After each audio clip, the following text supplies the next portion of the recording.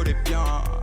Je veux finir sur une île, non je ne veux pas d'une autre. T'es qu'un mirage, donc je retourne faire ces 1000. Tu sais que je mange pas les miettes, je crois pas au miracle. T'es qu'une coquette fille, une coquette de plus. Ah non non non, plus je calcule ton fils, plus je sais que tu me mens. Non, non, en ce moment faut que je prenne l'air, j'ai l'impression de faire des erreurs. Lunettes posées sur le nez, on sifflote encore le même air. En ce moment faut que je prenne l'air, j'ai l'impression de faire des erreurs. Lunettes posées sur le nez, on sifflote encore le même air. Dans ma tête plein d'énigmes, je suis fou de toi. Je sors ce soir, je fais le sourd et j'oublie sur le toit. J'aime ta vibe quand t'es sûr de toi. J'ai la vibe pour que tu te souviennes de moi. Dans ma tête plein d'énigmes, je suis fou de toi. Je sors ce soir, je fais le sourd et j'oublie sur le toit. J'aime ta vibe quand t'es sûr de toi. J'ai la vibe pour que tu te souviennes de moi.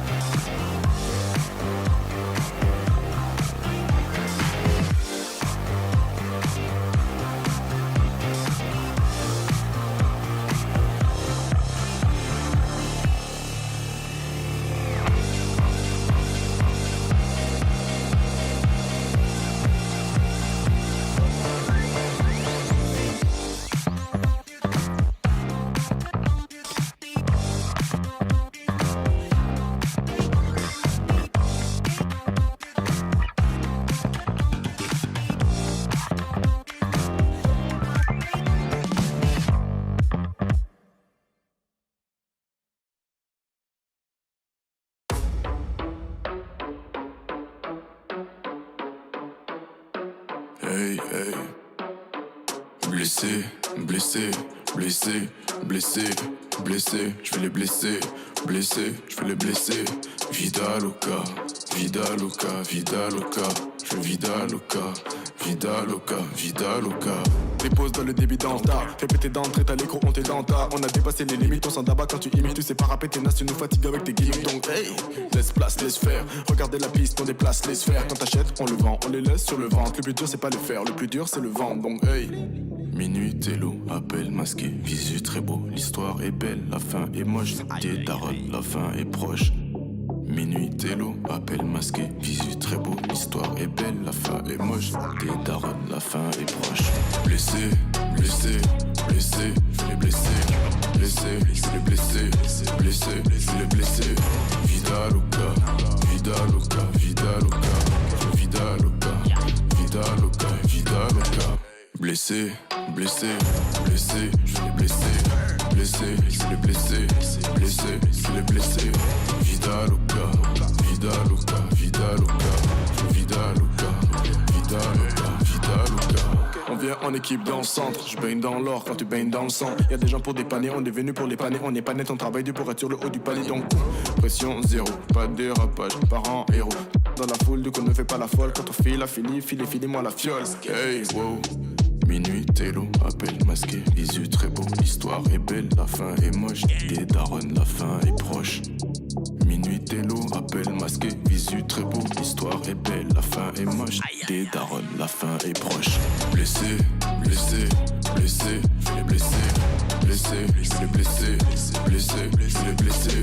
Vida loca, vida loca, vida loca, vida loca, vida loca, vida loca.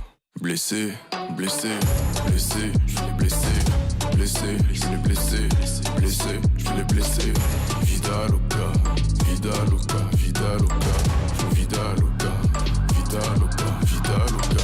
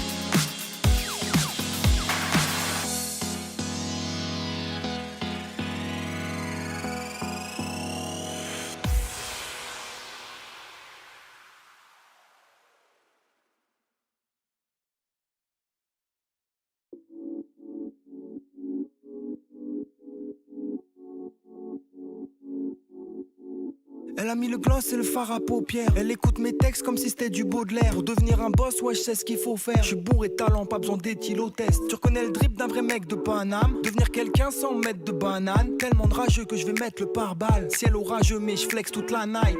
Hey. Ça veut me faire comme à Jacksonville. Comme le mec qui chantait All Eyes on Me. Y'a que le travail qui peut pas mentir. Y'a que le travail qui peut pas mentir.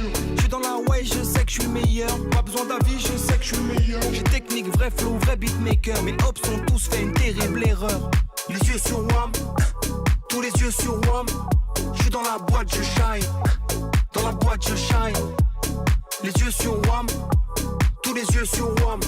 J'suis dans la boîte, je shine. J'suis dans la boîte, je shine. Elle a mis la jupe et le croc-top. Je répète mon blast comme Odor. Je mérite la médaille of honor. Tellement je suis fucked up. Mon cœur c'est le pôle Nord, ma tête c'est le Mordor.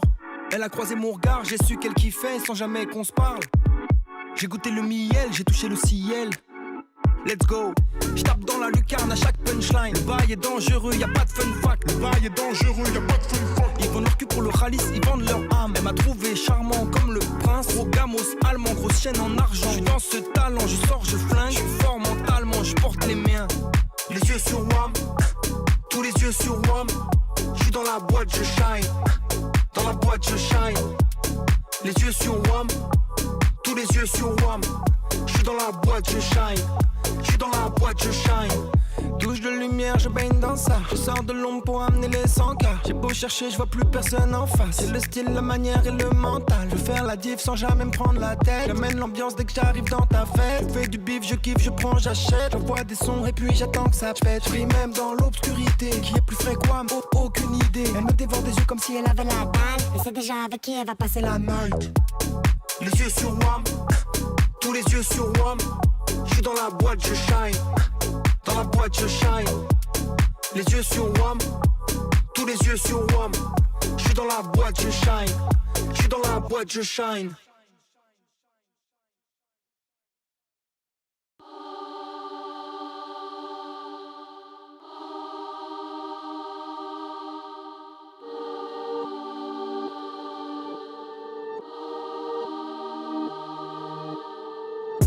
Les symboles. Pouvoir, argent, monnaie, cash. J'ai le syndrome. Pouvoir, argent, monnaie, cash. Les symboles. Pouvoir, argent, monnaie, cash. J'ai le syndrome. Pouvoir, argent, monnaie, cash. J'apprends des meilleurs comme un padawan. Tout est caché quand je passe à la douane. Si tu parles trop, ça va finir en accident. Si tu parles trop, ça va finir en accident. Malaga, Marrakech, on se fait respecter comme Omar la fraise. Tout à gagner, rien à perdre. J'ai peu débrouillard comme au Bangladesh. On connaît le prix d'une vie. Pas celui de Mona Lisa. Ça se tire dessus comme Alima. Pas du plus fort comme animal. J'ai pris la pilule grise. Le monde est triste comme clown blanc. Les types dépriment genre tout le temps. Les types dérivent dans le courant. Les symboles. Pouvoir, argent, monnaie, cash. J'ai le syndrome. Pouvoir, argent, monnaie, cash. Les symboles. Pouvoir, argent, monnaie, cash. J'ai le syndrome. Pouvoir, argent, monnaie, cash.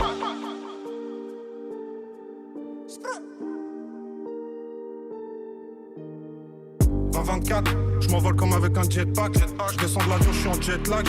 Je descends de l'avion, je suis en jet lag. Tous les flingués comme dans 8 Max. Je suis poudin, on les prend tous même à 6 ou 7. Ton dernier souvenir sera ma silhouette. Devinez qui vous. Efficace, technique, efficace. Toujours en tête dans le derby. Toujours en tête dans le derby. Démission, tu me verras pas dans vos émissions. C'est pas demain nous obéirons que la famille que nous bénissons. Les symboles, pouvoir, argent, monnaie, cash. J'ai le syndrome, pouvoir, argent, monnaie, cash. Les symboles, pouvoir, argent, monnaie, cash. J'ai le syndrome, pouvoir, argent, monnaie, cash. Les symboles, pouvoir, argent, monnaie, cash. J'ai le syndrome, pouvoir, argent, monnaie, cash. Les symboles, pouvoir, argent, monnaie, cash. J'ai le syndrome, pouvoir, argent, monnaie, cash.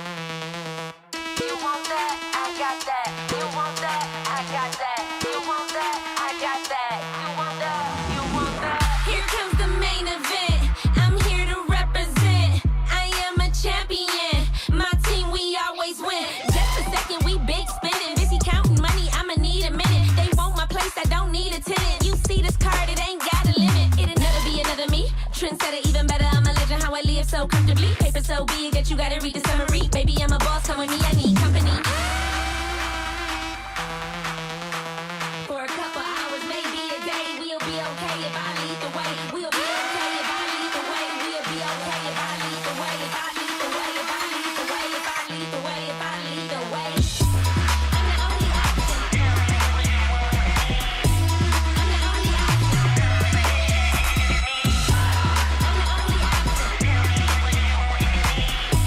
I'm the only option.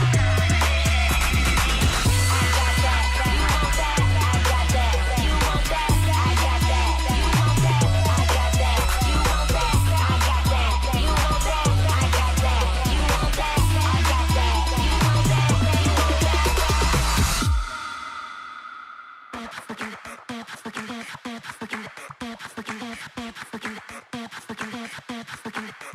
Turn it to the max. Haters gon' hate, dollars gon' stack. Throwing them hips, how you do it like that? You looking like a snack and I only speak facts. Let's relax. Maybe a day, we'll be okay if I lead the way. We'll be okay if I lead the way. We'll be okay if I lead the way. If I lead the way, if I lead the way, if I lead the way. We'll be okay if I lead the way. If I lead the way, if I lead the way, if I lead the way. I'm the only option. I'm the only option. I'm the only option.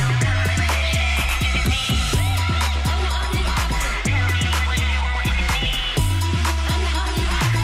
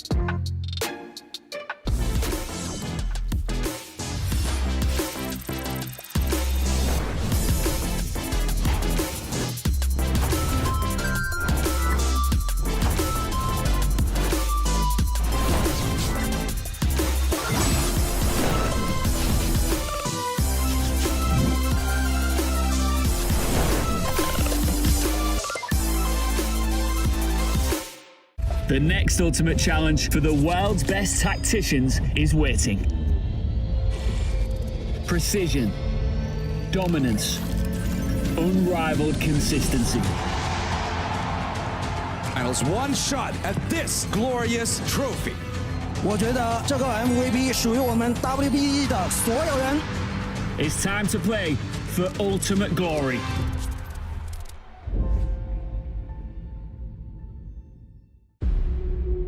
Locking down the Drake is now Doran. Decent position. Double Break down my walls, but I won't rise again.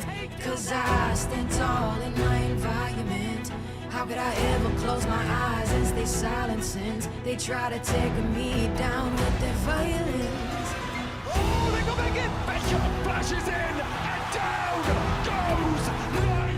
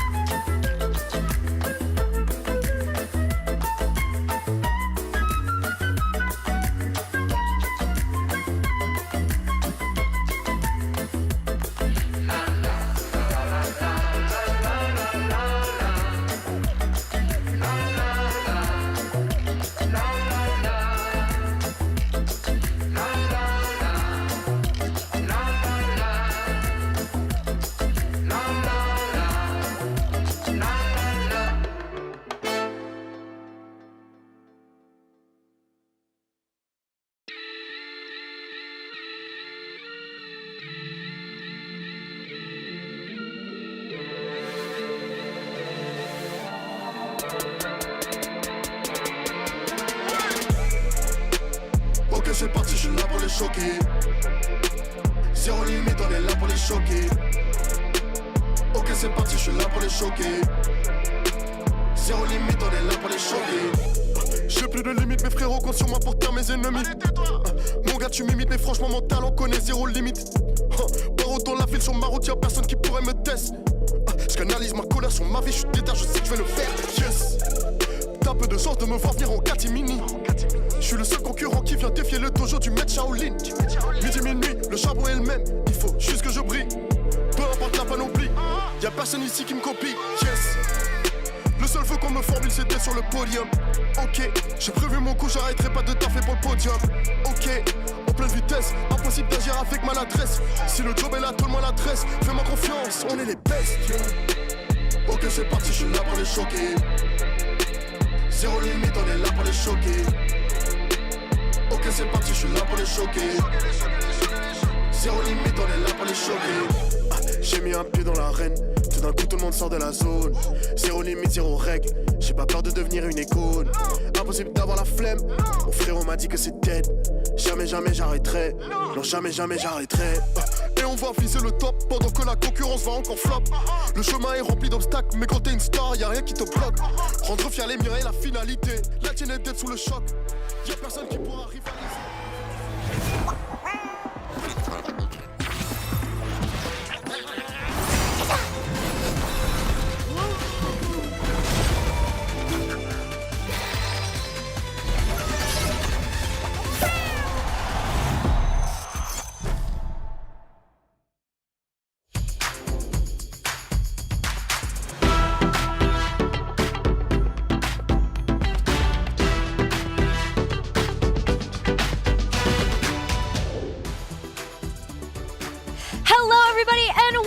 To the TFT Paris Open. We are so excited to be back for another installment of our annual TFT Open, and what better place to do it than in the European region, all in Paris.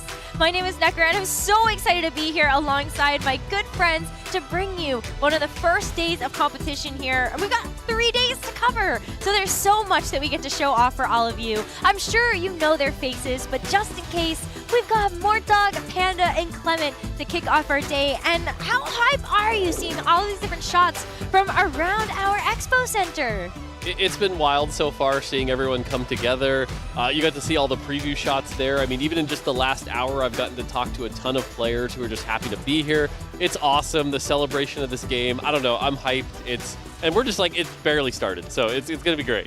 And it's a melting pot of not just the esports side, but you have creators, you have even creators from different games coming to test things out, coming to test a new set that I think I've heard a lot of great things about already from players and from really everyone else, Clement. Talking about the set, I just want to say this is going to be the best set ever. And I don't say that every single set. Okay? No, you don't. I don't. I really don't. The best set, the best tech in the best city for EMEA producing talent here. What more could you ask for? If you're in the vicinity, come here. It's so exciting to see everybody coming in from all different corners. And one of the amazing parts about the Open is that it truly is open to anyone. As long as you were able to secure a ticket to compete, we have all different players of skill levels, casual to pro, and it's going to be so exciting to see them all clash today. Yeah, I mean, I've talked to some players who are here to compete. They're in Wave 1. I've talked to some players who are in like Wave 3, getting ready to study. I've also talked to a few people who are like, I'm beginners. I talked to a couple that said like, we met and now we're married through TFT. So like, there are all sorts of people here. It's wild. And like I said, that was just in the first hour. So been pretty wild so far. So you're telling me that TFT, you really can find your real life duo. I mean, you know, you can find your TFT girlfriend is what I hear you're looking for. So. Well, there's going to be so much more to explore over the course of the weekend. Maybe you too can also find your IRL duo here. But it's so hyped to be able to think about just all of the different days of competition we're going to have, because there's 3 and there's 768 players. That is a lot of people. It's more than what we had in Macau last year. Yeah, the biggest set ever and the most players ever. And the cuts are going to be coming really, really fast this time. Only 4 games to prove your medal. You have to be top 2 in your lobby. Yeah, it gets pretty brutal. Like you said, top 2 to move on, then 256. From there, it gets a bit more normal. But if you can make it all the way to 64, you're going to have checkmate format. That's going to give a lot of players a chance to make checkmate. And then if you can make all that, you get into the final day, which will be pretty crazy. Final day will be one of our standard sort of checkmate, get that 20 points and get the first. Those are always really hype. But yeah, especially today 1, where you have that only top 2 advance, it's a pretty brutal format. And it'd be interesting to see how people play the first heat because of that format. Then when it shifts to the top 4, will that change any strategies? Will we see? Because I'm kind of expecting a meta shift as today goes on. Also the chaos, not just of the format, but of the meta you're mentioning. It's the rare time in TFT where we have a major tournament with so much on the line at the very start of the set. So we're 1 week into live launch. Players think they have a very good read on the meta, but even in Macau, we saw surprises come in. Players who had a different read altogether, and they had a lot of success because of that, and found an edge to even trump maybe the chaos of the format itself. I just want these pros to teach me how to use these emblems, man. Like, I lose every single time I get the triple emblem start because I just don't know what to do with any of them. So hopefully we'll be able to get some insight, but we'll also be able to show off some really amazing things in this super cool venue. In fact, we do have Gangly on standby, so let's hear what Gangly's up to.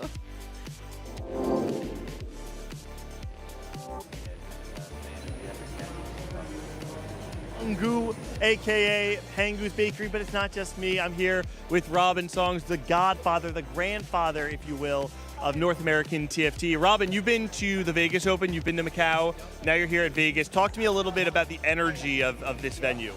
Oh, the energy is great. It's like, I think it's like the biggest one they've had so far. There's an artist alley, there's 2XKO arcade machines, there's a Riftbound area, there's like art gallery, and then they have this like croissant pastry like cafe.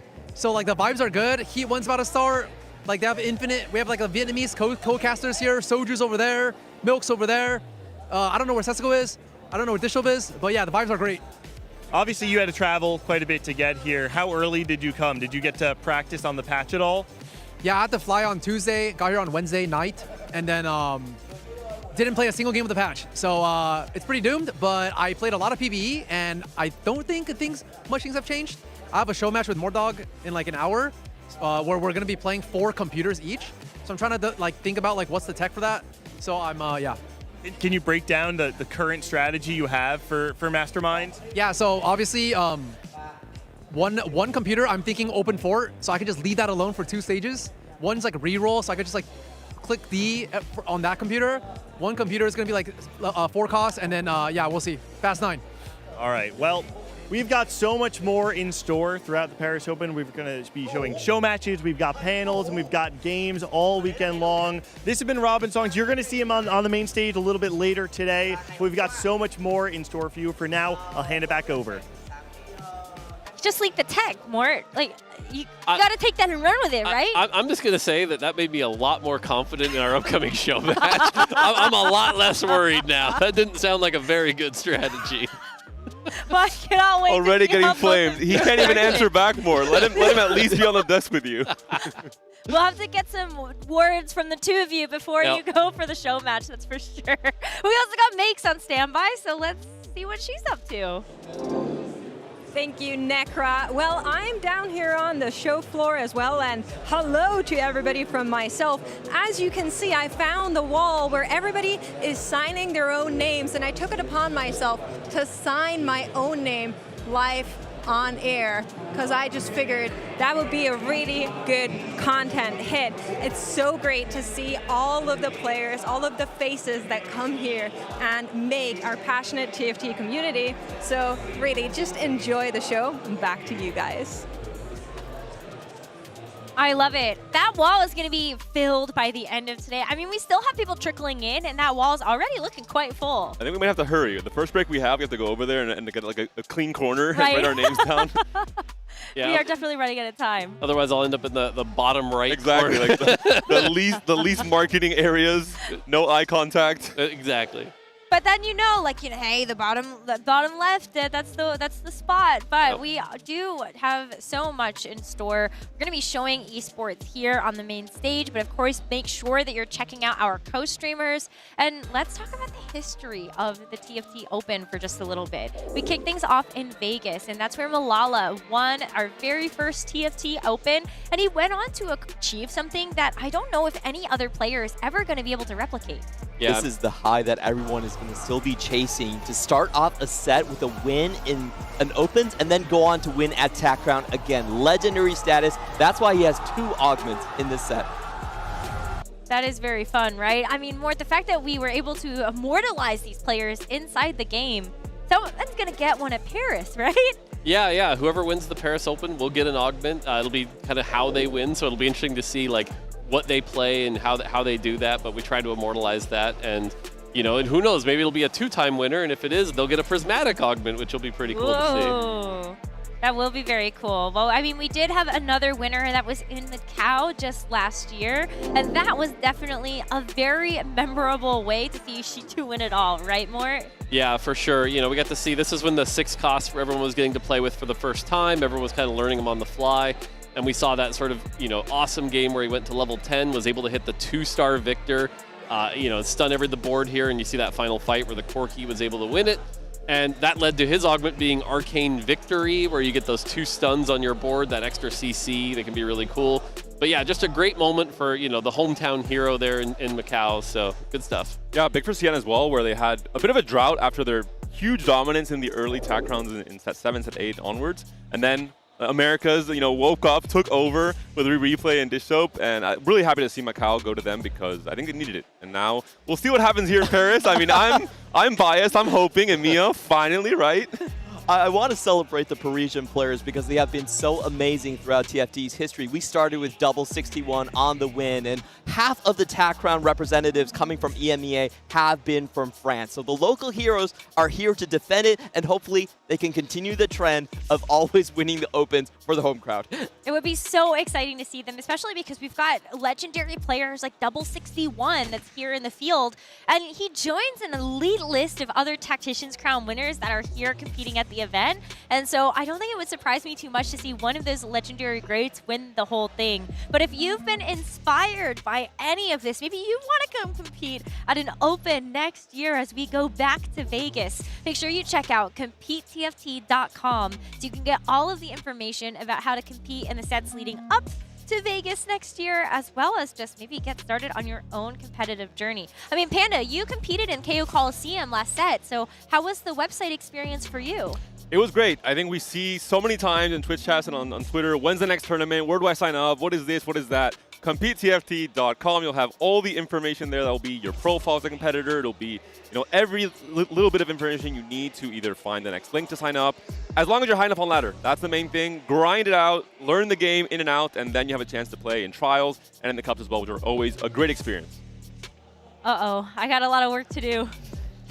I got you, Nekra. This set. Yeah, all right. Coach me. We'll do a serious boot camp. I would love to, nice. because it's just, this set has honestly been so fun, and so I'm really hopeful that everybody watching will not only get to experience just the high-level competitive that we get a chance to see here, but we also have some great personalities that are going to be here co-streaming. I mean, just some of the American greats that I can think of. Box is here. The Box Boot Camp. Who's participating in that right now? He's legendary. Yeah, there's a lot of people here. Like I said, content creators. We've got some pros. Interestingly enough, I ran into Dish Soap's dad, who's here to support him. Oh, that's that so was pretty cool cool to see. So yeah, like I said, just a coming together of just so many different types of players, and that's what's really cool to see. See how everyone interacts with the set differently, talking about their experiences, and then you mentioned the artist alley back there. So yeah, just so much going on, and we get to see here players are starting to set up for Heat 1. So a lot of good stuff. Oh, I'm getting anxious just looking at this. For me, I really want to check in on Jedusor. In the previous Open, he was a top 4. In set 13, he went 2nd place. But it's been a while since we've seen him on the international stage. And he just won the Box for EMEA. So for me, he's the hometown hero that the French community will be behind. We had a shorter Box X ladder race, the Rise to Challenge, and that finished the day before everyone was flying out to Paris. So congrats to Jedusor on his big win. Very French-centric in that top 5. Double was also 3rd place finish overall. So there are definitely some players that are a little bit ahead of the field when it comes to understanding the set already one weekend. One of the things that can be really interesting and see how it plays out is that what works on ladder doesn't necessarily work in these tiny environments. Yeah, and we're also going to see a lot of the times when you get to the top of the ladder, people kind of create their own little internal metas. Whereas here, there's such a wide field from a bunch of different regions. Will we see that clash? Which one will come out on top? And like you mentioned, in Macau, we saw a bit of a shift So I'm really interested to see how that shift goes from like Heat 1 all the way to Heat 3 into Day 2. And, you know, a little selfishly as like the game dev here, I'm just like, how's it going to play out? That's really interesting. I mean, you bring up something that's such a great point we see when we hit the global stage at the set championships at the Tactician's Crown, which is that every region does have their own read on the meta. And I know, Clement, especially looking at the APAC dominance that we saw during KO Coliseum, I feel like that's a region we've got to look out for. We're just going to go Fast 9 or go home. Okay. That's what I've been hearing so far. Very first race style. I love it. Well, we are just moments away from being able to get started with our competition today. And so hopefully you are all just as ready as we are to get this party started. It's going to be a great day. We're going to have those competitive matches. We're also going to be able to show you some really special dev panels as well as just all of the incredible things that are happening around the hall. So we'll hope that you will continue to stay tuned with us as well as our co-streamers. Let's count it down. We have got a couple seconds left. 3, 2, 1. Let's go.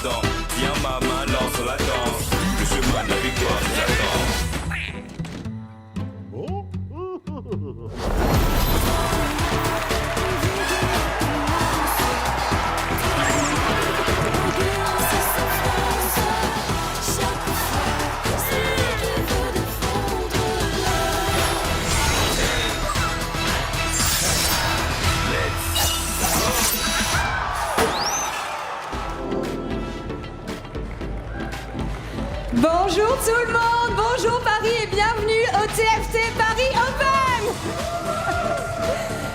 Je suis absolument ravie d'être avec vous toutes et tous pour célébrer cette fin d'année, pour célébrer la communauté et pour célébrer Teamfight Tactics. Merci à tous d'être ici aujourd'hui. 768 players traveled all the way here, but at the end of the journey, only one of them will lift the belt and walk away as the champion. So give everything you have, get on your station, do everything you can to seize the opportunity and claim the belt at the end of the weekend. Donnez tout ce que vous avez absolument pendant les 3 prochains jours. Énormément de joueurs ont voyagé pour être ici. C'est votre moment de prouver ce que vous valez sur TFT et de repartir en tant que champion. Et pour le premier événement que nous allons avoir sur scène aujourd'hui, un combat entre les régions pour prouver quelle région est la meilleure ici aux 4 coins du monde. And for the first event we're gonna have here on stage today, a show match to prove which region reigns supreme between all the regions we have all across the globe. So without further ado, let's welcome our contestants on stage. The first team traveled all the way across the Atlantic to settle a rivalry as old as time. It is the Americas!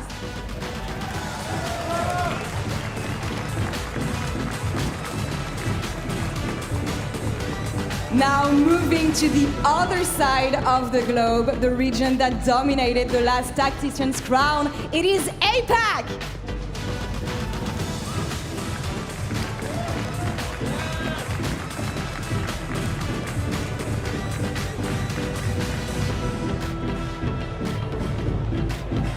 Et pour continuer, une région qui a suivi sa domination à la jeunesse de TFT, they're the OG TFT rulers. It is China.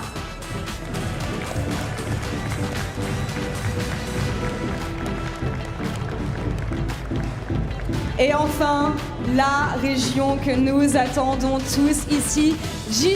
Généralement, de différents pays, ils sont unis sous la même bannière pour combattre aujourd'hui. They may be fighting for different countries, but today they're united under the same banner to defend their region's hope. It is Europe!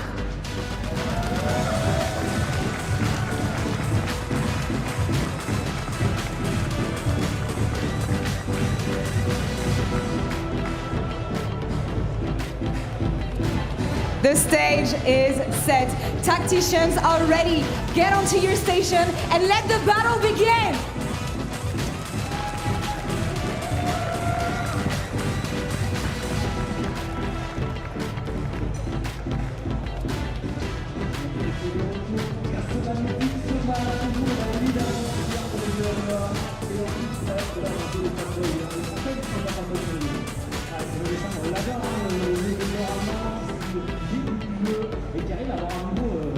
That's right, everybody. We're kicking off the TFT Paris Open with a match of epic proportions. We are going to put our players to the test to see if they can settle once and for all, which is actually the best region in TFT. Welcome to the Global Gauntlet, a TFT format like any other. We brought each of TFT's 4 major regions together, EMEA, APAC, Americas, and CN, with 4 players from each region.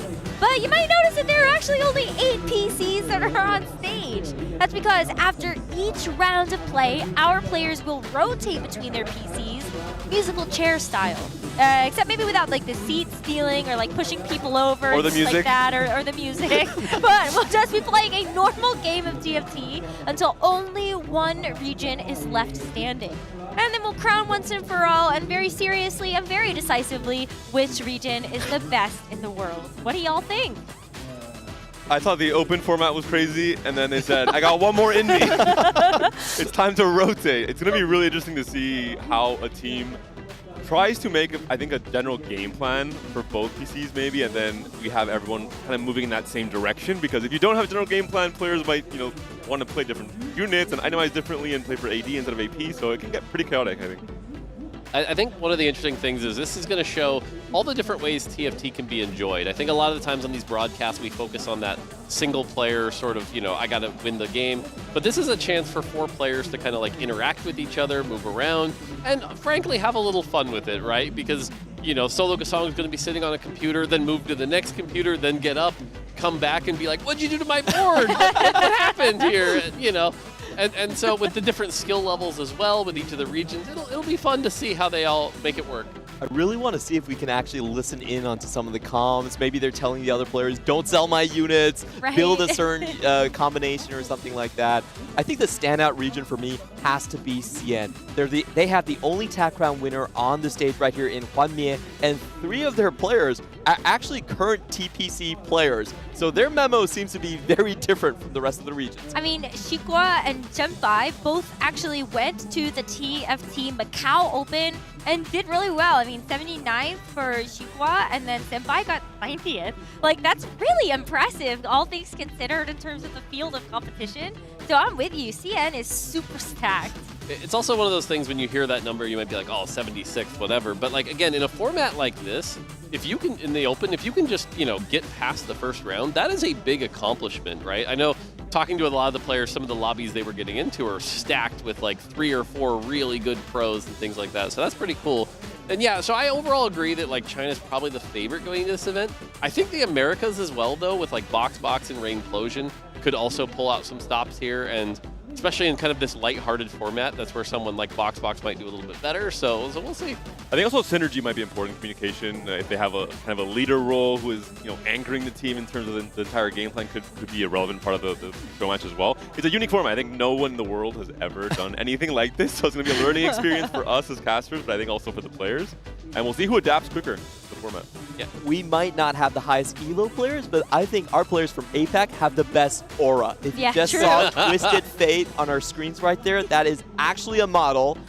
Jung Hyuk has a massive following in Korea, and in his spare time, he enjoys TFT a lot. We see him modeling as Twisted Fate at the start of the show, saying hello to everyone. I trust in our representatives. What about Youngwoo, though? That's like an actual actress. Like, hello?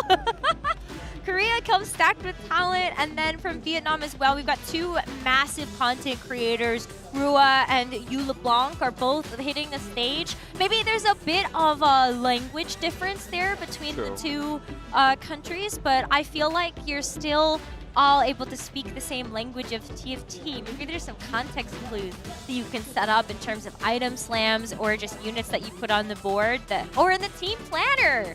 That could help out a lot. That's actually so smart. That's the tech. That's the one. Wow. Leave like notes for your teammates. Yeah. Don't touch the team planner. This Locked one.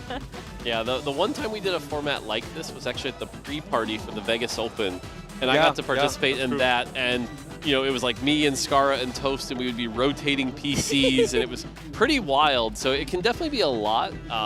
But like I said, as long as you have a good plan, and I do like the team planner idea. That's a really good idea. So we'll see if any of them utilize that. But any lessons you learned more playing in that in Vegas? I mean, that one was so chaotic. So I don't know if I would translate any of the lessons other than, you know, play a strong board, which super helpful. You heard it here there. first. Play a strong board. Play a strong board. Yeah, noted. Excellent. Okay. Annie Flex. Got it. I mean, you can already see, I think they're having their little region huddles. They're trying to figure out the best comps to go for, maybe some strategies. I wonder if they're talking at all about what if I'm contested? Pivot. There might be a strategy around who starts in what position to have key turns like 4-2 roll downs go to the more experienced player potentially as well. I mean, there's already a lot of min-maxing you can do with this format, I think. Yeah, for now, I just saw a lot of players with their phones out and using a translator just to communicate, get across what they want from the teams, especially from our APAC, Vietnamese, and Korean players trying to get their heads together. And that's where I think America's actually has the biggest lead here. They all speak the same language.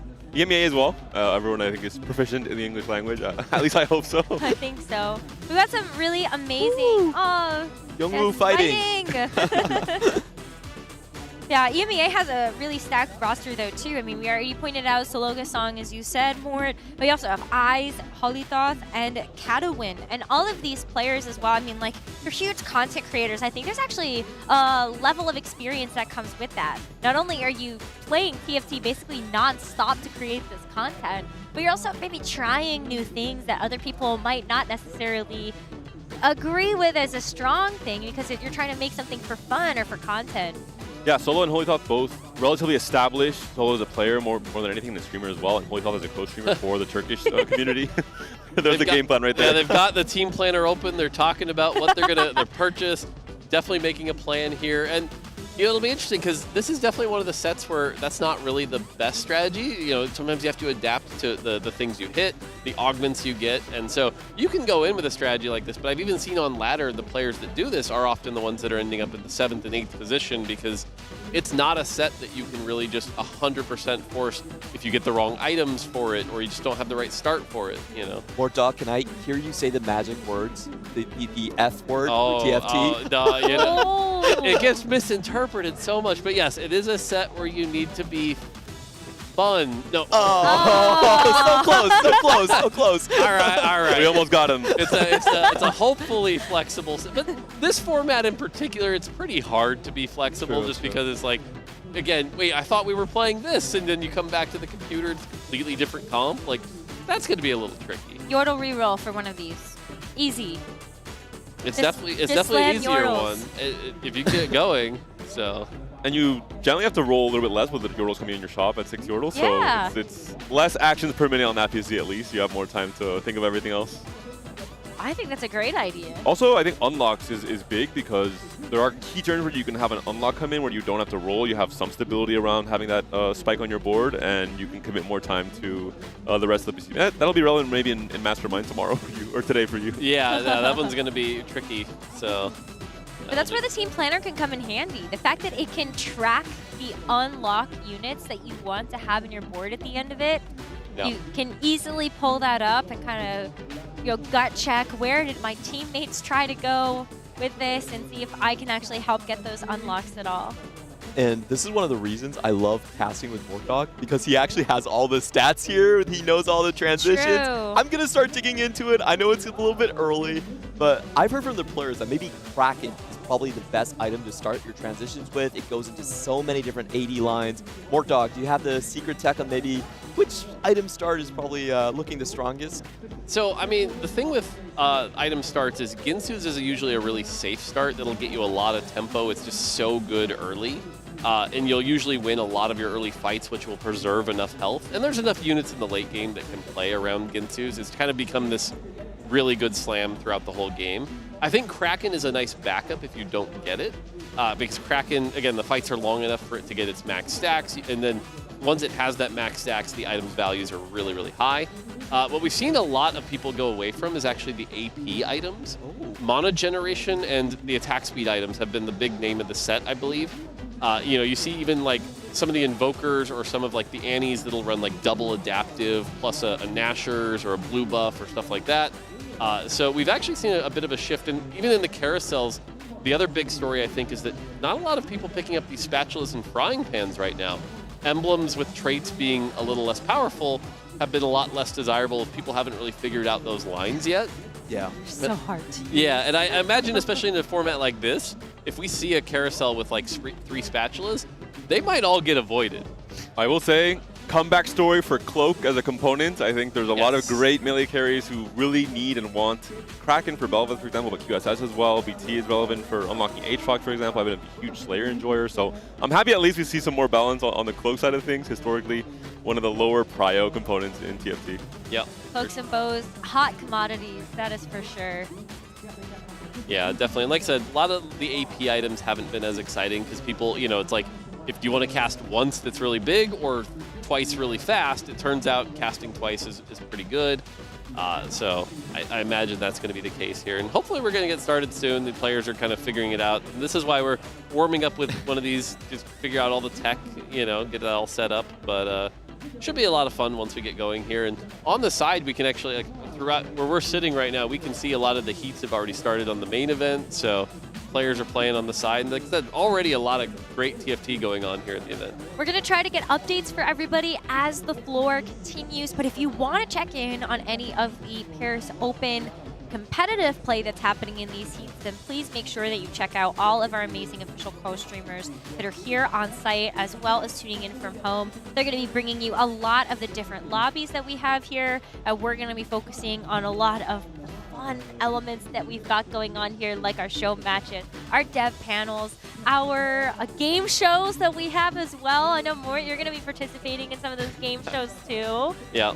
I actually really like this sort of format for the viewership for the people who are at home, because it's like if you want to watch the heats or find a specific player, there's enough co-streams out there that you can watch.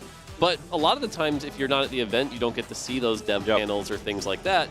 And the fact that those are always going to be on this stream is going to be really good. The show matches, if you want to hopefully watch me not make a fool out of myself in the Mastermind thing, it'll be great. And then as we get down to like that top 64, then we're all going to watch that also here and focus on that. And so that's going to be really cool. I don't know. I'm a big fan of this format.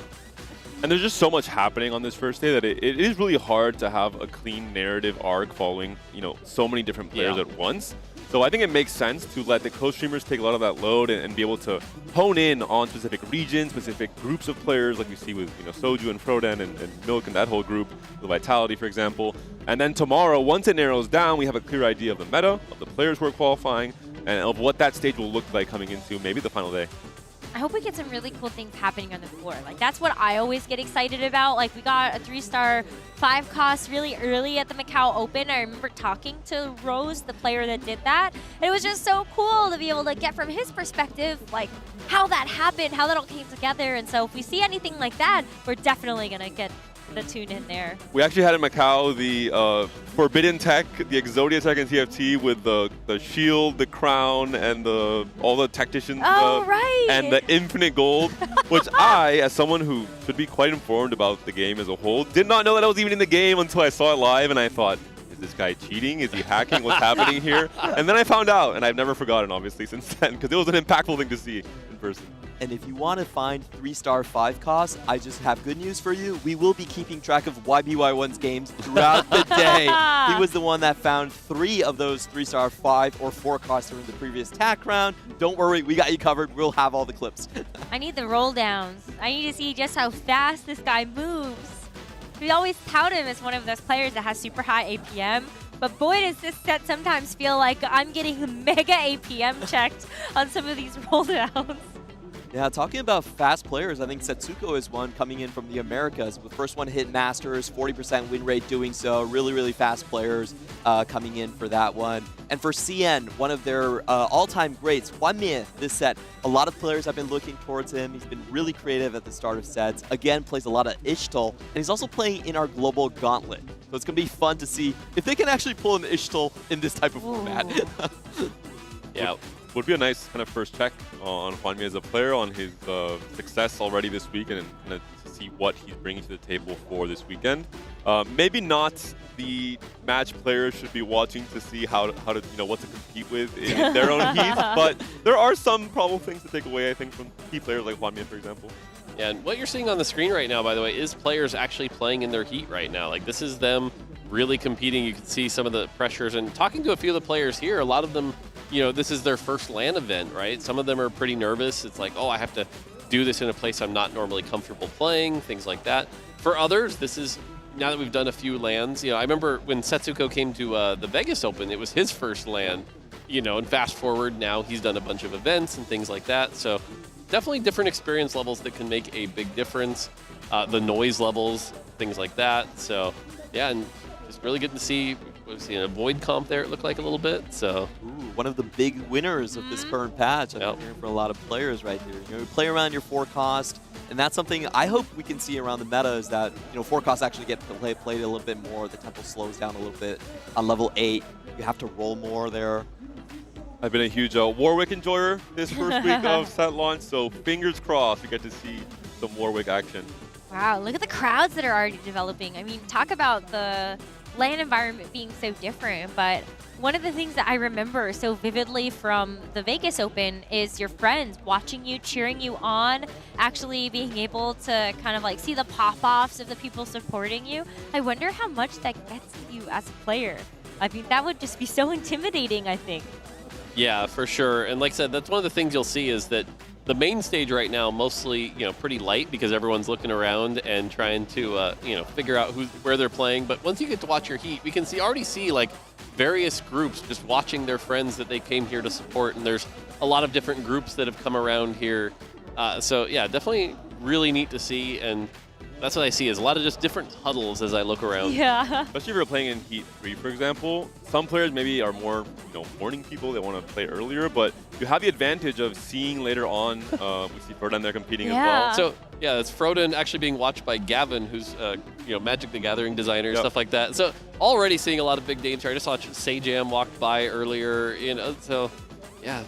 Cool to see the melting pot of so many different games and people that maybe play TFT on the side, but they have the chance to make TFT the priority for this one weekend per year. They're going to make it over here and experience everything that we have to offer. I mean, we have literal celebrities on our stage for the Global Gauntlet right now. Like, that is mind-blowing to me.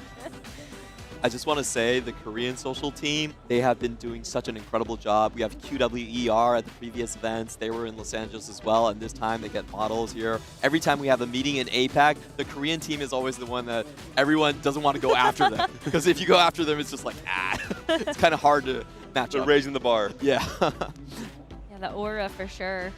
I will say for EMEA, I saw a post on social media, one of the best tennis players in the world, Carlos Alcaraz, is playing TFT on the side as well. Next Open, I will try my best to try and make that happen, because it would be so cool to see global athletes that are enjoying TFT on the side at an Open as well in the future.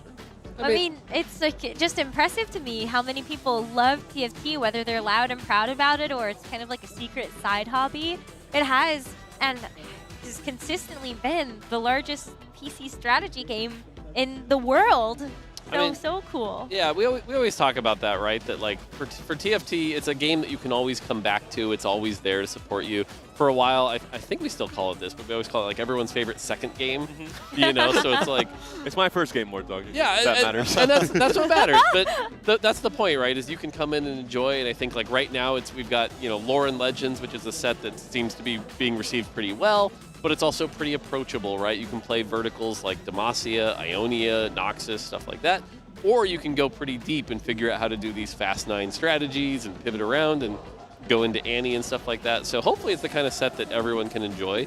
And I think later, for example, we have a show match between like Leffen and Alan, and that'll be kind of a difference of how that can work out. Oh my goodness. Yeah, Leffen is such a staple. Like when I think about the legacy that Leffen has created in fighting games, he's just someone that is just synonymous with success. And so that'll be really fun. Alan as well, of course, a previous world champion for Legends of Runeterra. Yeah, it was like the other card game. But that was always exciting to see his shift as well, going from Legends of Runeterra to being a top competitor in TFT. And now hopefully to give us a lot of entertainment for that show match. Yeah, now he's playing Riftbound, I believe, right? So a lot of people have been also trying out Riftbound. We've got a station over here where like the game director and a bunch of other people are playing and showing players Riftbound. I think they even have some cards that people are able to buy. I know those have been kind of hard to find, so that's pretty cool here. And a lot of other really cute merch as well. I know that the sweatshirt looks nice and things like. Oh, you got the hat. Yeah, you got the hat. From the Paris Open. I'm here to be a part of the Riot marketing team. Make sure everyone knows the really cool merch that they have on offer here in the venue. And it's, of course, fairly limited edition. You can only buy it if you're here. I believe it's not online. So that's a really cool thing to go for if you're in Paris to celebrate this event. Well, the good news is that I spied the same keychains that I bought in Macau also on sale here in Paris. So hopefully that means that, things come around in Vegas. Maybe you also can get your hands on merch from the next one. But we are just about ready to get locked in and loaded for the Global Gauntlet. And as a reminder, we've got 4 players from each of our major regions that will be working together as teams. But the kicker is that they're going to have to share the PCs. 2 PCs per region. They're going to be playing musical chairs to help each other's boards out. And so hopefully that's going to lead to some chaos and some really fun entertainment for us. We're going to have to pay attention to the pivots. The pivots are going to be absolutely epic. You're not on the station there. You didn't see the previous board, but then you have to do a big roll down from someone else's position. That's going to be fun. I really hope at least one of the teams considered the timing of the rounds. I think that having someone like Solo and Amia's team on one of the PCs for the 4-2 roll down, for example, which is usually the clean interval where you level to 8 and roll down and stabilize your board, that could be a huge factor in terms of the success and stability in stage 4. I feel like that's the kind of thing that either someone like Rainplosion would think through, or some of our China players would really. Been maxing since last night. I was going to say, because a lot of my interactions with a lot of the China players who really enjoy the game is that they'll go deep and they find the really niche interactions, or they were the ones who actually showed us the Vagar bug that we had found recently. And so I imagine they're the kind of ones that might optimize something like that. Oh my gosh, they look so excited. I hope it's a fun game mode. We're definitely learning alongside them in terms of what this is going to entail, but I think they all have a good strategy. We saw some working around with the team planner and huddling to kind of figure out the strategies that they want for the game. Also, by the way, you get a view here of the competitor jackets that Box is wearing. It's that's so cool. Sick. Yeah, that everyone gets just for competing. And so a lot of the times, even just getting to compete, you get a lot of cool stuff here. I know they also get like one of the chibis as well for their account. So it's a pretty good gig to come here and participate. Do we still have the icons this year? I don't really remember. Oh, for like the first, I believe it might be the same one. I'm not sure, but I think they're doing something like that. It's always such a flex to see someone just pull that out in like a high-level TPC games. Like, oh, I got the Opens one. Yep. And if you want any of the cosmetics from Paris or to help us celebrate, then go check out your shop, because we've got a couple of things there. But let's get started. The Global Gauntlet to kick off the TFT Paris Open is upon us, and we're just going to have Lysandra a couple of one-costs here for everybody to start. This was a fun encounter that we made. It's supposed to feel like an ARAM team. So a lot of the times what we like to joke and look at the 5 units you got, and it's like, ooh, would this be a solid ARAM team? So it's like, okay, Blitz and Rumble tank. You're a little melee heavy. I don't know. This would be a pretty bad ARAM team. I just love this encounter because you get extra econ. It always feels really nice to get a little bit of gold. And I usually see a lot of Yordle players when you start with this encounter. You have the Rumble a little bit easier, you get the Lulu a little bit easier, so it leads into those lines. So right away, by the way, bottom right, you look at the camera and they're already shifting positions, right? A round has ended and someone new is in control. And so that's what we're going to see a lot of here. And already it's like, okay, what's going on with this board here? What do I need to buy? I actually think these first few rounds of the game are maybe the most important in terms of the direction you're setting up for your team. Once you're in stage 3, you have a certain bench and a board. It's kind of easy to interpret where you're going from there. But at this point, the decisions could be so different when it comes to your 2-1 augment and what units you hold even in terms of 1 cost. I always pick up pairs at this point because I think upgraded units are going to be better to give you some amount of direction. Imagine Necro someone likes making 10 on stage 1 and they sell all your pairs and you're like, no! I'm the same. Oh no. I like that we also have a Twisted Fate being kept here. On 1-4, you slam all the items on it and you get the Graves later on. Just starting really, really early. Bilgewater still an incredibly strong line. One of the best lines we heard even after the nerfs. I mean, okay, there we go. I was going to say, like, Hollyhock's actually had an opportunity to pick up the Alawi to do that if he wants to. Yeah, this is one of the challenges. I mean, it sells the TF here, right? So, like, with this format, the show match we've got going on here, it's like everyone's got to figure out what they're doing here. Right now, I think we have a Void leading into. If you look at the items, though, they don't really support that Void very well.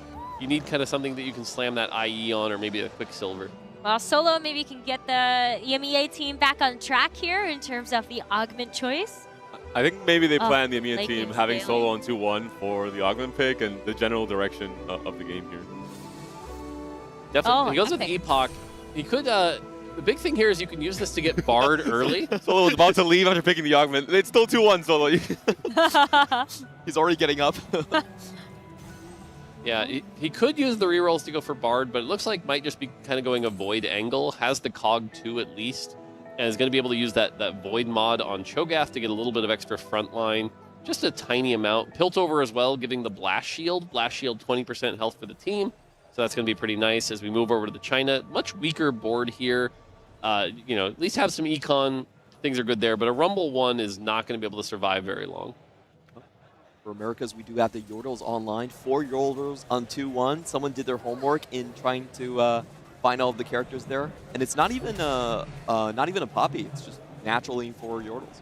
There'll be Yordles, I think, for CN as well. They're just waiting for the level up and the Poppy unlock on this next turn, and they'll have the 4 Yordles as well. So it seems like still the econ strategy might be favored for players. Especially we saw the augments were also a lot of econ. We saw Cluttered Mind picked up, Epoch for 2 players. So I mean, we got Prize Fighter here, though. Ooh, so take advantage of it. Yeah, and that's what I was saying, right? Is like, if you know that everyone's kind of going to do this, you can definitely ride away with 100 health and get a lot of power there.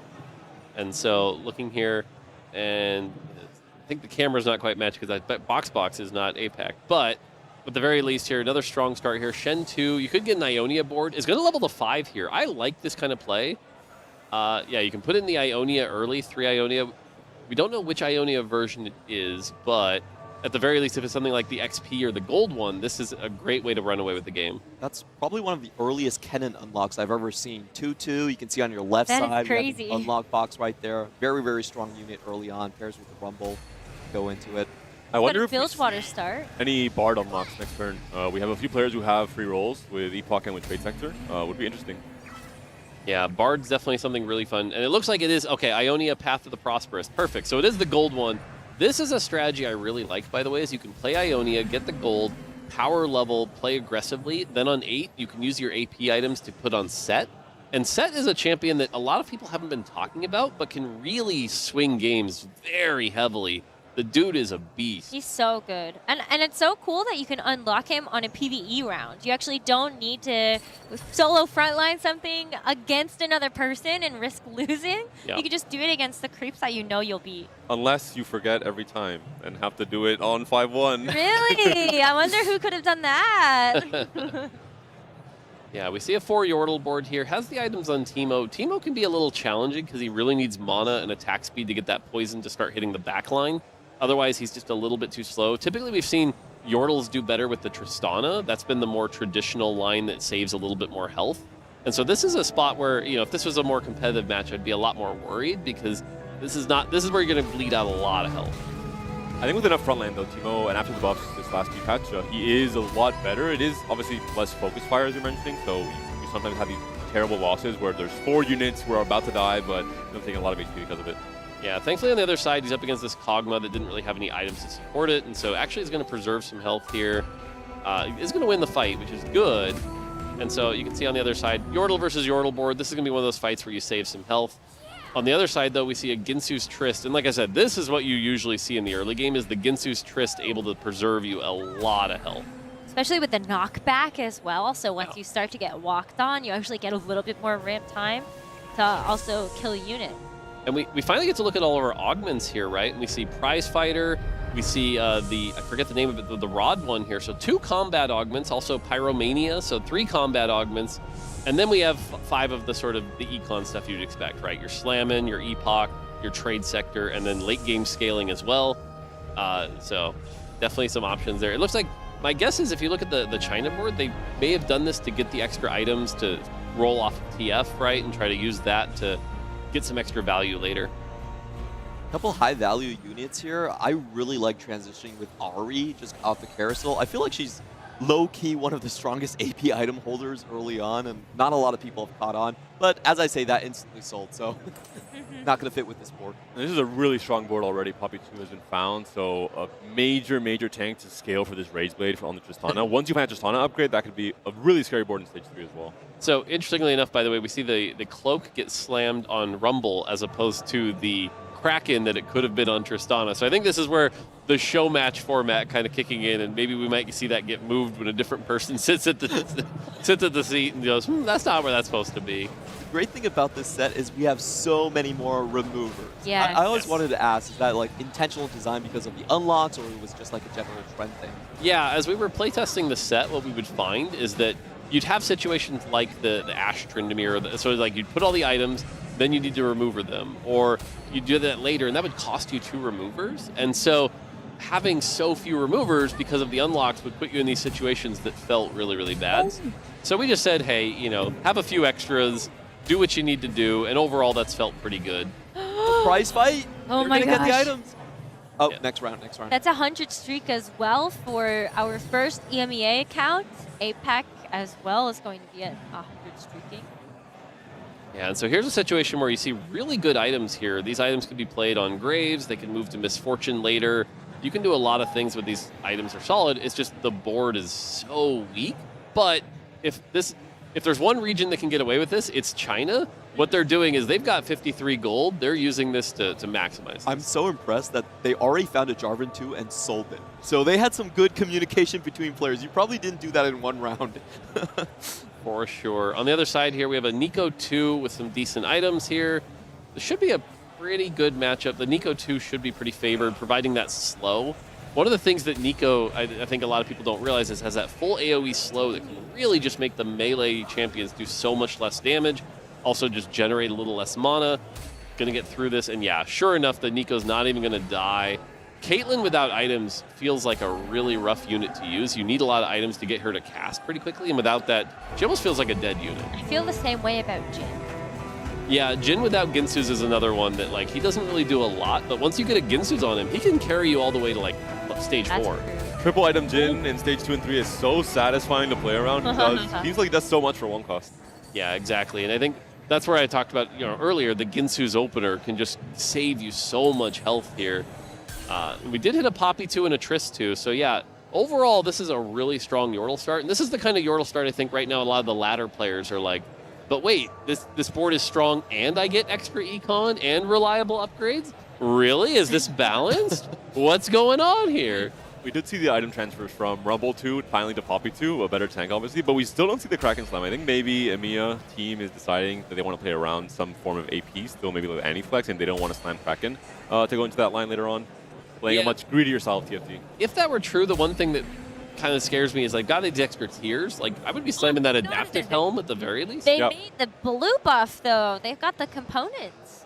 Yeah, you could go blue buff, but we've seen adaptive helm be a little stronger preferred. Instead, with the Void Staff. Okay, Void Staff and adaptive helm. So definitely, like you said, playing that AP line. This is probably going to be that Annie that we talked about. So. And Rageblade is not a terrible item for the Annie as well as a way to generate mana for her. Yep. True. Wow, America's already rocking in with the Kennen 2. This should be very dangerous for EMEA. They can break that streak here. Oh, these items are interesting. You've got the JG and the Stride Breaker, but you still don't have that mana generation. And this is what we're talking about where right now these are not preferred items. They're definitely not bad. You're going to do a lot of damage, but who are they going to end up on that's going to do enough damage in the later game? I mean, that's I feel like it's slamming, right? I only see Set coming into my board, and I played too much past 9 this week, I think. Or Volley Bear. You could use like the, well, if you get enough components, you could make like a dual carry. Set's a good option. The only problem with Set is you need a lot more AP. One of Set's big secrets is that the AP scales the % health damage, like of what you're lifting, and so AP on him is really, really good. You don't just want the crit multiplier. So I would definitely want like a death cap as the third item here. But it could be that route. You know, but they also have the Ionia board, so you'd also be contesting yourself, which is a little tricky. We go into the second augment here. Big Grab Bag, Earth, Healing Orbs. I imagine Big Grab Bag is our second most picked augment in the game, by the way. Calling that out. But instead goes with Care Package. Ooh. Care Package is a great one. You get these little messages from our team, lots of love, and actually ends up being pretty good value by the time you make it to like stage 6. I think it's a necessary support after 20 games in one day on ladder, and you just get the great little messages. Lots of love. Keep you going for 21. I love the messages, but oftentimes I read the messages and I forget to pick up the package because they're about the same place on your HUD. You're just like, oh, nice. It's like, wait a minute, I'm missing something. So looking at the augments here, we see a couple portable forges, we see Care Package, the customization. So a lot of combat augments this time. Really interesting one from APAC is we actually have an Earth. Right, so I definitely want to see their board to see what they do with that spatula. Your question, Necro, what to do with emblems? We'll find out, maybe. Yay! Give me the goods. I need the tech. Help me. So far, the strongest I've seen from emblems has just been like Juggernaut, and you put that on the Rift Herald, he gets extra HP when other Juggernaut dies, and that really synergizes with him snowballing. But I'm really interested, like, Mortdog, I know you probably have some tech on the emblems, and maybe. Yeah, I mean, generally the one I prefer to, and it won't work in this game because no one's set up for it, but I find that the Demacia emblem is really, really good. It allows you to get to Galio much earlier because you can just put it on a unit and that counts as their star levels. And so getting an early Galio on like 3-5 can really mess with people. The same for Piltover, which I'm sure you know very well. Piltover is my jam for sure, but that one's not craftable, so it's a lot harder to mess with.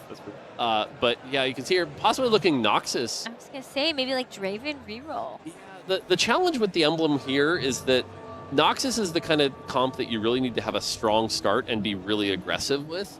The extra body that Otacon provides can outscale a lot of people, but if you fall behind, I've played this comp a bit, and when you fall behind, it's usually like a 7th place. It's hard to come back. Draven in particular is the kind of champion you want like 3 items very early, generate that gold.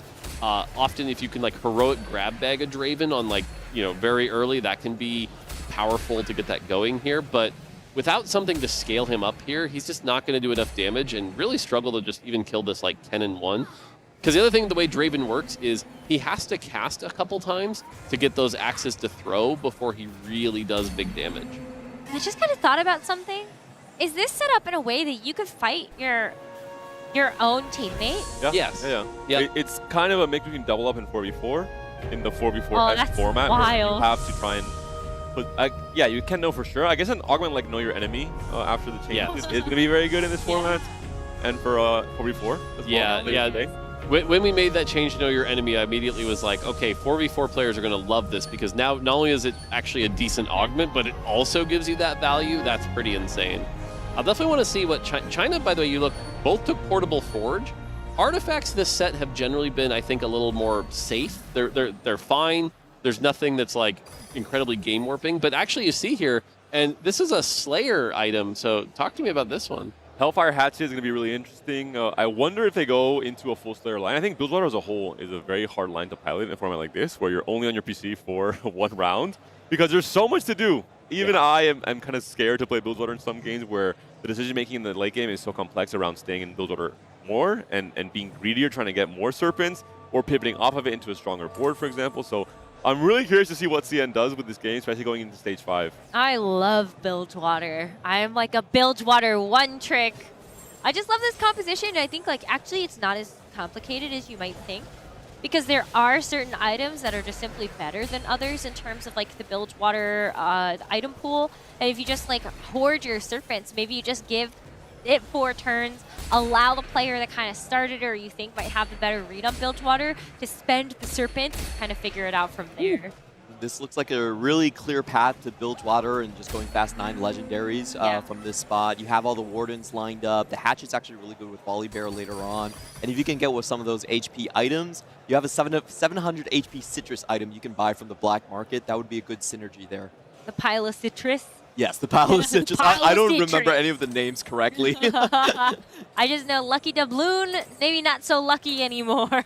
Yeah, I was going to say, I think Bilgewater is an interesting trait because there's a bunch of ways you can play it, right? You can buy some of the stats to power up the trait. You can buy the units to get your 3 stars early. You can buy the items. And I think we've seen there's been 2 paths, right? Before the B patch, it was Lucky Doubloon as quick as you can, try to farm a bunch of items. Now, I think a lot of people are almost like not spending anything until they hit 7 bilge and then trying to buy as many items as they can. And I think over time we might see different shifts, but as we design these traits that require decision making, those are going to be the decisions that players will have to figure out what truly is optimal here. And we're looking back at this fight here, and by the way, the Belveth just kind of gets locked down, isn't able to move, and so Team America taking a bunch of damage, by the way, there, already below half health. QSS, a very important item for most of the melee carries this sets, and that's one of the reasons. I think this is a little bit far away from Velvet Fist, but hopefully we'll move more in that direction. Oh, a Senna so early? So this is when, with this set, we were really trying to design around, is that we wanted you to, when you have these moments, right, where you're level 7 and you find a 5 cost, you react to it, right? You look like, okay, great, I just got something, I need to play around this, right? And so my expectation here is like the mittens can move over, that's going to be a bunch of attack speed, and all of a sudden this can change your game plan, right? You've got 2 Gunslinger, you've got this powerful carry. Cassena 1 is definitely better than Tristana 2, and that's what we wanted for this set, right? Is that adaptive, that flex gameplay. Sorry, I said it. There you go. Word. I love the word.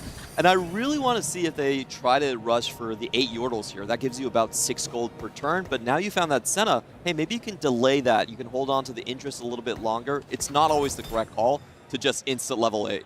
I actually don't like 8 Yordles. They are really healthy though, so they can sacrifice a lot of that HP in stage 4 with the 8 Yordles and then have that Senna already guaranteed to be on the board later on. Big story we got to talk about looking at this game right now, though, is that APAC right now, 7th and 8th, they're at 34 and 33 health. This is not the kind of situation, and something we've seen on ladder that I haven't seen a lot of players talking about is the fact that the stage 3 damage went up. You end up in these situations like this. I've seen a lot of games where players are dying at 4-5, 4-6 because they're trying to do these fast 8, fast 9 strategies that they see all the pros do, but they don't quite have a great grasp on it. And that's kind of what we're seeing here right now with APAC, and hopefully they can turn it around, but this is scary. They could be dead at 4-5. And similar to 4v4, there's nothing stopping APAC 1 from facing APAC 2, so this is a kind of a shared HP pool. I mean, I was just talking about 30-30, now we're at 25 and 19, but also America, they're at 23, so we get the Kaisa unlock, and this is a tough unlock because you have to play that level 8 for 1 turn. And we get a final prismatic augment. This can be really swingy. 4-2 prismatics right now, there are things like growth mindset, which can really scale people. There's a lot of powerful combat augments like retribution, sweet treats. And so we'll have to see what everyone picks. But if anyone can get some of those big high roll econ ones that can push you to level 9, Money 10. Monsoon. Yeah, Money Monsoon. Money Monsoon's a little slower, but it's really funny when you play like that plus 8 Yordle and you're getting like 13 gold a turn. It's pretty crazy. Yes, if you have the HP to guarantee, you're going to get a lot of value from it. It is, I think, one of the best econ augments in the game. Yeah. I have to assume. If you're under 35 HP on 4-2, can you just get like multiple artifacts from the Milala one? That one can't show up on 4-2, unfortunately. That's a 2-1 only, but that would be a good strategy. So we're looking at this board, by the way, from APAC, and they have a strong front line. They got the Braum 2, the Tarek 2. That's really good. But no items slammed, only a Misfortune. Senna on the bench right now, so a little rough. Goes up against the other APAC, and we see this Noxus board. We did see a Noxus Emblem, but they hit the Ambessa and Kindred duo augment. Chosen Wolf. Yes. So this is a cool one to see. If you can get a Kindred 2 going with this can do some good stuff. It's not one of the best ones, and unfortunately they take a big loss here. But if you can put it together, it does have a high cap and a decent win rate. I'll be honest, I've actually never been able to play this augment. Yeah, same. Yeah, what does it actually do? I haven't seen it in my games either. I'm not sure if it's rare. I think they're all maybe the same. I mean, yeah, it's not too rare. It's one of those situations where it's like if you have Ambessa. And this is where I'm sure I'm going to get some crap for this because sometimes I don't know every detail of everything. But this is one that I'm actually not as familiar with, other than I know like the two of them will like mark each other and like kill the targets together. But I don't think on remember. takedowns they get some kind of You get more damage. Step up. If Ambessa takes someone down, it's kind of like the Ambessa Maddie duo augment that we had in F10. So we hit the Rift Herald 2 here, and Rift Herald right now, one of the reasons why Void has moved up so much is that Rift Herald is kind of the premier 4-cost tank, and you have to play Void 2 for 8 rounds just to get that in.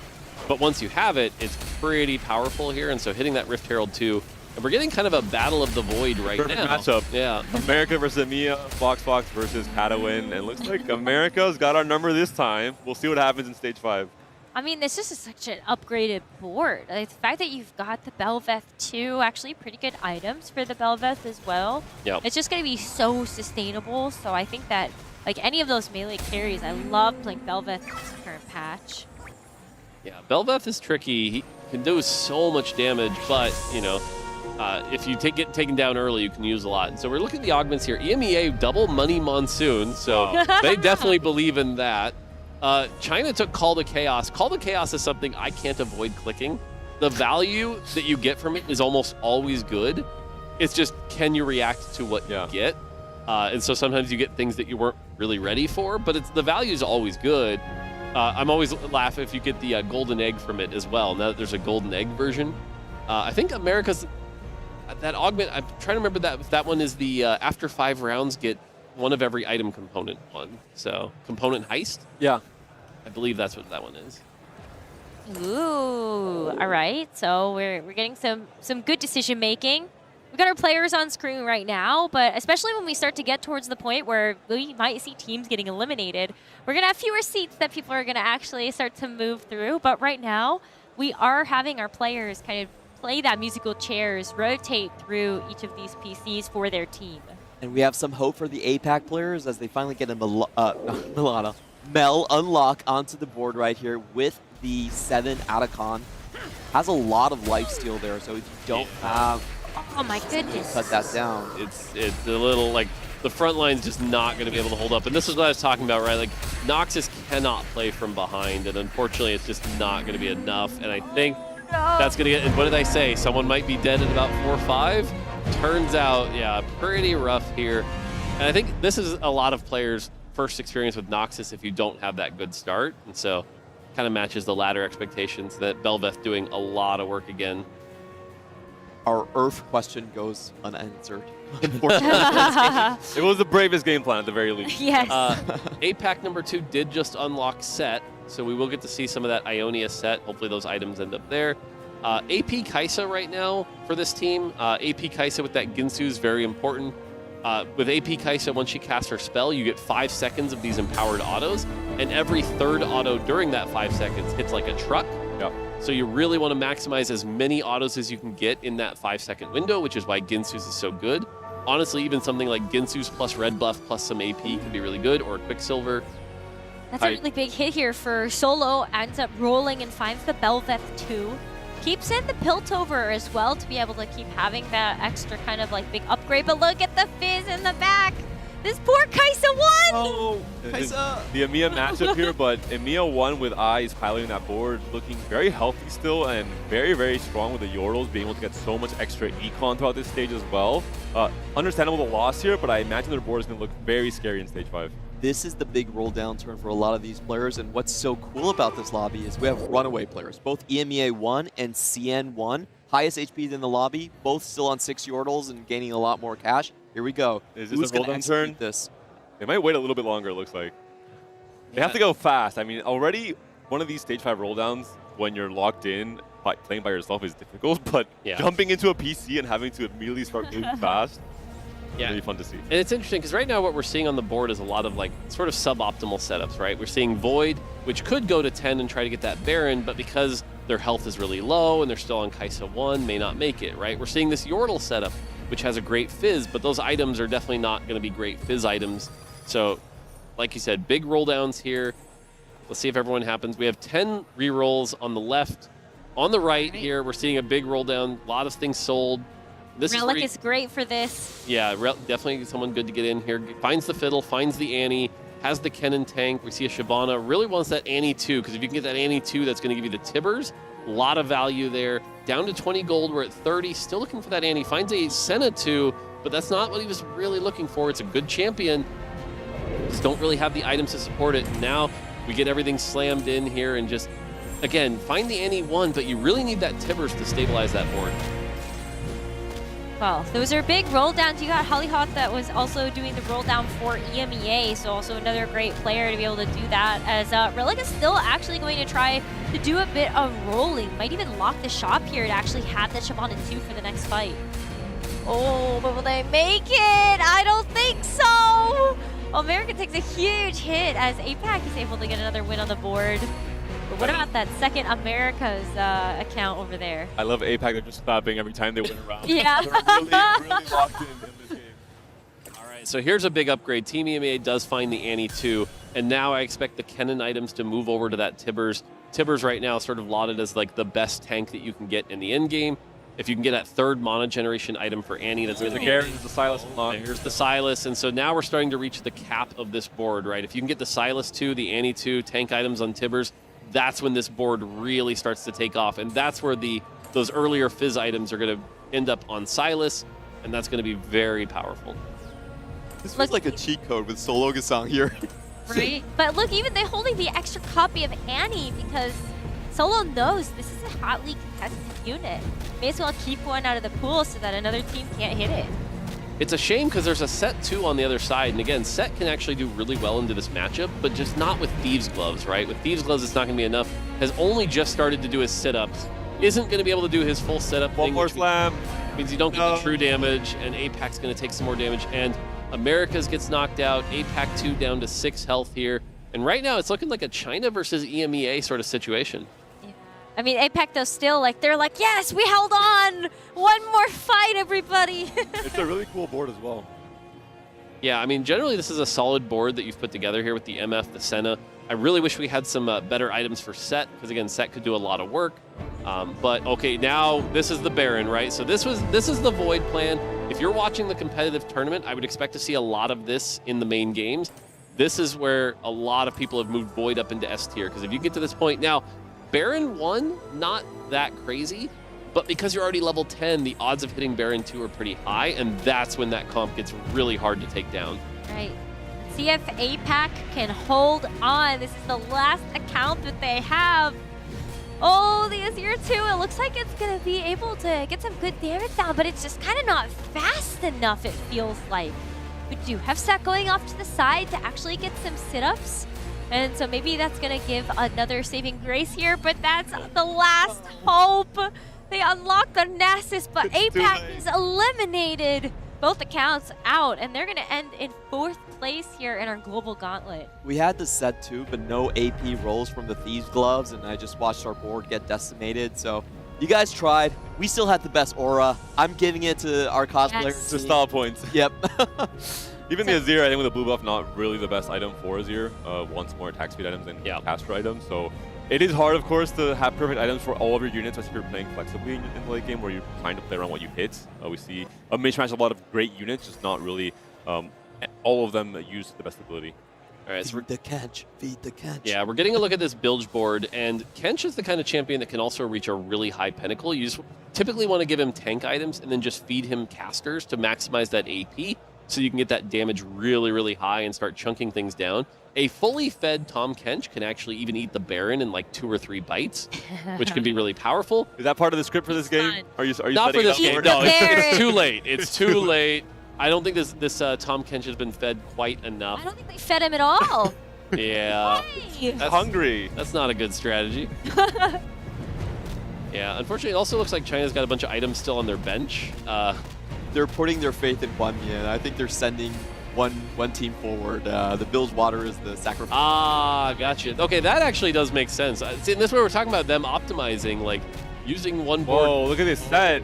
Oh, 7. Attacking fast with midding. This is a cool build. Yeah, this is the kind of set I was warning you about that can get really nasty. So China right now with that set, and so now we're down to China 2 EMEA. So at least if we're going by points, I think EMEA, the fact that they got 2 into the top, looking really good here, and then 1 America's team. We're getting a look at the America's board right now, and this is not the kind of board you would expect to really cap off here. It's only an Annie 1. You really need that Annie 2. The Wukong's holding a bunch of items that aren't going to be great. The Senna items, I mean, Jeweled Gauntlet, typically not a very good Senna item. So, unfortunately, I think this might be the end for Americas as well. There are a lot of Annies out of the pool at the moment. And I think Solo is responsible for holding quite a few of them. America didn't also have the goal to go for the Silas unlock, so overall the cap looks to be a little bit lower, despite having more items, for example. But EMEA, like level 10, this Baron's going crazy. Got the Krakens as well as the Morello on it. Yeah, like I said, Baron 1, not too big a threat. You can definitely beat that. Maybe not with the Jeweled Gauntlet Senna, but, you know, it's definitely beatable for now. But once you get that, and the fact that they still have Money Monsoon is good to give them an extra bit of gold to roll for that. So now we're down to our final 3 teams here. And like I said, I love this set build. This set can do a lot. I'm kind of cheering for CN now. I want to see more of this set in action. Same. Well, America's out in 3rd place at our Global Gauntlet. And so we'll see, can CN actually overtake the 2 accounts that are at the top here for EMEA? I think the home team's going to go 1-2 here. The big thing about this set is you need to get this Stride Breaker off and replace it with like a Death Cap or something to have enough AP to make him really scary. And even beyond that, what's our backup carry right now? An Annie 1, right? And this is actually what I would think I would be worried about in the main event is the people who get stuck on the Annie 1s, right? Because Annie 1's not going to win you any lobbies. She's okay. You really need that Annie 2. So there's a second copy. That's good. But they're also doing the rotation. You can see it's somebody who's not normally good at the Go. Press D. This is Mosen, usually a mobile player, the biggest TikTok creator for FFGS. How good is he on desktop? Is the Wukong too expensive to be made? That's probably for me as well. They gotta pop it. Oh, I mean, you could put like Jeweled Gauntlet on the set instead, maybe. We see a Baron 2, by the way. So Baron 2 now, this is when it's like, okay, you might Game over. You might be a little doomed here. And you're going to see the Baron. Only 1 item on it, though. Okay, starting to slam those items. And those are good items. The Gunblade's going to do a lot of work here. The Baron just has so much health. I mean, the Baron just walked onto the back line. If the set can... Nope, set's gone. Set's gone. Yeah. And almost. And like I said, this is why you're seeing people put Void in the S tier, because if you can reach this state, this is where it really caps. And kind of interestingly enough, Void is sort of shaped like a high-risk trait right now, where it's like, you can try to play it, but you've got to hit that level 10 cap. But when you do, it can be more powerful than like a Brock and an Ishtal thing. So it's pretty interesting to see. And you know what players are really good at capping out a high-risk trait? Usually some of our best challenger players. So. Wow, CN, they actually sell their pair of Annie to put the items onto the Zillion instead of having to use the removers. The fact that you hit the Zillion 2 and you needed to sell an Annie to actually get the gold as well. Yeah. Oh my goodness, is that actually going to be enough against the Annie 2 on the other side? The problem with Zillion is that you need a good front line, and B, you need something to keep him alive against the Annie and the Lux here. You can see the Zillion already at half health. The Annie just gets the cast off. And now what are we doing? We're burning. We're slowly burning. And so is able to survive a bit. The set's doing a lot. There's the set. This is what I'm talking about, the set. The set! Wait a minute. From the top. Downtown. The 1-minute set.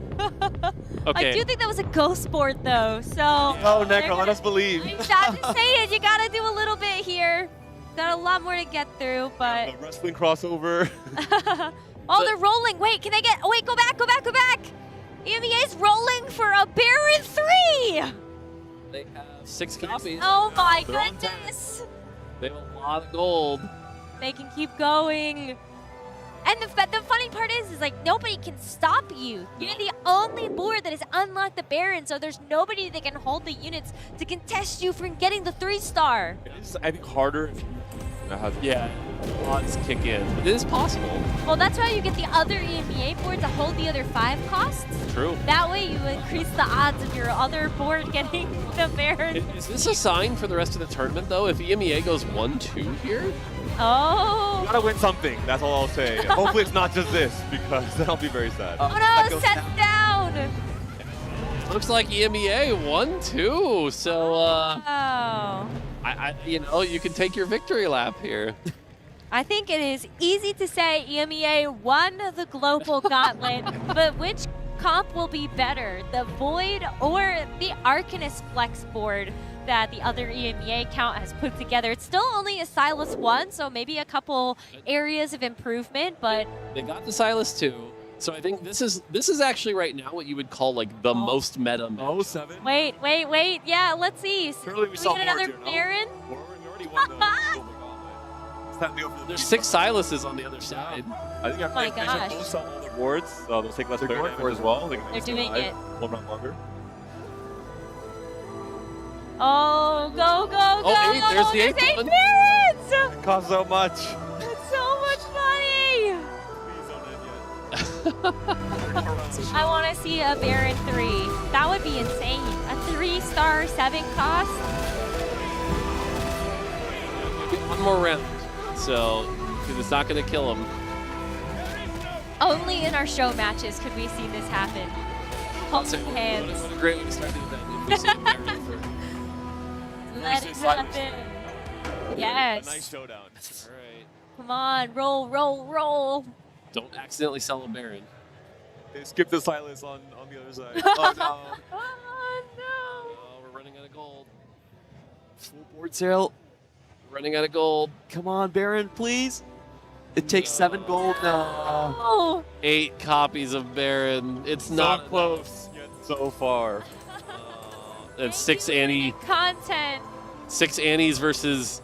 Is this a warm up for the dev thing where we're doing the who will win? I think so. Who will win? 4 Barons versus 2 Annies and 2 Tibbers. Get out your notebook, take notes. It's gonna be the Baron. I'm gonna say the Barons. I'm gonna say the Barons. They're gonna struggle to kill the Tibbers with the direct damage, but we'll see. But they got the Annies. They sniped the Annies in the back. The Baron's gonna win. Wow. That's it. Congratulations to EMEA, the winners of our first show match here at the TFT Paris Open, the Global Gauntlet. Great work there. Solo, Pokemon, Eyes, and Katawin, the winners there on the EMEA team. I see, yeah. Like I said, that's going to be, I think, a preview. If you were to ask any of our like general players or go online and talk about it, this is the kind of match that they're expecting. And so as we look at the rest of the tournament around the thing, it'll have to be, is this what persists or do we see a meta shift, right? And like that's the big question, I think, of this event. And as we see the heats go on, you know, but for this kind of match, this is what you'd expect. And seeing that Void, seeing the Annie, the Silas, those are kind of the big capped boards right now. Those are the big stories. I think that America did have like the same idea, or you could at least see like the other regions were also trying to kind of replicate the success that EMEA was getting with that early Yordle start, transitioning to the Arcanists, and then going for the vertical Void. But I think America's unfortunately didn't have enough money or help to be able to get there. And I think CN as well, like the Yordle transition at the very end there, and then Bilgewater, actually not as strong as a start as maybe we would have thought, and especially after the nerf that happened. I mean, I think this, it's a show match, right? And so different skill levels there. But also, this is kind of showing about, even if these are the best lines, where are the optimizations, right? Like, people have figured out that, like, set was pretty good, but are those the right set items, you know? So you got to figure out stuff like that. Well, we got an interview on the main stage there with our winning team at EMEA, so let's go ahead and hear how they're feeling after this Global Gauntlet. Absolutely, region battle always feels good, and especially when EMEA comes out on top. Girls, guys, congratulations. First, Solo, I'm gonna come to you for the first question. It feels like you were leading the strategy for the team. Tell me about what you came up with going for this 10 really fast. Yeah, we came up with a strategy together, but I had the honor to make the call if what we play in the end. and I think they all managed really well, and we managed to push 10 on Voids, and the Void comp was the one winning key, so thanks to them, thanks for preparing everything. C'est lui qui était en charge de la stratégie et justement ses teammates ont très bien écouté aller pour les Void justement qui était la clé de la victoire ici. Donc voilà, de la communication de son côté et beaucoup d'écoute du côté de son équipe. C'est ça qui a fait le succès et cette victoire. And I'm gonna go to you, Eyes, for a second. As a European player, it always feels good, especially winning against NA. How do you feel? I feel so good, so good. Was it expected for you? Not really, but it's always welcome. C'était pas une victoire qui était attendue, mais quel était le mindset justement avant de venir en game? What was your mindset before going onto stage? If you're telling me that you did not expect this one. What? You're telling me that you did not expect to win here today, so what was the mindset going on stage? Fun today, and just play with them and everything, just to have fun today, yes. Le but, c'était de s'amuser ici sur scène. And Karawan, j'ai vu sur les réseaux sociaux justement que tu avais super hâte de participer à cet événement. Tell me how it felt, playing on stage, grabbing that victory for EMEA. I saw that you were really hyped to be here when I saw your social media. Yes, I thought that we would definitely win because we came in with the best strategy. I think we had the best communication as well across the teams. So it was really exciting playing on the stage and I had a lot of fun. Beaucoup de fun ici sur cette scène forcément et on a toujours envie de se battre pour sa région. Dernière question pour toi évidemment. Your team was saying that they did not expect this victory. I kind of feel like you guys worked so well together and had more cohesion than the rest. Tell me about the strategy if you want to compliment on what your teammates have been saying. Solo was our mastermind, but we all came up with ideas like reroll was too complicated for us. We wanted to go 9 with both boards. Void board was very weak at the start, but somehow it turned out the best board in the end. Le meilleur board et la meilleure façon d'aborder cette stratégie. Et question pour finir ici, je vais retourner vers Solo. Solo, you were at Macau, you were at Las Vegas, you're here in Paris this time around. What is your resolution for the tournament? What is the expectation for this Paris Open? First of all, I want to say this, Paris is even bigger and better than Macau and Vegas so far. So I'm looking, whoa, Paris! How do you, viva la France! Viva la France! And I'm looking forward to the games. I just want to play. After this one, I'm really hyped. Like, was my warm-up game and it's pretty good. It was pretty exciting. C'était le warm-up de son côté et de leur côté évidemment. Faites du bruit pour la team EMEA qui gagne le premier show match. Make some noise for them, guys, girls. Thank you so much again for this interview. Congratulations on grabbing this one. That's all for us here on this side of the stage. We'll be back later.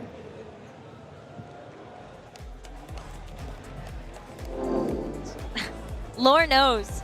There is a huge rivalry between EMEA and the Americas, and it must have felt so good to be coming out on top in this show match, huh? I think Solo also mentioned it's kind of a warm-up game, maybe for all of them. I think they're all 4 of them are competing in one of the heats at least today, not heat 1 obviously.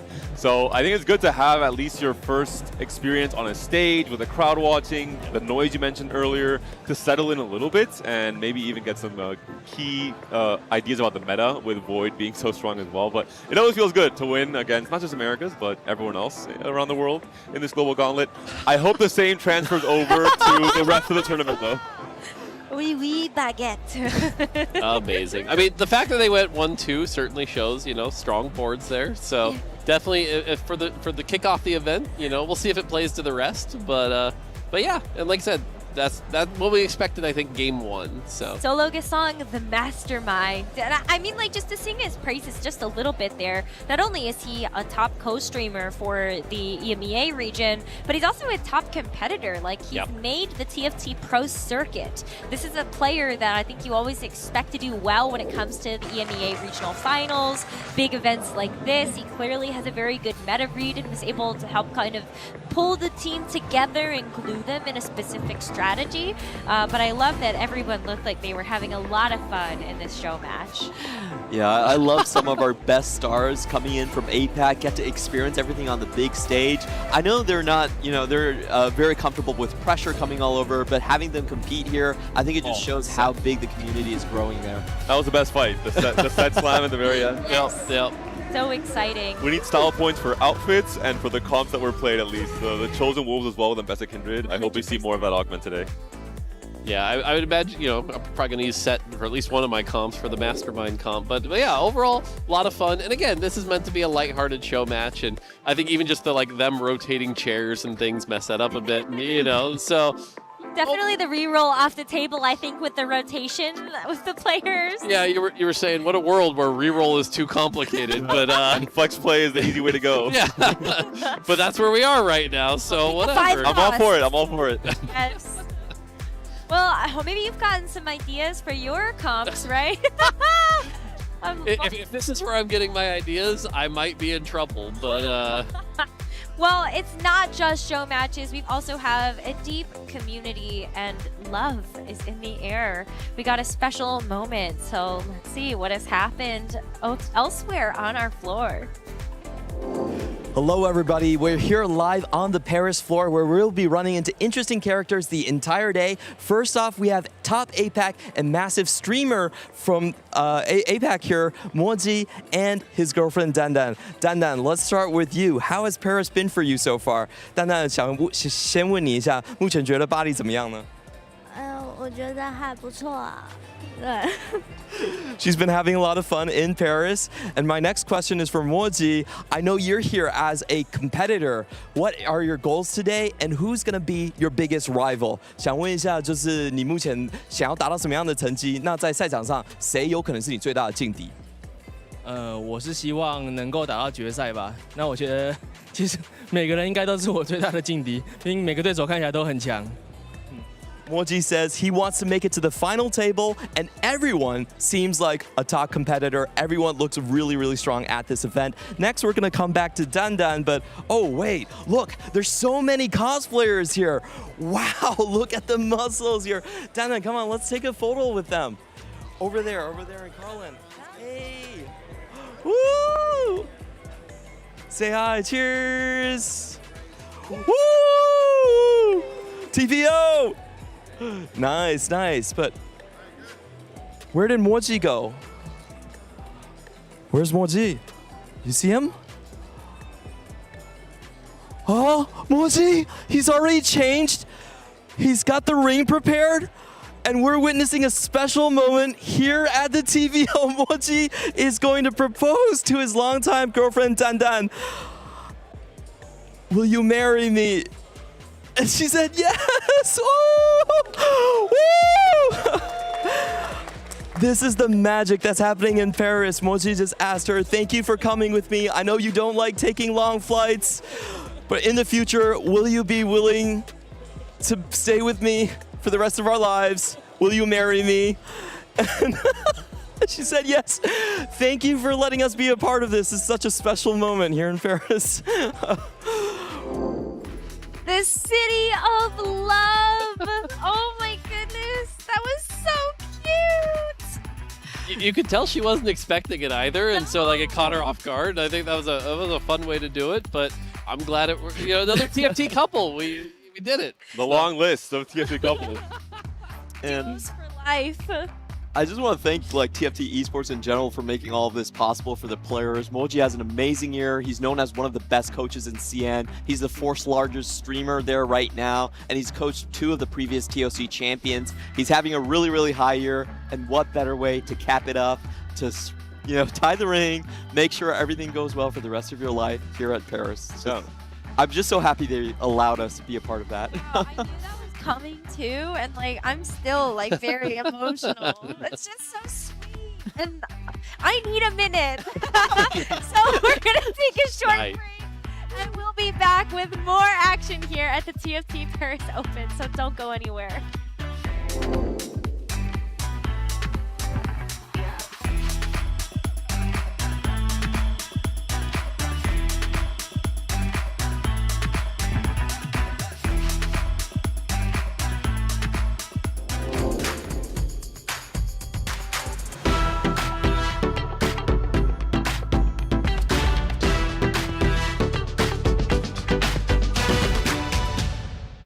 The next ultimate challenge for the world's best tacticians is waiting. Precision, dominance, unrivaled consistency. Finals one shot at this glorious trophy. 我觉得这个 MVP 属于我们 WBE 的所有人。 It's time to play for ultimate glory.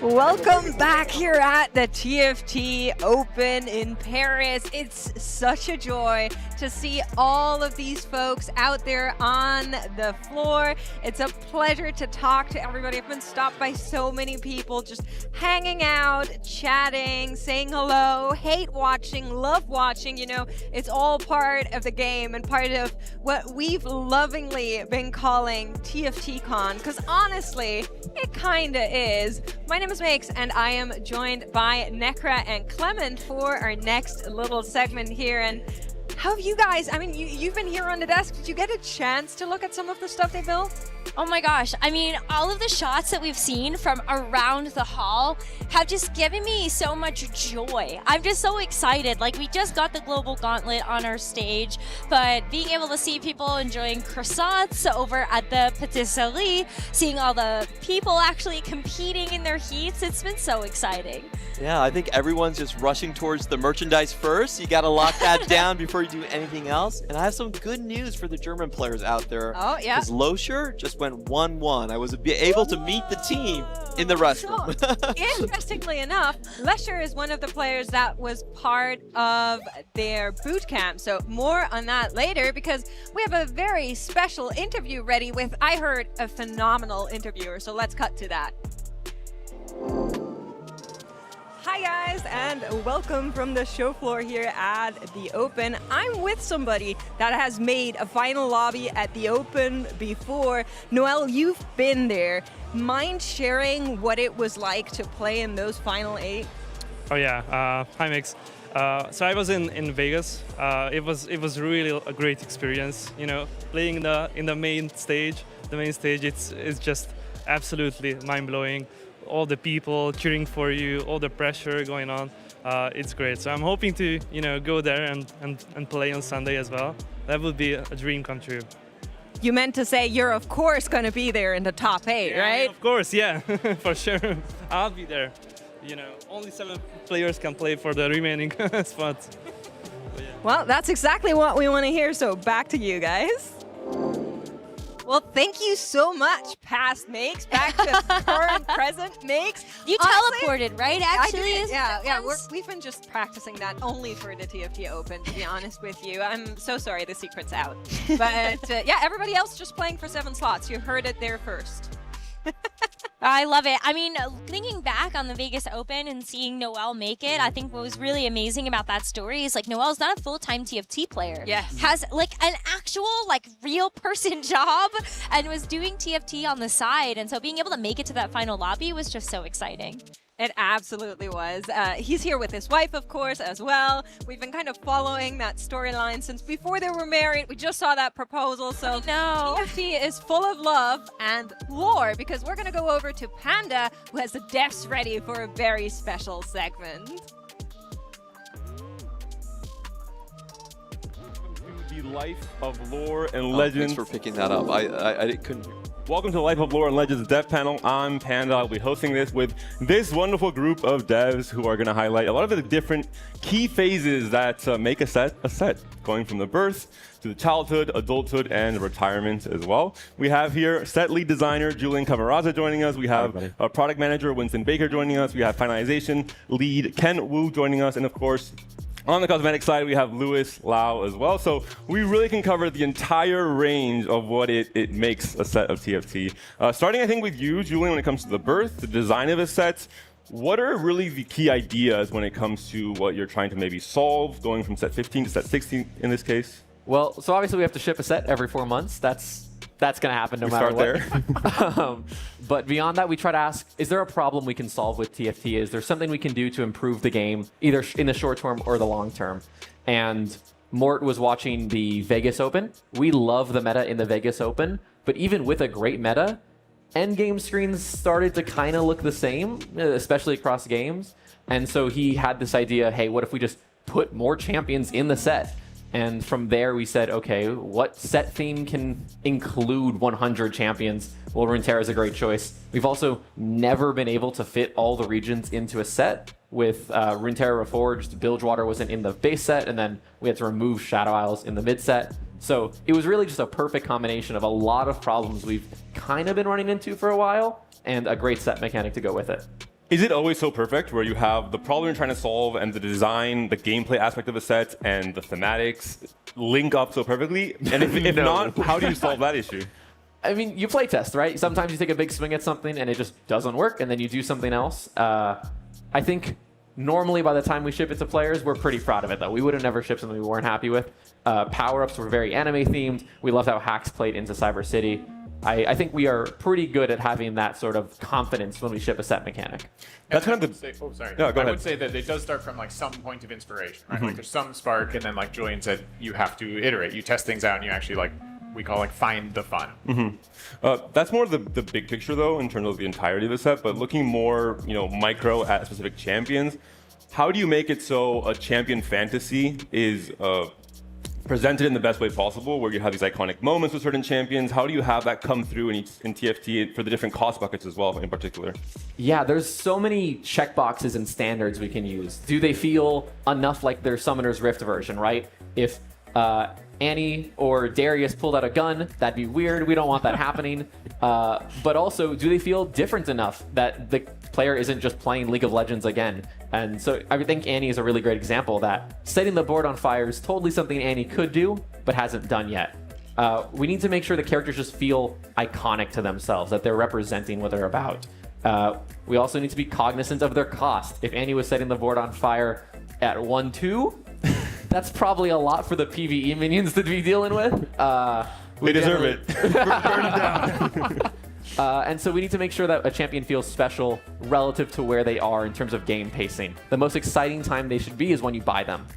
Yeah, and to add on to that, it's like, depending on the theme, we have certain more restrictions of what we can do with the spell. For example, like in set 8, we can have Mordekaiser drop a building because that's a 5 cost. It's a very different theme of a set, but this one is all about League of Legends, right? We don't want Mordekaiser to drop a building. That makes no sense. And so this one, we make it a lot more resonant to what their Summoner's Rift counterpart does.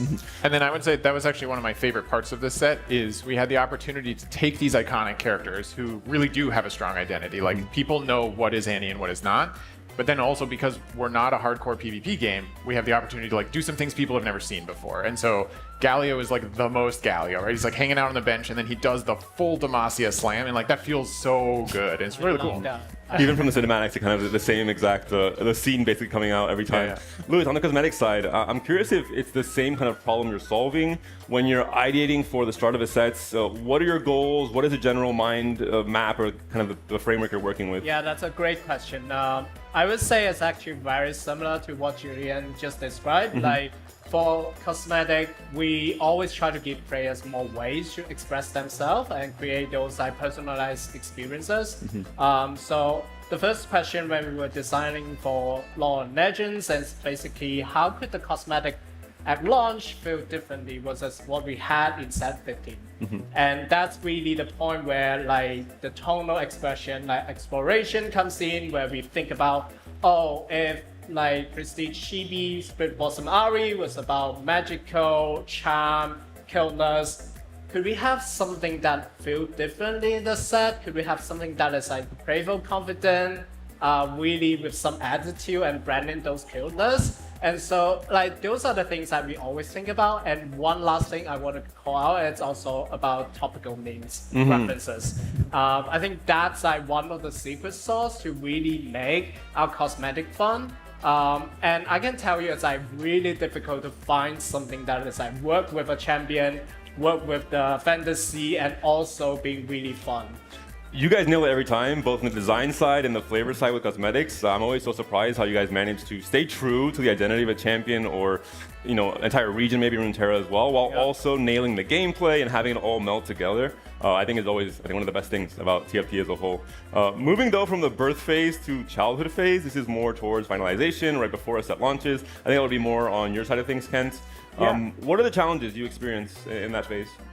Yeah, so this is kind of the phase where we're in the last 4 months of a set. The previous set has just finished, and so finalization rolls on from set 15 to the next 4 months, which is all set 16. And the team's already put together all of the champions, all the content is already there, and we come in and kind of add like a layer of gameplay health and balance while trying to maintain as much of those like dreamy innovations as possible. And so the stuff that we look at and the things that are like kind of challenging and what we playtest for at this point is a lot of like minute details as we innovate and optimize the game. So like, does this cluster of champions have too much AoE CC? Do we need to move something around so that that doesn't happen? Or even just like these two units have too much melee CC, so you can't play melee units into them, and that makes it really hard. Small stuff like targeting. Where does Shyvana land when she jumps? Because in the 5 cost, like end game, there's Fiddlesticks, Senna, Set, everyone's like splashing the backline. And no one kills them, but like it does a lot of damage. And so figuring out where we want Shyvana to land, it's like she should be the one that doesn't have as much backline access, whereas Set can have a little bit more. That kind of stuff is what we're dealing with. And then one of the big things that we work really, really closely with the Set pod on is redesigns. In case we play test and we find out something isn't really working that well, like as an example, Lux. We knew she wanted the iconic laser from Summoner's Rift. That's like her thing. But that spell has always been a problem in TFT. And so we were trying something new to Set. It didn't work out in playtest. And so one of our finalization designers, Philip, came up with this cool idea of like the QR combo from Summoner's Rift, where it's a binding and the laser chips the backline, and the binding like does a big nuke on the front line, so it's more front to back. And it became much more fair to play against and solved a lot of the problems. And so I also think it's more iconic to Lux. I think in that situation, a better design came out of it. We are not trying to kill fun. We're making the set more fun by doing that. Yeah. If only we could sneak the E in there somewhere. I would also say that's one of my favorite things to watch the designers do is like finalization will roll on and then they start talking to set design. And the question you guys usually ask is like, what's the fantasy? Because that's what we try and preserve. And then we try and find like, what's a healthy way to manifest that in the game? Is there a relationship where you guys are kind of like the bad guys having to crush the dreams of design? Me. That's what production does. Yeah, that's me. I'm the bad guy. Yeah. We have like a meme for it. We were like, oh, finalized. Because it's like, but that doesn't always happen because sometimes it's the other way around too. And so we're kind of the bad guys, but sometimes we also like we play the game so much and we just want the game to be as fun as possible too. And so it's like a balance in itself of like finding gameplay health versus like just as fun as possible, as crazy as this can get. And I mean, designers want health too, right? We're not trying to ship Chonk's treasure as the main game buff. Would you say there's any time in design, Julian, where you guys are having to cut down on some dreams that are not so feasible because it'd be hard to really fit in the game in terms of balance, in terms of we saw, for example, with Lulu, the monster trainer was very difficult to have that work out perfectly because of how complex it was. Is that ever the case in design? Yeah, it happens all the time. Sometimes you shoot in a specific direction and it's just not really compatible with the game. It could also be that player taste is moving. What maybe would have worked in set 6 maybe doesn't work in set 16. There's a big gap there. But we want to respond to that feedback. We crave making the best version we can. And so we're very happy to kill things. I think across set 16, we probably redesigned like 40, 50 champions at some point or another. 100 champions with so many champions. 40, 50 doesn't make it sound like we started from scratch, doesn't it? It's also like a lot of crate shifts and things like that. They're just like, oh, it would be really cool if Set was a Vanquisher. And eventually Set's not a Vanquisher anymore. But it's like stuff like that we just... the idea, we learn from it, and then we evolve into something better. It survives, but just somewhere else in the set, basically. Exactly. Yeah. We also make trades, right? Graves, originally, both of his autos and his main damage were very AoE heavy, and it wasn't really good at killing single targets. They said, hey, can we make his spell AoE? And I was like, can we just keep the autos as AoE? That was fine. Everyone was happy with that deal. Yeah. As long as there's that negotiation there, we're both trying to work towards it. There's also a really cool thing that happens during our playtest phase where like we'll be playtesting different things and you're like, that's not quite right, that's not quite right. And then you'll have a day where like we make a change and it just clicks and it's like, oh, that is correct. And then you get like a lot of momentum behind that. I have a selfish question, Louis, for set launch. I've always wondered this.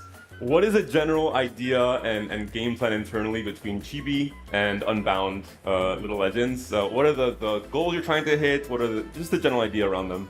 Yeah, that's a great question, and I know a lot of players have the same question as well. So basically, if you think about this, Chibi and Unbound, there were very different ways to express the champion fantasy. Chibi naturally kill, so whenever we do Chibi, so we think about what should we deliver in terms of the tone, the mood, and feel to players. We think about what about that killness of Chibi can dial up for champion fantasy, and then we just lean on that way. And while making sure, like the guys mentioned, that particular Chibi is stay true to the core champion identity.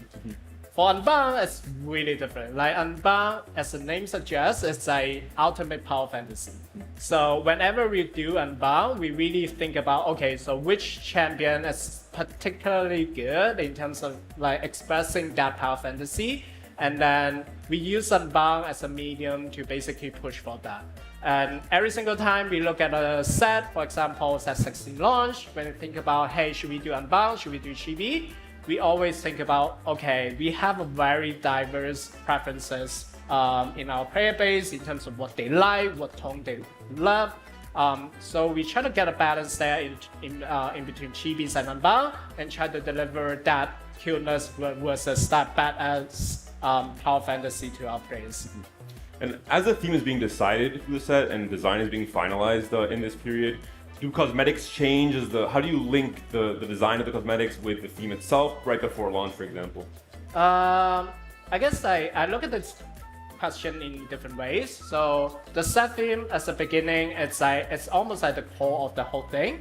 And then you have like cosmetic building up the layers and expanding that set themes. For example, set 16 is about Runeterra, so we have like cosmetics that is connected to Runeterra. The Shuriman Overlook Arena is a good example of that one, that is like around Shurima. And then we have other cosmetic that is like expanding that theme about Noxus, about something else. And obviously the Le Café de Paris, that was our love letter to I love that Paris. voice so much. It's so good. French culture as well. So yeah, we have like all this diversified offer to basically for our players for the different tastes. Last quick question. Are there some themes that you think are just much easier to work with? You're like, oh, Runeterra, great. We have so much material we can work with. Runeterra is actually the most difficult one. Really? Because you have to make that feel different, but still very true. And then for players, if you are spending the money and just like getting the same thing that you can probably just get from Summoner's Rift, they might not be super happy, but like the challenge is really like how should we make it different but still true. Yeah, that makes sense. Moving on to adulthood, this is going to be the next phase of a set, and it's going to be, in some ways, maybe the most important phase as well when it comes to set launch. And from your side, maybe losing some control over the set and it's more external factors and reacting to that. I think this goes to you, Winston, as a product manager. Yeah. What are the challenges you feel like the dev team faces when a set launches for the first time? Yeah, so I think there's a number of things. Because we do a set every 4 months, and we've been working on this set for over a year at this point. We have to figure out like how can we learn from sets that are already live, like can we adapt things? And then a lot of what production and product management does is like we try and make calls about like where can we get a lot of value out of this, like what's worth the changes versus how do we stick to our guns? Because sometimes we'll launch something and we learn a ton from players. Like TFT players will absolutely always tell us what they think, and please keep doing that. We love that. Please, please, please tell us what you think. But we have to figure out like how do we react to that and how do we build that into the flow? And so I would say there's like a ton of conversations that we have about what's happening on live, what do we like about what's happening on live, how do we change it? And then I would also say that like part of our job is to find the solution. So like players can always tell us what's wrong, and they're always right. Like they're just right. That's full stop. And so our job is like how do we understand the problem, and then what do we think is a creative solution that can get us there? I think one good example of like learning from live, especially for set 16, was in set 15 we changed the way prismatic traits work. And set 16 we were trying to get that learning immediately as soon as we can, so we can make a decision on how we want to design the prismatic traits, how do people hit them, what's the frequency, does it match what we want? And so that's how we landed where we were for this set. But yeah, just like immediately we try to like learn from it. Yeah. I know in some cases there are some big system changes that I feel like you guys try to disperse throughout different sets because it would be too much to handle in one big set. I think the case with item changes in the past that happened when Kraken was introduced. And do you guys feel there is a mental load that players have to handle when a set launches where there's all this extra info, we have to try and maybe, without mid-sets happening now, bring out other big changes at the end of the last set, for example, and not do it all at once, for example? We try to design the sets with those changes in mind. So set 15 was always made with Roles Revamped, and Roles Revamped was made alongside set 15. They were still figuring out exactly how the mana system was going to work. And we said, okay, great, if we're going to do this, then let's maybe hold these other changes we have coming up in the future. We really are really cognizant of the mental load that players have when there's just so much information. Because even just a new set is 20-something traits, 60-something champions, I don't know, 100 augments. There's so much to learn. And so, yeah, if we can hold back a Kraken's rework, we should hold back a Kraken's rework. I would add to that too and just say that like there's a really strong balance, right, between like novelty and consistency. And something that Mort talks about a lot that I really love is like we want players to have fundamental TFT skills, and those should be persistent. But within our mechanics, that's where we have an opportunity to play and add something new that feels really fresh, that feels really different. And the best, I think, mechanics are the ones where like your fundamentals really apply, and there's something cool. And so again, super biased because I love lore and legend so much, but I think like that's part of the magic of this set is if you are fundamentally good at TFT, those fundamentals will carry you because the mechanic itself plays into how you should play TFT. And I think that's awesome. And that's where intuition can kind of help navigate new changes and a new environment overall. Adulthood also brings about life balance, and this is obviously maybe the most talked about part of TFT publicly, for many reasons, of course. Players are very invested in their ranked games and what is strong, what the meta is. How do you guys navigate balance as a whole? What is the general process? What can you share about the kind of inside work of how balancing works in TFT? Ooh, balance is hard. It's as we try to do as much balance as we can before the set comes out. Finalization handles a lot of that, but then once players get their hands on it, they play the game so much, and the fun of TFT is optimizing, figuring out how to get all the value that you can on your board, and beat other players on that kind of stuff. And so, as players optimize, we have to try to keep up and do patches. But the players optimize real quick, and they figure out things real fast. And so it's this kind of struggle because we have to lock patches 1 week before the patch actually comes out. So like, let's say it's Wednesday, the patch comes out. Friday is localization locked, so we can't make any more text changes from there. And then we have the weekend to like figure out data, play some games, figure out what's developing. And then Monday and Tuesday, we're making the patch and locking it in essentially. Because at the end of the day, Tuesday, we're done and we had to go hands off. And so we try to get as ahead as possible of what's developing and try to really figure that out using all the sources that we can. Ultimately, sometimes players will lock on Tuesday, Thursday, this Vayne comp shows up or something, hypothetically, right? Yeah. Something shows up, and then that's when we have to do micro patches. We figure out the trade-offs there, and that's a lot longer of a process. I'm still impressed we caught the Diana Gwinsu's build. I saw a tweet about that. 2 hours later, it was patched. I didn't play it once before it was nerfed. Good. It's still fairly strong. It's still good. It's still fun. You can still play. For sure. Talking about perception of balance, I think this is also an important metric. It's not just the data if something is high AVP, low AVP, but also the perception if something like Diana, for example, seems strong, so it's frustrating to play against in some cases. How do you guys deal with balancing perception and the actual data, the actual metrics? Oh, I love this question. Yeah, Mort has talked about this before, how we look at like 3 different things when we're doing balance. It's data, perception from players, and our own experiences. Data for obvious reasons. Player perception is like, there could be something that's balanced or even weak, but it's just players are always complaining about it, and it's like, well, there's probably a problem here. Can we do something about it? And our own experience really points us to what could be a problem, or within the thing that players are like upset about, or within the thing within data, and then that helps us inform us on what to change. Just as a hypothetical example, it's like using that Lux example from before, and this is all hypothetical. If Lux fires her Q and she's supposed to hit, the binding's supposed to hit 2 frontliners, but in this like weird case with certain positioning, she skipped 1 frontline and hits the backline, and then that laser nukes the backline. That's not supposed to happen. That's not the design intent. And so then we just know, hey, we need to widen this thing. It's not working the way it should be. And so the experience really informs what we're supposed to do. That's an extreme example, obviously. Well, and sometimes friction is good for games, right? Fizz is supposed to be public enemy #1. And so we are happy if players are complaining about him. I think it's just about matching design intent. That's the goal. Yeah, we have these goals from the beginning of design, and it's like, yeah, we always knew players are gonna hate Fizz, but...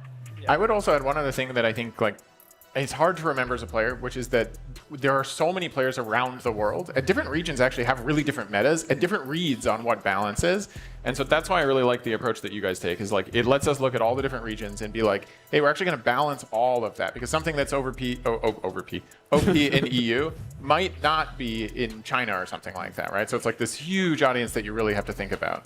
Yeah, and even between ranks, we have to think about that as well. Oh, that's a great point. Yeah, what's good at gold versus what's good at high rank. Exactly. Yeah. And for cosmetics, Lewis, there's a rolling schedule, I believe, with how cosmetics are released. They're not all released on set launch. You have, kind of drip feed of cosmetics and different options for different players.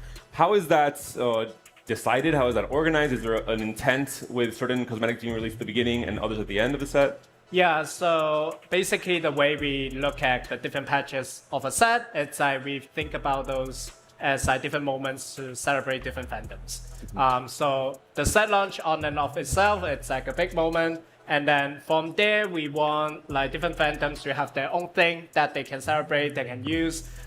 So we look at things like real life cultural moments, things like games, events happening in the game industry, across Riot, what we want to do for players in TFT as well, what they love. And so we look at those different patches and slot those moments in first. And then we think about, okay, so for this particular moment, what kind of a tone, fantasy that we want to fulfill for players. And then we pick and choose the characters and thematic that would deliver those fantasies. That's basically it. Have there ever been moments where there's a certain comp or unit that is public enemy number 1, and then a chibi gets released of that unit, and you're like, oh no, we're gonna get the target on our back? Yeah, so I think from that perspective, like I mentioned, the cosmetic is really an expansion on the like what you have within the main set and the main gameplay. Good. So it's good for you to get the units in the gameplay and also get a chibi. Yeah, I love the Devil Teemo chibi, right? Where So the good. Eden will laugh. Yes. Was a big part of the Vegas Open as well. It was, So that was obviously great to see. Iconic. Moving on to the final phase of this cycle of life, the retirement. This is maybe the part where there's more retro, there's more learnings. I'm curious how this works with multiple sets are being developed at once, I imagine, with the rolling kind of cycle. Yeah. Are there ever times where you guys take learnings from, let's say, set 16 and have already decided a lot of the design and the ideas with set 17 and have to kind of retroactively go back and adjust things on the fly? Like all the time. I would say that's like a constant feedback cycle. So in the same way that we're learning from sets that are live, I would say any set that is coming, like the next set, which I will call 17 because we number them, 17 is already talking to Julian of like, hey, what's working, what's not working, like what should we adapt to? What do we think is going to be really resonant for players? And what do we think we have to pay forward? And so I would say that there are sort of like two modes of our development. One is sort of the R&D, and that's really where the set designers shine, is like, what's the fantasy? What do we want to make? And then the second piece is what Kent does, which is the live service piece, which is that TFT is a living, breathing game, and so things are changing all of the time. And if we can't adapt, then they get stale. And like, we don't love that. We've also never shipped a perfect set, probably not going to soon. And so we do look and say, what just didn't work? Like, what flat out, we just shouldn't be doing this again. And if that's coming in the next set, we do our absolute best. Like, can we mitigate this? Can we remove it? We do what's called design retros, and we take them pretty seriously. How much of the development and the learnings is it just you guys are trying to make big risks and innovations in this space? Obviously, being the leaders in the auto battle space, there isn't anywhere else you guys can really go for inspiration. You guys are the ones inspiring, I think. Yep. Is it hard to sometimes swing very far out, miss, and then have to deal with that feedback and the negativity, and then have to learn from that, for example? Or do you guys prefer taking those risks? Maybe it won't work out every time, but when it does, it's a really magical moment for the team. I think now that we're at 3 sets a year, it's fine. If you don't like a set, you can come back within a very short period of time and play a set you probably will fall in love with.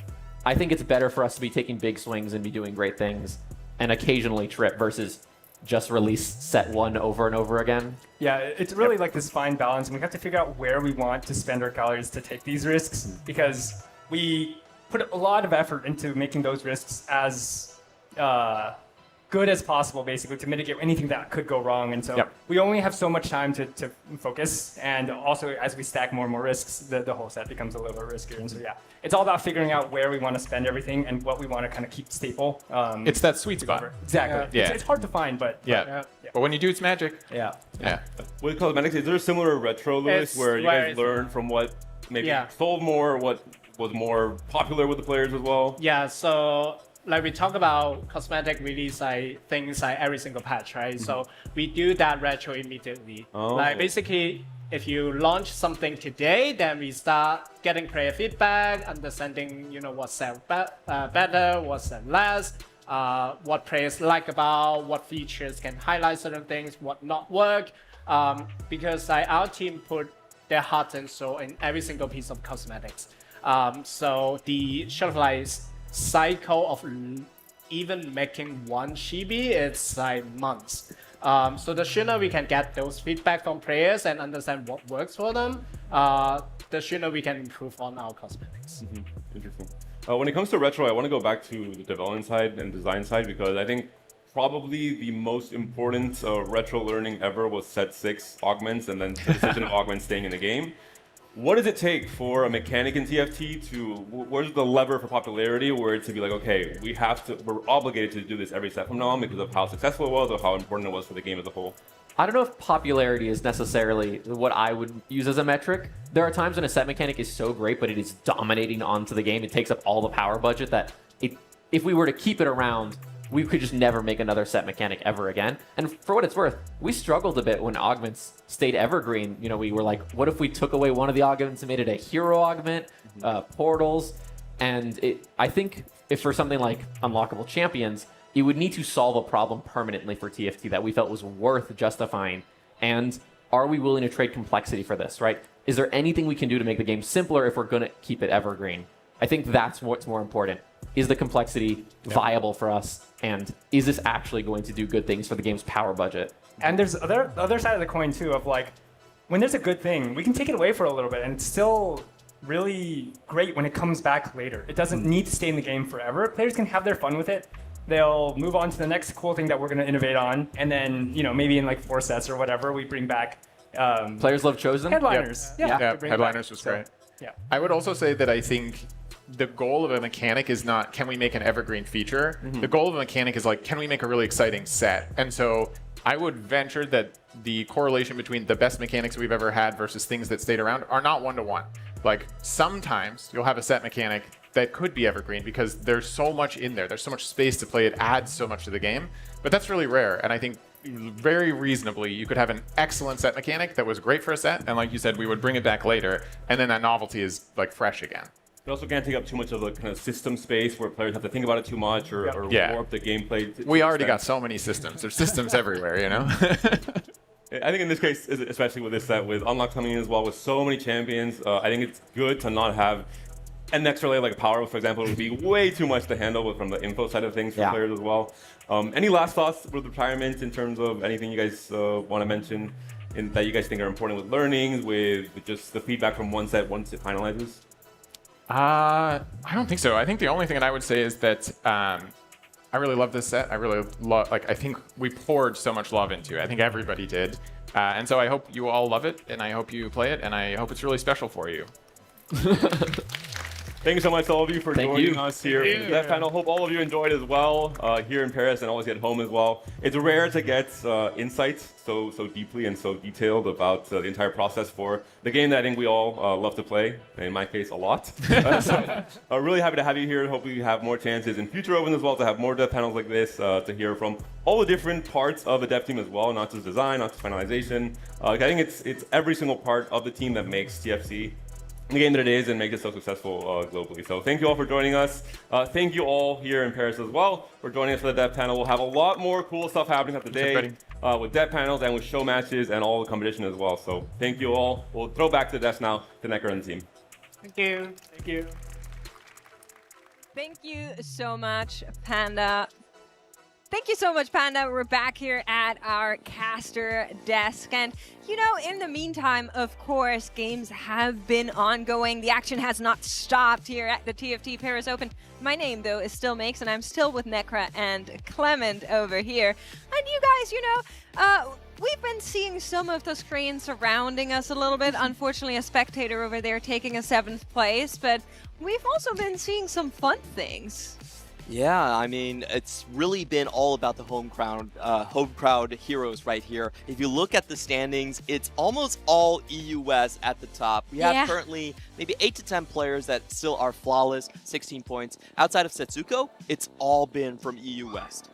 Which is so awesome, because I know Panda would be one of the first people alongside yourself to be so excited about the fact that EMEA is doing amazing at this tournament. But how could you not be? It's been long overdue, I think, especially with just how well EU has done as a region, especially at the set championships. Now in Paris, it's time, right? Wow, Clement's actually stalled on this one. It's been a while, but I think EU players, when we talk to them, they are the most confident because they didn't have the travel period. the patch actually dropped when most of the APAC or America players were flying over. We heard Robin Song say, I had 0 games on the patch. That's the same thing for a lot of APAC players here. So I do expect EMEA to hold a slight edge. We'll see if it lasts. Listen, if we're looking at the historical data, it's just a fact that at the Opens, people who come from the region where it's happening are just doing a little bit better. And you might attribute that to less travel time and patches hitting, and you might attribute that to the fact that they have their home ground here. They have all the passionate fans in the back. So let's take a look together at our standings and see how they're unfolding as we're giving you a couple of sneak peeks already here. Keep in mind that elimination cutoff is cutthroat. Whoa, I see a lot of people though, like Liles, Losher, Kambuli, Tomino. I mean, these are all names that you would expect to see at a set championship. And so very cool to be able to see them do so well here. We've got Panda from CN. That's one of the top players from CN, right? So yeah, I think this is all starting to heat up. Panda is the most common name in TFT. I just want to drop that tidbit because I run the database. We've got Panda here. There's this Panda from KR, but you know, overall what we've just seen is really EU West dominance throughout most of the lobbies that we've seen. There's, I think the best APAC player is actually Fallhalp coming in from Hong Kong. And for CN, it was actually Panda, and someone that we really didn't know much about coming into this event. So that's a really cool thing. We have the EU greats still doing very, very strong, and then for other regions, it's kind of the newcomers and the ones we least expect. I feel like that has been a little bit of a trend, especially of the second half of the year in TFT. And obviously with a set as great as set 16, I think a lot of people are being enticed to come back to check it out. So if you haven't already, you should definitely give it a try. It's been incredibly fun. I think the Runeterra sets are always kind of known for getting a lot of more casual players or players that are returning back into the action. Yeah, but it is actually a really difficult one. I think it's easy to take a look at a Runeterra set and go, I just want to play my verticals. All I want is play vertical normal, man. vertical Ionia, and vertical Void's very good right now, so that's a horrible example. But at the very beginning, it felt like you couldn't always just slam the vertical and be very good with it or have a lot of success. And so that's really where like the litmus test comes in. Yeah, these different regions by themselves are so exciting with the lore, but how do you actually figure out the set and put it all together so that these traits are complementary to each other? That was a great thing that we heard from Panel and Mortdog, is that this set specifically, they do want the verticals to be kind of like training wheels. There's going to be very big gaps between how the best of our players play and how some of our more casual-oriented players play. So for the casuals, you can just play, you know, you get your vertical fantasies, you can play your big verticals, but don't expect these to be the best boards when it comes to stage 5, stage 6. You have to go into flexes. The shorter traits are much, much stronger. They want you to build wide, and hopefully that's what we're going to see from a lot of our different players. I want to see different ways to cook that 5-cost soup.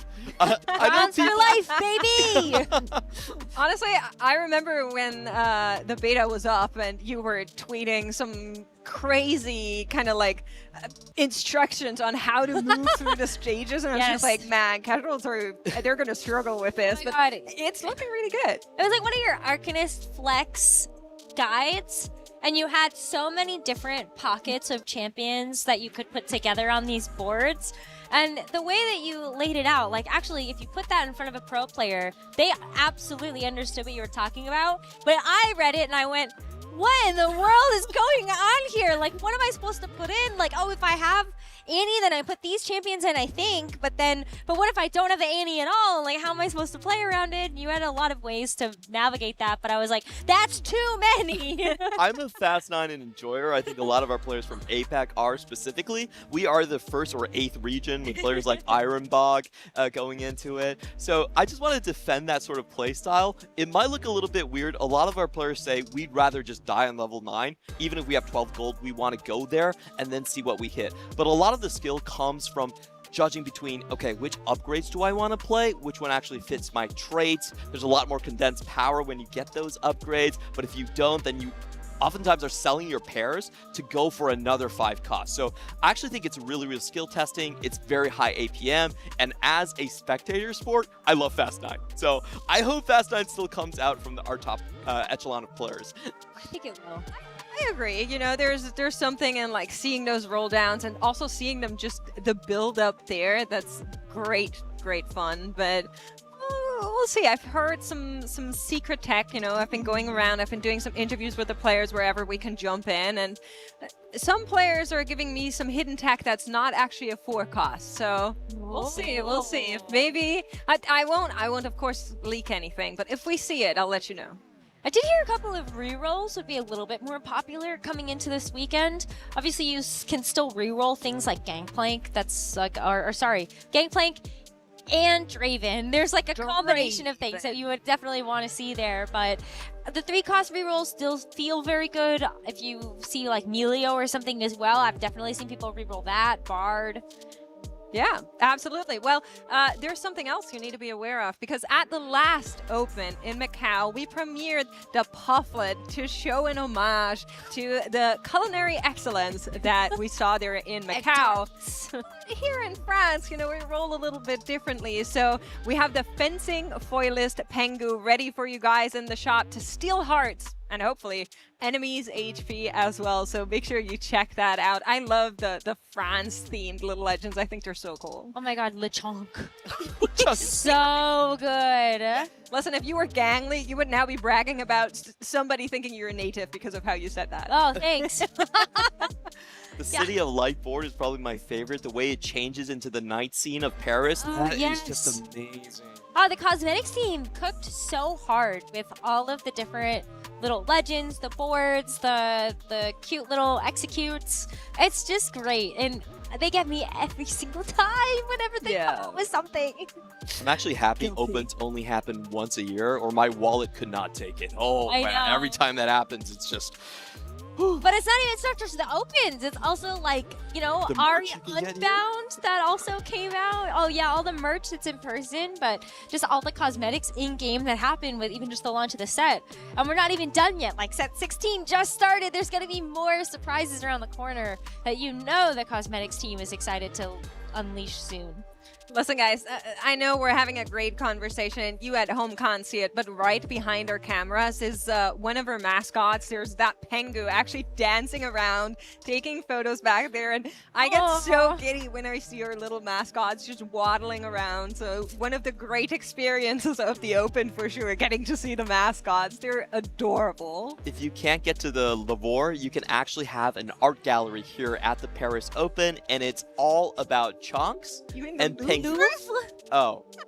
My French, pardon my French, pardon my French. Very There's some close, really Clement. good, really good art pieces there. The cosplayers here are amazing. That's true. I like the Chonk dressed as a farmer, but he's like not actually a farmer. He's in the, you know, tuxedo, but like as a part of the farmer painting. Well, makes sense, I promise. We're trying to figure out what we're seeing. We're going to be taking a look at the games that have been going on. In the meantime, we have a couple of highlights for you guys, so let's take a look together. We haven't seen these either, so we'll need to figure it out in real time. All right, so we've got a fight here between Just Pass and Kireo. And it looks like we might be looking at a player that's potentially leading 100 HP. Is that what we're being teasered here? It's kind of cool. He's actually re-rolling without the Bard, which is you don't really see that with the Aphelios. A lot of Kraken slams. This has been kind of the go-to item. It fits on all the 80 carries, really. You can play through with like, Kindred in the late game, Belveth for 4 costs. I mean, this board from Araya is also crazy. You saw like the 2-star Belveth. I think maybe even just being able to get like the Aatrox in so early, that's going to be a really great way to continue to snowball there. But, oh man, Just Pause started off so strong in this game. And now barely hanging in there, goes up against one of Japan's favorite. Taro there on the other side is going to be able to get into those top 4. Unfortunately though, another elimination does come in, so makes his way into the very top 2 as they dish it out here. And that is going to be a nice little 1-2 placement. Unfortunately though, Dan in this lobby also taking an 8th place. Oh. Yeah, that's unlucky. The lobby was really hard. Araya, Tactician player, just passed. I think he's currently on full 16 points in the lobby, so... Speaking of lobbies that are hard, here's Jerusoa. We also have Experian in this lobby. Oh my We're God. talking about the dominance of the French players here at the TFT Paris Open. Let's see how they did in their game. I mean, Experian actually just had a huge hit just before we entered into this combat. I saw the Lissandra 2 as well as the Yunara 2. So obviously rolling a level 8, you're able to find a lot of those 4 cost upgrades that you would like to have for that Quick Striker Freljord board. And I bet you there's a lot more surprises around here as well. Also kills from America is being Yeah. shown here. Yeah, here's another lobby we get to check in on. Birthday Reunion is such a push augment. I always pick this whenever it's available. You compare it to 2-Trick, it just seems so incredibly good. It's so good. I mean, being able to get the Thieves Gloves when you get to level 6, and then you just get a 2-star 5 cost whenever you hit level 9. Like, that's just such a massive upgrade, and you see a lot of our players also still taking things like Epoch, late game scaling. Like, they know the name of the game is to get up to level 8 and then 9. Anything to get you deep into the game, right? You try your best. And speaking of, you know, hard lobbies, look at this one. Altin Nawe in here. We have Dank Memes. We have Double 61. So some of these lobbies, you are going in there and you're like, oop, can I switch with someone? Right? Oh my god, like Vakio as well, I think is actually just insane. And so as we see like the final moment of this lobby, I do believe that we are going to see an easy win here for the Yunara board. We're going to see a lot of this though, definitely this weekend, in terms of just kind of like late game comps that we should expect to see. So I'm excited to see like what kind of legendary soup people can also kind of come up to. Those comps already got me really excited. If you saw right there, it was going to be the Yunara and Rise comp. Both of these champions playing more around 4 costs, and then Rise that was recently buffed in the new patch. That's some cooking I haven't seen in the previous 8 patch before. And we saw on the other end, there was actually a Aphelios reroll without Bard either, which is... I didn't know reroll was actually playable this patch, so I might want to try that. I think Aphelios is also kind of a monster. Like, just any of the Targon units, just the fact that they are traitless, but they're still strong. I've definitely seen people go for Aphelios reroll. Obviously, Diana is up there in terms of just like the threat level champions that can really destroy boards. Even though she did get a little bit of a nerf in the B patch, I still feel like there are players that are going for her and finding success. Yeah, so we say nerf. I would say bring her in line. So I see. Bring it back down to earth a little bit.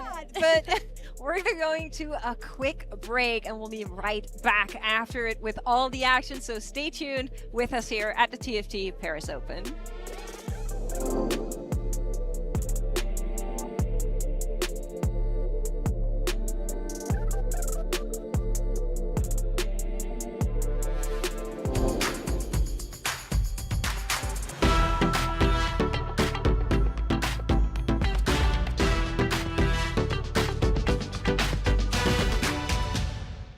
The next ultimate challenge for the world's best tacticians is waiting. Precision, dominance, unrivaled consistency. And it's one shot at this glorious trophy. 我觉得这个 MVP 属于我们 WBE 的所有人。 It's time to play for ultimate glory.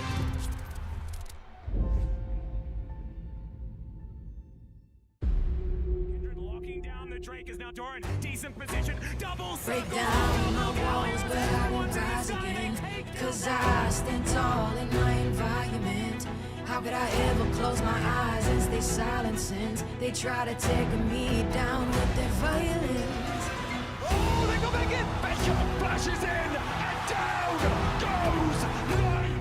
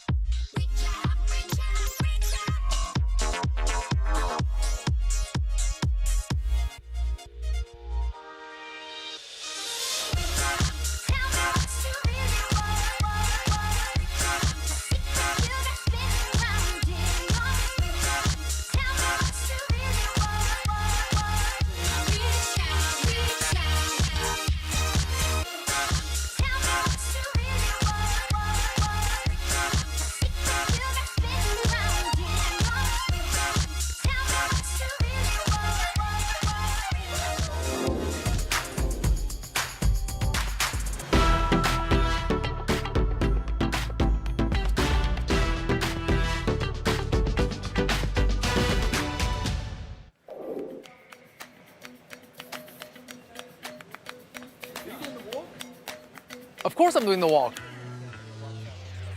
My name is Robin Songs. I'm from NA, and I've been playing the game since set 1. How would I describe myself as a personality? I read this recently on Reddit. I'm a semi-influencer with an explosive vibe. That's what they know me on the internet. I think the explosive vibe is correct, but I wouldn't say I'm a semi-influencer. I'm a full-time competitive player. So yeah, I don't know what they're talking about. I'm known for what is known as flowchart TFT, and it was not that popular back then, but nowadays everybody plays flowchart TFT. So I like to say I'm the godfather of flowchart TFT. So yeah, that's my place now. A lot of things are just like muscle memory now, and I think I can do it very fast, very efficiently with like not a lot of mistakes. My age is old, but my play is not old. I do one of these interviews every LAN event, and every LAN event, it just gets bigger and bigger and bigger. I don't even think we've peaked yet. I'm excited to see what's next for TFT. So the new set 16, 100 champions. It sounds crazy, but when you play it a couple times, it's actually not that daunting. There's just way more comps and way more champions to use.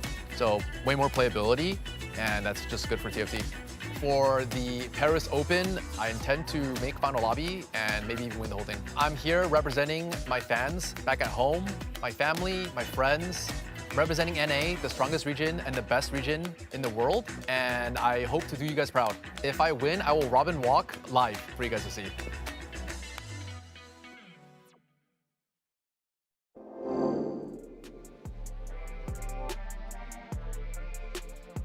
Honestly, I saw him yesterday when they were recording this, and they just took a bunch of these shots all over the venue, and he kept doing the Robin walk. It was great. It was so good. I love this little interview. Yeah. It has to be the most iconic celebration right now in TFT. I can't think of another one, to be honest. So. I mean, who comes with their own emote?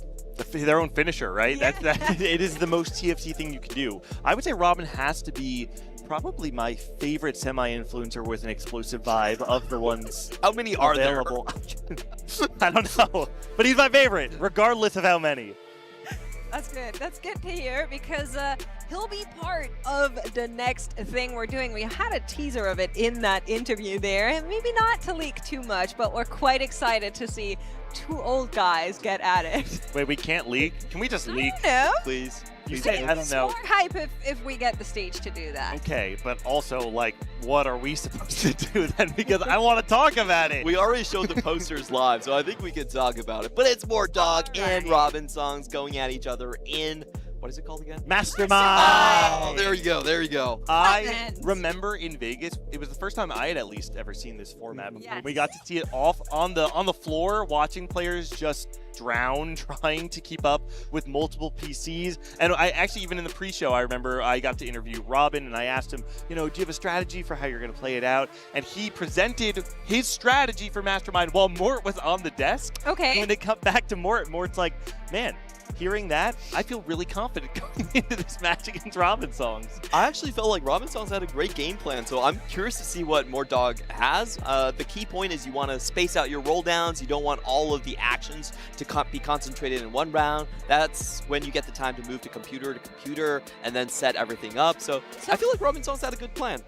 Just for the people that haven't been at the Opens yet, a quick explanation of how Mastermind works, right? So that plays into the strategy. You have 2 players and they control 4 computers each. And that might sound easy, but we're making them do it IRL. So they have to run from setup to setup, and they're in the same lobby as the other person. So it's a regular game of TFT with only 2 people piloting each 4 of these boards. And like you're saying, it's really nice if the meta is kind of like, I would say, uncharted to an extent, because then you can get away with like playing a 1-cost reroll, a 2-cost reroll, a 3-cost reroll, and the late game board.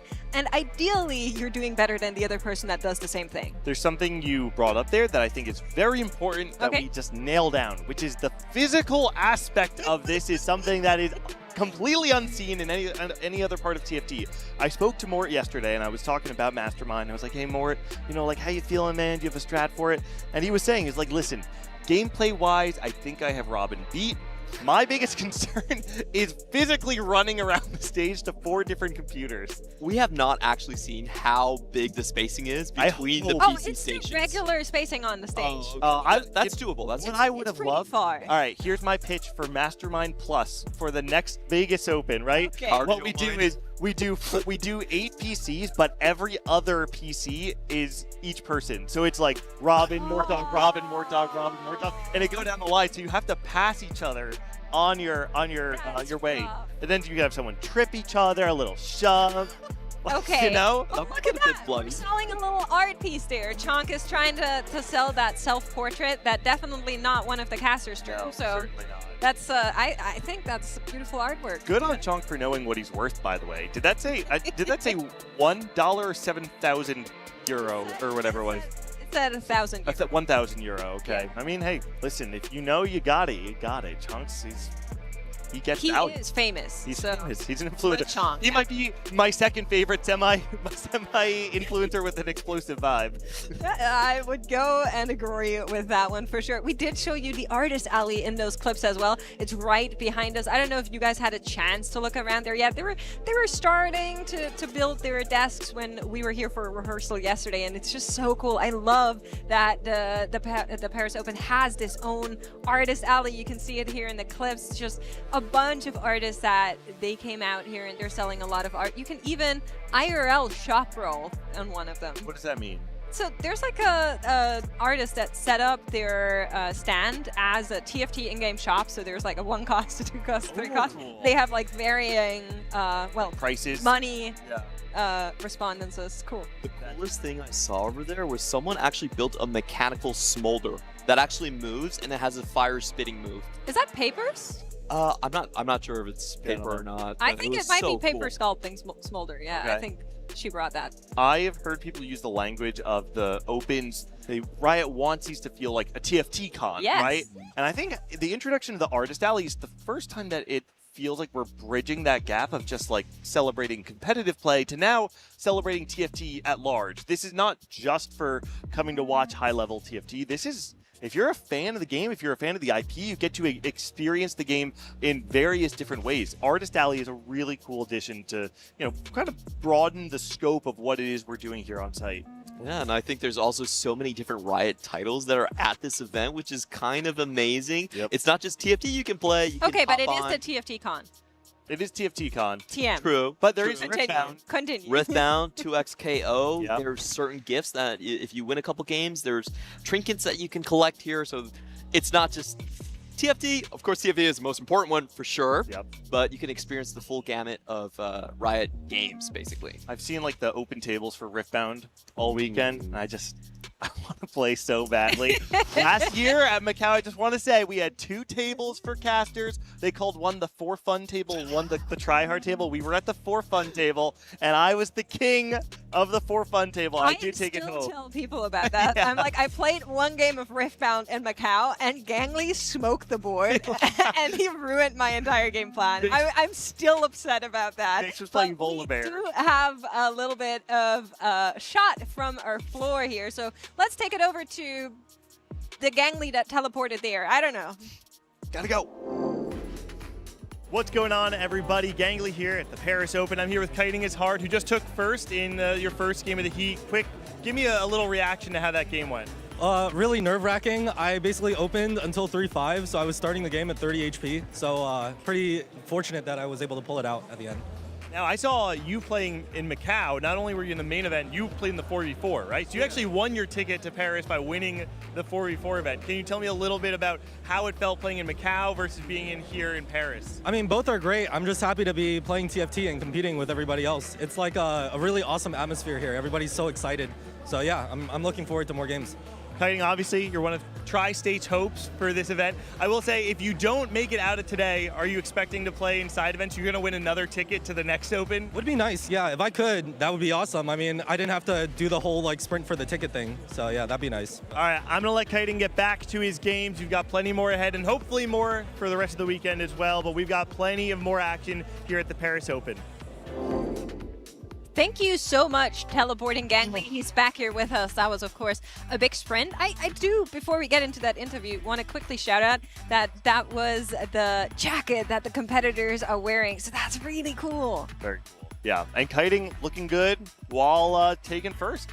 going first in the first game. Some people may remember, if you're an old school fan of North American TFT kiting, used to be a pretty big name way back in the day, and he still kept up with TFT. He won the 4v4 event at the Macau Open, got a free ticket, and now is showing up in form. So yeah, I love being able to see the players, even from the olden days of TFT, showing up for the Opens. Well, we are getting ready to show up on our stage here with Lore as we have Mastermind in the wings and getting ready to bring players out there as well. So we're really eager to hear from her. And welcome back, everybody, to the center stage here at Paris Open for Teamfight Tactics. J'espère que vous passez un bon moment, que vous passez une bonne après-midi. On va reprendre les show matchs directement. We're gonna follow up with the next show match here. There's going to be 4 boards, 1v1, playing a game of Mastermind. Without further ado, let's welcome the contestants to the stage. The first one, he is the wisest man in their scene, the elder soul of TFT. Please welcome Robin Songs.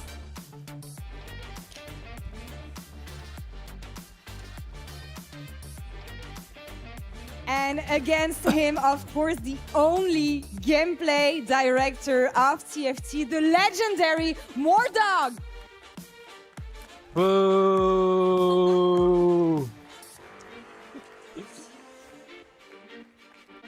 Comment ça va, messieurs? How are you guys doing? You were saying backstage that you haven't played too many games on this set, and you're not used to competing that much, so how's this one gonna go? Oh, do I just talk right now? Yeah? Oh, what was the question? How's this one gonna go? You don't have a lot of games on this set. I'm just gonna say, experience, I'm just gonna say, Mordog, get ready to get walked on. Walked on? I'm just hoping to, do well and make Robin not look too old, getting beat by an old guy, so. All right. Well, guys, please take place on stage. 4 boards, 1v1, 1 game of Mastermind to prove it all. Don't trip, don't trip. Best of luck, guys.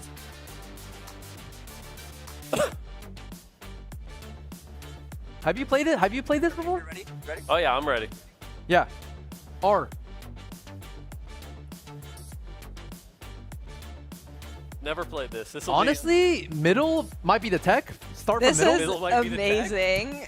Absolutely cool to see them talk it out here as you're getting ready. Are we gonna get their mics the whole time? I hope we do. I really want to hear like the trash talk mid-game. That is amazing. We're getting word that they will stay live here, so we can listen to what's going on. Robin is always stretching up here. I love he gets to the stage, he starts shuffling.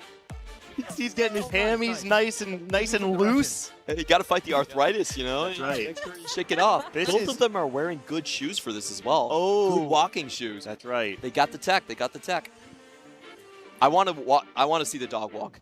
That would be amazing. Robin Song's coming in with spicy comments, throwing it up against our director. Who do you guys think is going to win this one? Oh, Robin. I'm with Robin. Okay. What are you guys on? I think, is Robin a better player than Mordog? I believe so. I think. Yeah, if TPC is to be believed, yes. Yeah. But. Yes.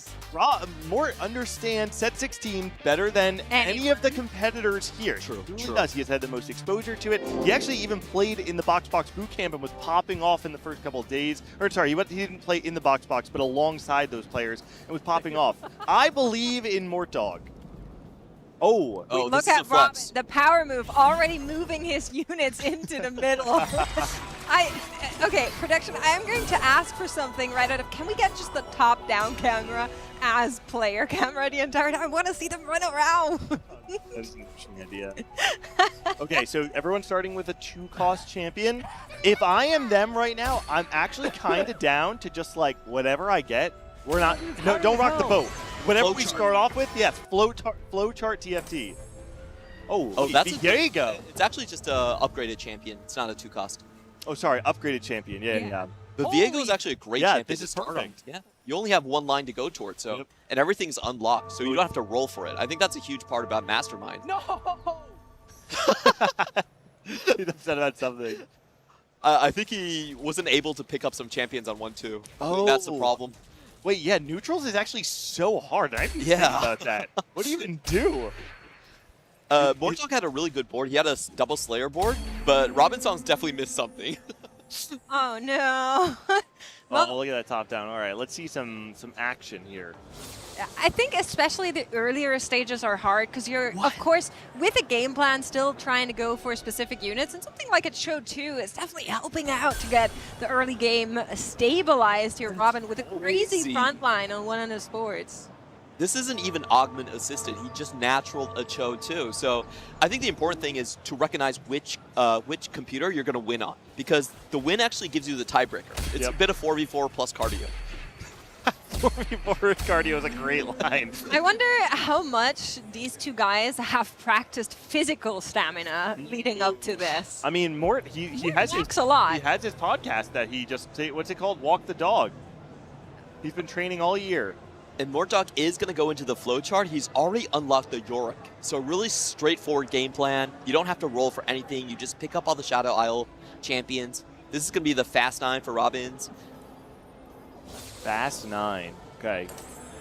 I mean, low-key, if you can just get 4 Yordle on your board in 2-1, there's a world where you just, like, sit on the Yordle. You just don't do anything. You come back to it later, right? You get 4, you get 6, you get 8, and then you worry about your 3 other computers. Well, the thing is, with Yordle giving you 1 Yordle in each shop, you kind of want to check in with that board a lot if you're running the Yordle. So that means it's going to be a mental aspect to keep in mind to check on your Yordle board. But other than that, I agree. No! This is actually really fun. Speedy wins.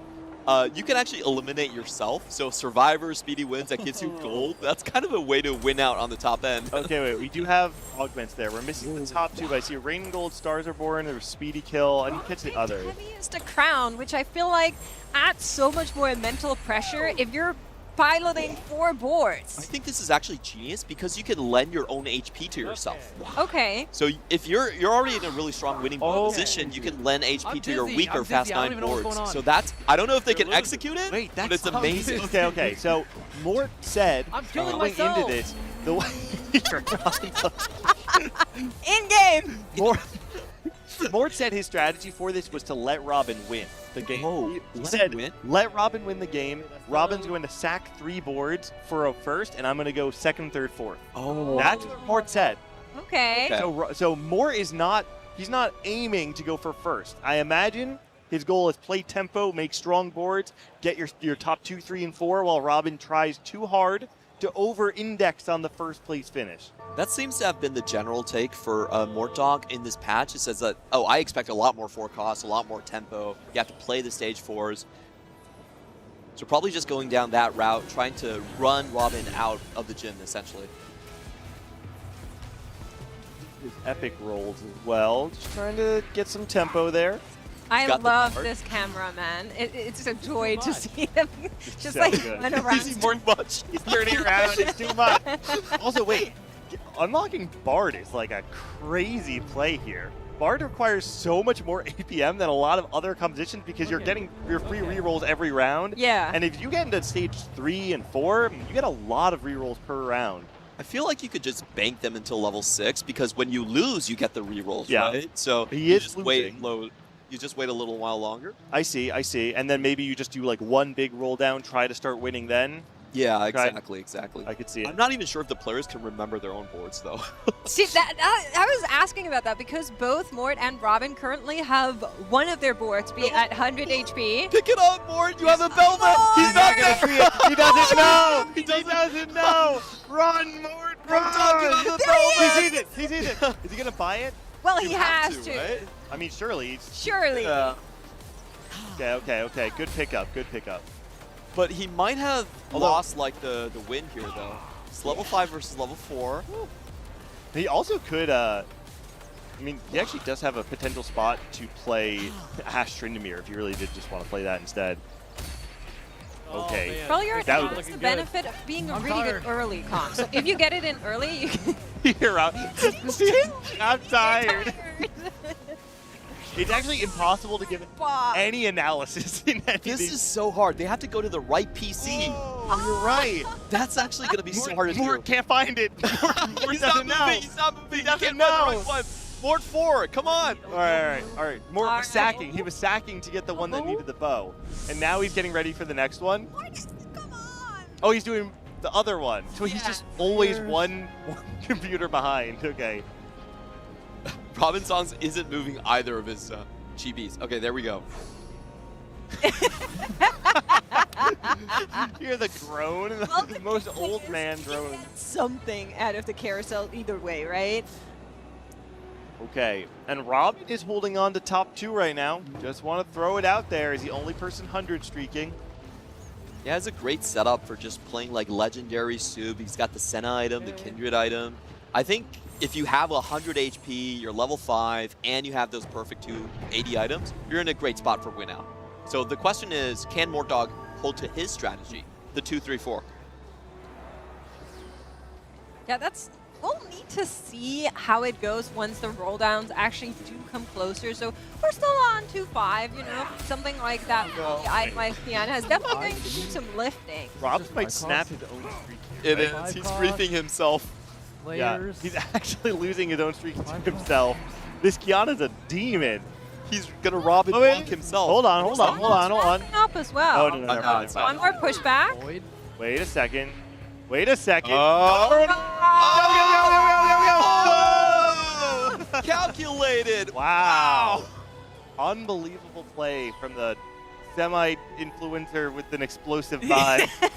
You're not going to let that one go, are you? Great line. The favorite label I think TACrown gave him was the most humorous player at TACrown. Oh, that was what he won, right? Yeah. I forget the there was like biggest brain, the highest APM, and he was the most humorous, which I thought was like... Well, he is hilarious, as you can see. So I think that's a fair award to reward to Robin, but still on 100 HP, definitely looking really good here. Currently, Robin taking first, second, and third place, but then also is currently the one with the least HP. So he's building a nice little bracket around Mort. Yeah, it doesn't look like Mort's tempo game plan's going to actually be able to win out here. Robin, as you said, 1-2. And if you look at those boards, his full items are already built. Second. That might be it. Wait a second. Wait, Mort found an MF. He found MF and Belveth on stage 2. Can someone Easy high check roller. that game? Yeah, I don't know about that one. Mortdog, what's going on? No, it's not looking good. I'm sweating really hard. I think I wore too much. You know what we need? We need the heartbeat tracker. Yes! What they have in the TOC, how much cardio, how many calories they're burning. I cannot wait for a post-game Save that interview. feedback, yeah. We'll get it. Yeah, we I have to promise get you a post-game interview. Laura will be on it, I'm Okay. sure. It's going to be great, but yeah. What am I doing? Hopping well, hopefully playing TFT, sir. Yeah, I don't know how many... Oh, we can't see how many rolls we do have banked, but we won 2, and we put Bard in on 2. So actually, we lost 1. We probably only have 1 reroll bank right now, right? So Mortdog actually is running 3 reroll compositions. He's doing Bard with the 2 Invokers right here. He's playing one of the Rising Stars Ash board, and he also has another board which is centered around Shadow Isle. So I think that's the game plan. He's just going to go super fast, on tempo. Stage 3 is going to be most important for that type of composition. We're getting closer to that 3-1 coming around. Another set of augments. We were talking about the results of that augment round, but let's keep in mind they also need to physically check their augments. Yes. So each of those PCs go through I can't roll. Like it's not easy. Someone's going to collapse by the end of this game. Don't worry, I'm sure we have some medics on standby. That's right, they're ready. Get your items, get your items. Look at Robin's face. He's trying to figure out what is going on there. I mean, the Yunara is actually a crazy hit. I mean, don't you actually, I think the approach right now is like you're just playing frontline, backline, right? Like, don't worry about what it is. If you got bruisers, stick with bruisers. If you got quick strikers, stick with quick strikers. Don't rock the boat. And look at how dedicated Mortdog is. His other, like, the board we didn't talk about, trade sector. So basically reroll across the board. The thing for me is, can Mortdog actually keep up with rolling all of his boards? So all of them Worried about that. So augments coming in right here. Let's take a look on these augments. We have them. Oh, unsealed from steel being in the selection here. Mortdog has a chance to pick that and will go for it. That's pretty hype. I feel like Mort is taking a lot of things that require a lot of agency, and Robin is like doing the simpler thing, which is what I kind of thought would be the opposite, right? Absolutely. I think Robin's is just kind of building the same items. You know, it's Gwinsu and like 80 item across his board. Mortdog Needs to get this tempo online. You gotta roll. You gotta roll, my friend. Come on, big dog. You find Trin 2, you're chilling. Oh, Tarek's a nice hit. It should swap it in. Okay, yeah. I love the Targon, by the way. I loved threats. I love Targon. I think they're so nice. Always worth the bought in. I love the idea of this Ash Trin mirror board, by the way, and every time I've seen it, it's looked horrible. But I really hope that it looks good now. I think I asked Mortog. He said the key to it is having 3-item Ash on stage 3. If you don't have 3-item Ash, it's really hard to rely on Tryndamere. Okay. So that does seem he's sticking true to his word. This looks like that is the promised land he's approaching. Mortog is self-filtering his own pool. He's actually doing a 2-cost reroll on the majority of his boards, and that is so intelligent. Mortog is actually a one-man 4v4. This is what the 4v4 teams, when they actually play for competitive, do. But the problem is he actually winning out on the HP? That's the big thing we have to do. Yeah. All right. Looks like he is. Are getting ready. There's another carousel waiting, so another sprinting round for our two players. I love the player camera with no one in there, giving me great joy. But we have one more setup here for them to fight it out. Robin looking pretty healthy, goes up against the strongest board from Mordog. Yeah, she's really healthy. Then the Nara. The Ash. Wow. He didn't find Tryndamere 2, though. So it was really just a question of front line holding up. Everything's starting to break. Nara's ramping up. The positioning was so good for Robin Strong. He was able to tag 5 units, but his front line That not is a strong ground. enough. That board's going to crumble. Man, look at Porte wins this round, right? 3 win streak, 2 win streak, 1 win streak, and then only one board that's on a 2 loss. The strategy is working. I believe as we head into the carousel, Lore is going to be back De on retour sur stage. scène un petit peu pour voir comment se passe cette game de Mastermind. I just want to check how the game is going because especially in phases like the carousel, when they don't know which item they're supposed to pick up, I actually want to know how it's going for them. Robin. No! You've been running around since the beginning of the game. Tell me about this game. Tell me about the carousel phase, especially. Wait, what? I don't know what's going on right now. Okay, so he doesn't know what's going on. Mort, it feels like you're way more relaxed than your opponent. Tell me about the game so far. I'm trying to get a couple reroll, couple niddly.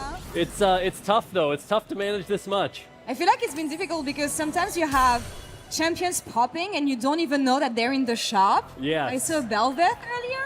Yeah, and it's hard to make those reactions based on what you're seeing that quick. So definitely struggling a bit, but doing my best. Yeah, you seem to be in control for now. Just want to check on Robin just one last time. If you had to sum up this game in one word so far, what would it be? Chaotic. Chaotic. Okay, well, I'm going to leave you with chaos. Have fun, guys. Catch you later. Love that Lore can't help but start like galloping with him. He's just joining in. That is so funny. I also love when she came in and she targeted Robin first. He was like, Yeah. I have to answer questions while running around, while controlling computers. the hardest phase. You know, when you fight yourself, it's rough. Okay. Wait, does Mort's is the more on the top, the 4 win, is that the Freljord one? I think so, yeah. Oh no, wait. Come on. Oh, augment round. Gotta be quick, gentlemen. I think that might be he has an Echo 2 board, and then a Bard board, and then the Ash So board. the Bard board is the lowest.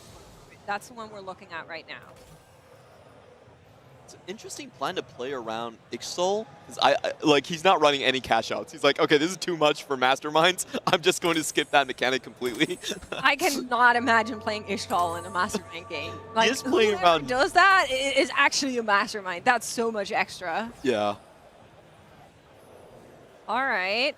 That is Robin 4. So that's his second best board on the other side. That's the one that has been playing around this Kiana carry. The Kiana's been putting in work, I will say. And this is, again, to draw attention to what Clement was saying earlier, is potentially if you take the speedy double kill and then you let your other two of your other boards die, you do get that cash out. But this is the board from Robin that does not have enough HP to really allow that to happen without having to sack your 2 strong boards currently.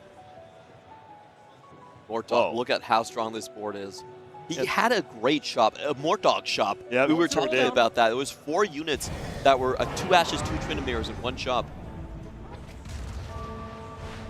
All right, PvE round, a moment to take, some deep breaths. For us, not for them. I mean, they're taking deep breaths, but that's because they're huffing to stay alive. I don't hear any huffing. I'm sure they're fine. Oh, yeah, we turn up the mics, you'll hear it, I promise. I wonder how close he is actually to getting that Thresh. That would be a huge boon. And you can play around those 5 costs where you don't have to press the level up button. It's really good for Mastermind. And this board seems neglected. That's fine, because we're still on 89 HP. That's not the board you're worrying about. You still have chances to make something with it. You need to worry about the lower ones now that we're in stage 4. You need to make sure that they have a way to get as high as possible, save themselves. It's the board that have some HP. You're just banking on that for now, I think. Wait, does Robin have 2 Yunara boards? Or are there 2 Yunara boards? I can't even keep track of everything. He has 2. One with the like. Oh, no, one has actually more. Sorry. One is the Darken. Yeah, one is Darken. This one is Robin. Oh, yes. Heavy is the crown. Okay. So here is Robin on his winning board. And see, this is what I mean. Even if you lose here, and he will, I don't think it's that bad, because you have so much to fall back on, whereas the other ones are a little bit worrying. Yeah, I mean, that board is strong enough that I imagine it probably kills things. Oh. A lot of neglected boards. So Robin might actually be able to just fast 9 with that one board, despite not having very many things upgraded. Oh, this is so difficult. Growth Mindset. This should be the 56 HP board here. Robin Song's 4. That means he can't really touch this board. I think Growth Mindset is good there. You just kind of go somewhere else to do things, save your APM. Sound. Wait, Wait, Robin. His own sound effects. There's a gold orb. He took the TG augment and then didn't pick the TGs up before he moved to another board. Oh my goodness. Too much to do. Too little time. 9 seconds until we're into one more round. This board looks good enough to me that it's like you just throw stuff on there and worry about the other 3 for a while. Wait, is he already level 9? Oh, he is. Yeah, okay. Oh, but double 3 stars coming in for Mortdog 1. Oh, yeah. Both the Tryndamere and the Ashe. This is a win streak board, so the stacks should be amazing. Same. What do you say? They're saying the growth, the augment is so bad.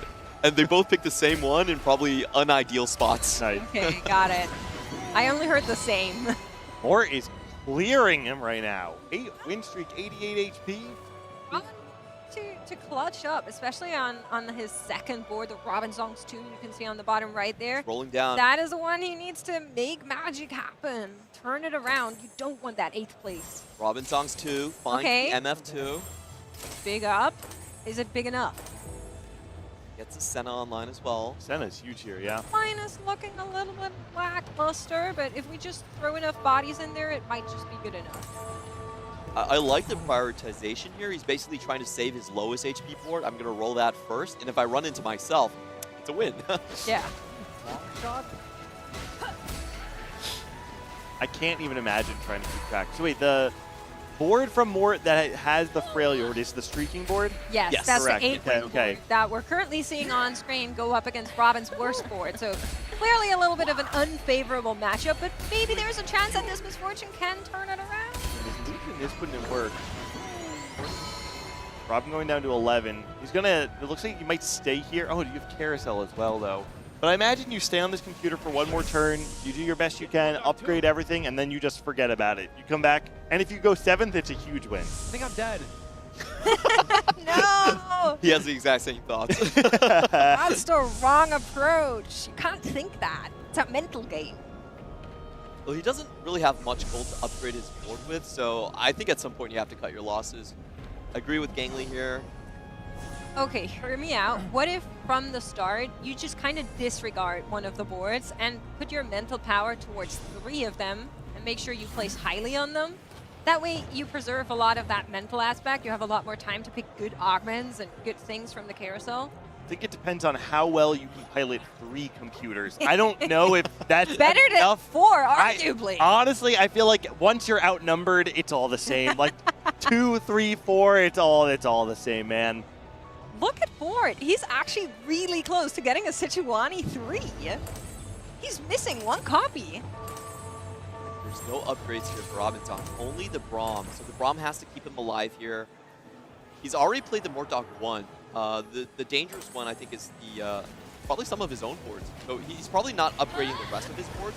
He wants to see if he can save this one. So if Robin gets eliminated on his first board here, we're actually deploying our secret agent again. Laura's going to come back and interview him just to make that loss even worse. But it looks like for now the bleeding has stopped. He's able to persist. We're down to 8. So both of our players have a board on single digits. It's actually pretty important. Whether you go 7th or 8th here, it can be a very big swing. We've seen it in 4v4 countless times. I wonder what Mortdog 2 that board looks like. We just saw That's the one. Darius unlock. Oh, we're on Robin's, yeah. Oh, never mind. I lied. Oh, it's super confusing. I feel like Robin needs to roll this board a little bit more. Well, he's probably not here. I say you give up on it, sure up everything else, and whatever happens, happens. Like 8 HP, eventually you're going to play one of your boards that you want to win out. So I say you just let it go.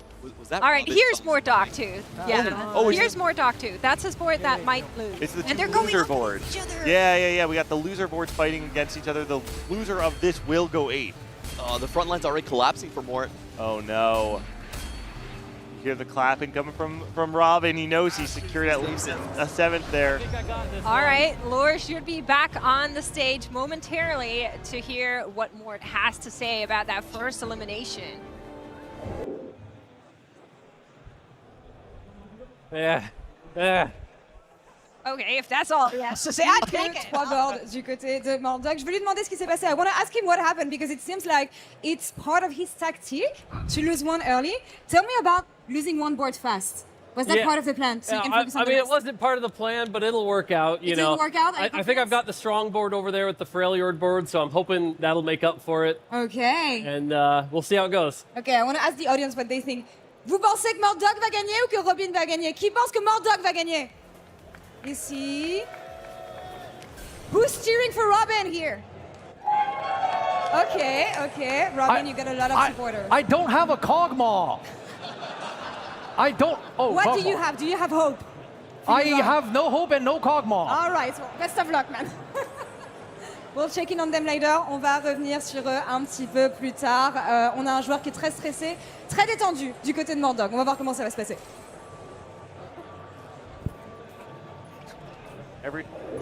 Discount's dead. Every time we have Mortdog take an interview question, he's calm. He gives his best answer. Every time it's Robin, he's freaking out the whole time. Honestly, it's great. I just love that so much. Laura going like, so, you know, you have a lot of supporters here. And Rob just going, I don't have a Kog'Maw. Robin's Aatrox might wrap onto his own board. No, he finds the Braum, so he should be fine here. I mean, it is looking slightly doomed here for Robin, yeah? I mean, eventually you will need to lose one of your 4 boards, I think. So in a 4v4, if Mortdog goes 7-8, then he needs to go 1-2 on the other end. Yep. Right. So the 7th place board, Mortdog 4, is going to be the key here. 16 HP, already big loss streak. Robin should be fine here. and I will say, I think Mort knows that because we did see that is the one that the gold was fluctuating. So he's spending time on Mortdog number 4 there, watering the plant, making sure it's as nourished as possible. So if he can get a 6th place, all of a sudden it becomes much, much easier to win. At the same time, though, he's setting himself up for success. Look at that board on the opposite side. That is that 3-star Sejuani that I was calling out earlier. That's Mortdog won 12 wings in the tank. This board is going to be stomping. We could very well see 7-8, but then 1-2 still saves Mortdog. The most cinematic finish possible, and the most cardio involved. Oh, wait, something who's is out? dead. Who's Who is out? this? I have no idea. Oh, Robin's dead. Let's go. Okay. Oh, there's a lot of He's out of Robins. Wow, and he's the lowest remaining HP. If Robin dies here, it's over.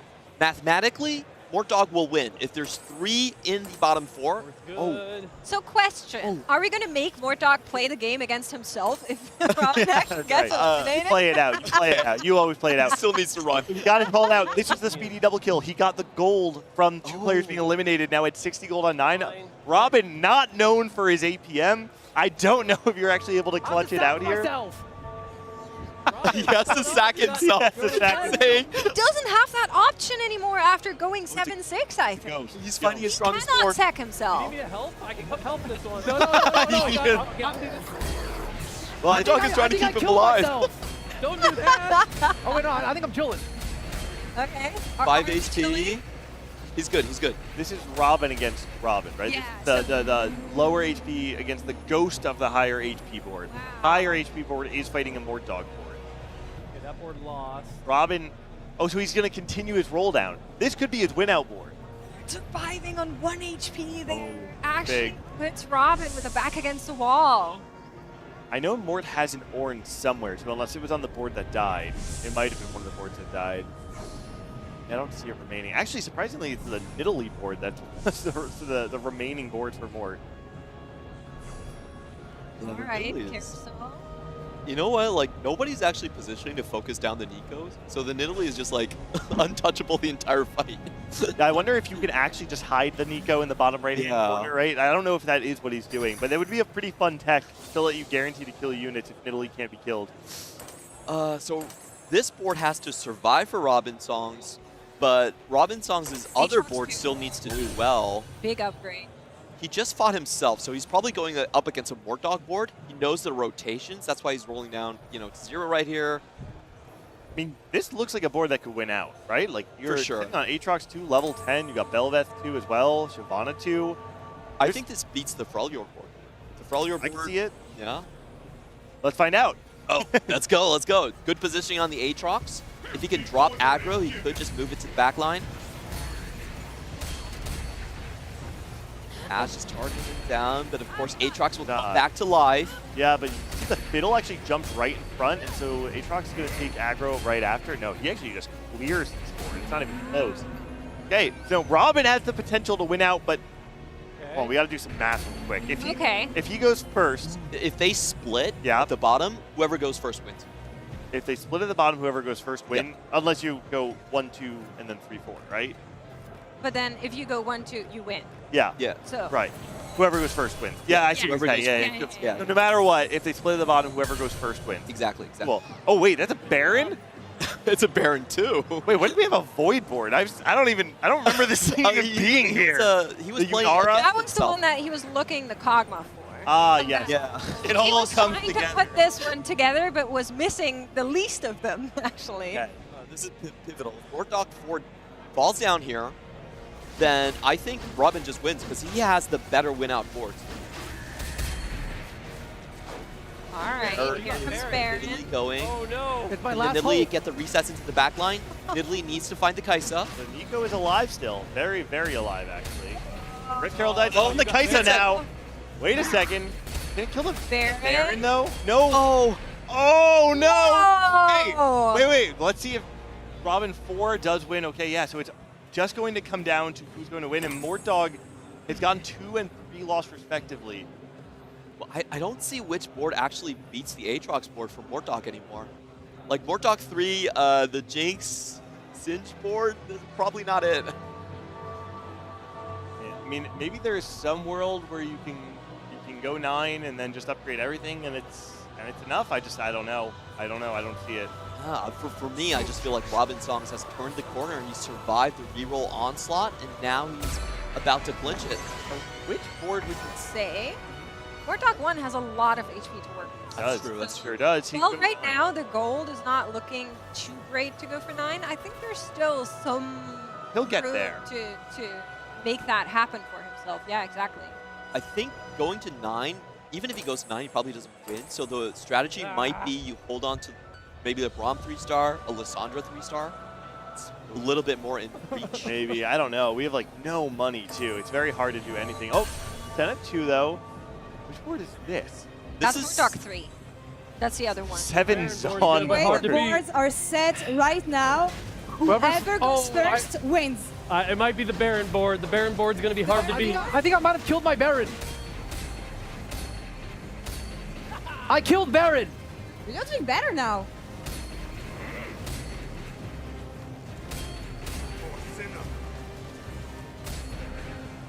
All right, how's your game going so far? It's 1v1 now. So I have to take Yeah. out 60 HP.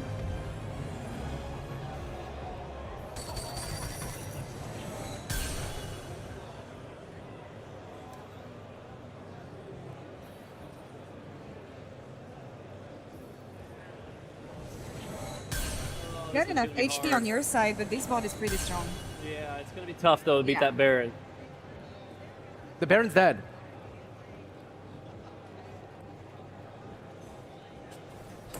Plus que quelques rounds à jouer ici, un maximum. Quand on voit la situation sur les deux boards, je vais les laisser finir et interview d'après-match, évidemment. All right, well, a quite unfortunate situation there. Robin killing his own Baron, the board that we thought had the best shot at maybe dethroning Mort's board here, but looks like Robin 4 can maybe do it as well.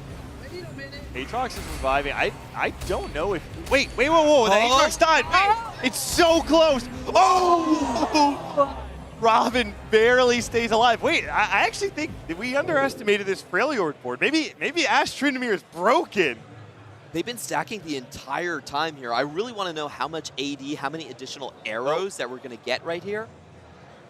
That's true. It is the only unlimited power composition in the game, technically.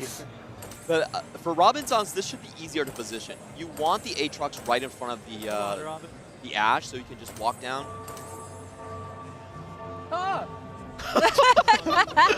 Don't beat me too bad. Why is he still screaming when there's only one board? Oh, Mortdog broke his ankles. Yeah, he sure did. Wow. Old man's got the fast ankles. That's crazy. I love how Mordog's just stepping back, watching destruction unfold, hoping for that win against Robin on his final. Oh no! The wrap. Not gonna happen this round. I mean, Porte is going to be going up to 50 gold next turn. He'll have additional gold from the carousel. He can go 9 if he wants. He also could roll to upgrade Braum and Lissandra, because I think they're both still 1-star. No, he did find the 2-star Braum, but still, Tarek and Lissandra are both 1-star. TG is a pretty nice pickup from Morte. Let's see what he has that's completely unitemized. You could probably, yeah, I mean, maybe if it's upgraded, you just move Warmogs to one of them and TG the other. I think Mortdog has to hold for this round, see how many HP he has. If he can make it to the PvE round and get a duplicator. He went 9. Oh, okay. So he doesn't want, he thinks he doesn't really have a chance this time, so just going to build his strongest board for now. I mean, we saw the board do very well last time, the fight before last, when the Aatrox was targeted down. The thing is, he had the Aatrox next to the Shyvana originally, and since they were both fighters, the Aatrox was getting aggro. That won't be the case this fight.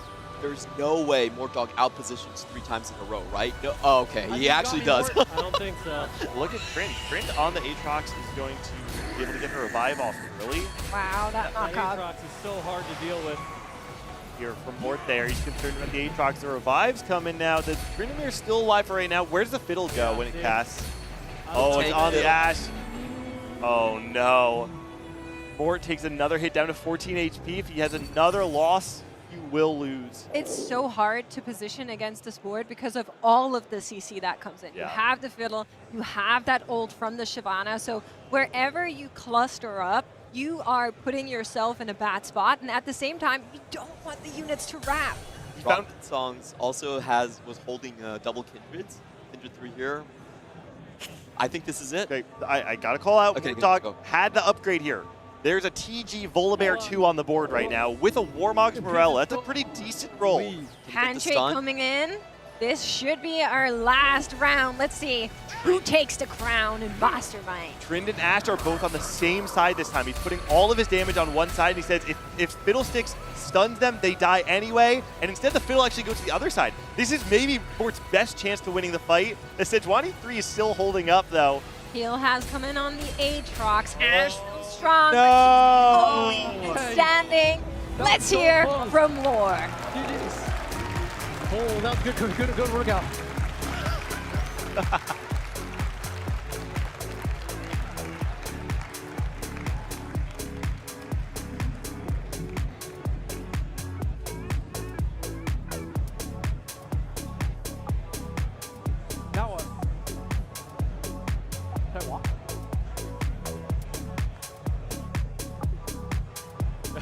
Applaudissements pour Robin. A round of applause for Robin here, ladies and gentlemen. Walking on him, of course. Guys, tell me about this game. What was that? You want to start? Sure. I mean, that was definitely a lot of hard work. You know, you miss a few augments running around. I had the Ash board pretty stable. I was worried about your your Baron and your Aatrox, but I couldn't deal with the Aatrox. It was just too much. So Follow me center stage here, please, guys. Robin, I believe you can come. You can come. You lost the first board, but then I feel like it allowed you to just focus on what you had left. What was the strategy coming here in this game? Oh, I mean, my strategy was like one reroll, one open fort, and then like one fast side, one forecast. I ended up playing like all forecasts. So, and then it was definitely harder than I thought, because like you don't have time. You just like miss augments, miss items. And I think I got lucky. I got growth mindset on 2 boards. I could just like leave it alone for stage 4 and just play for stage 5. Yeah. I was checking the augments that you guys had. They were really sus, honestly, across all the boards. What was the most difficult aspect of playing this game?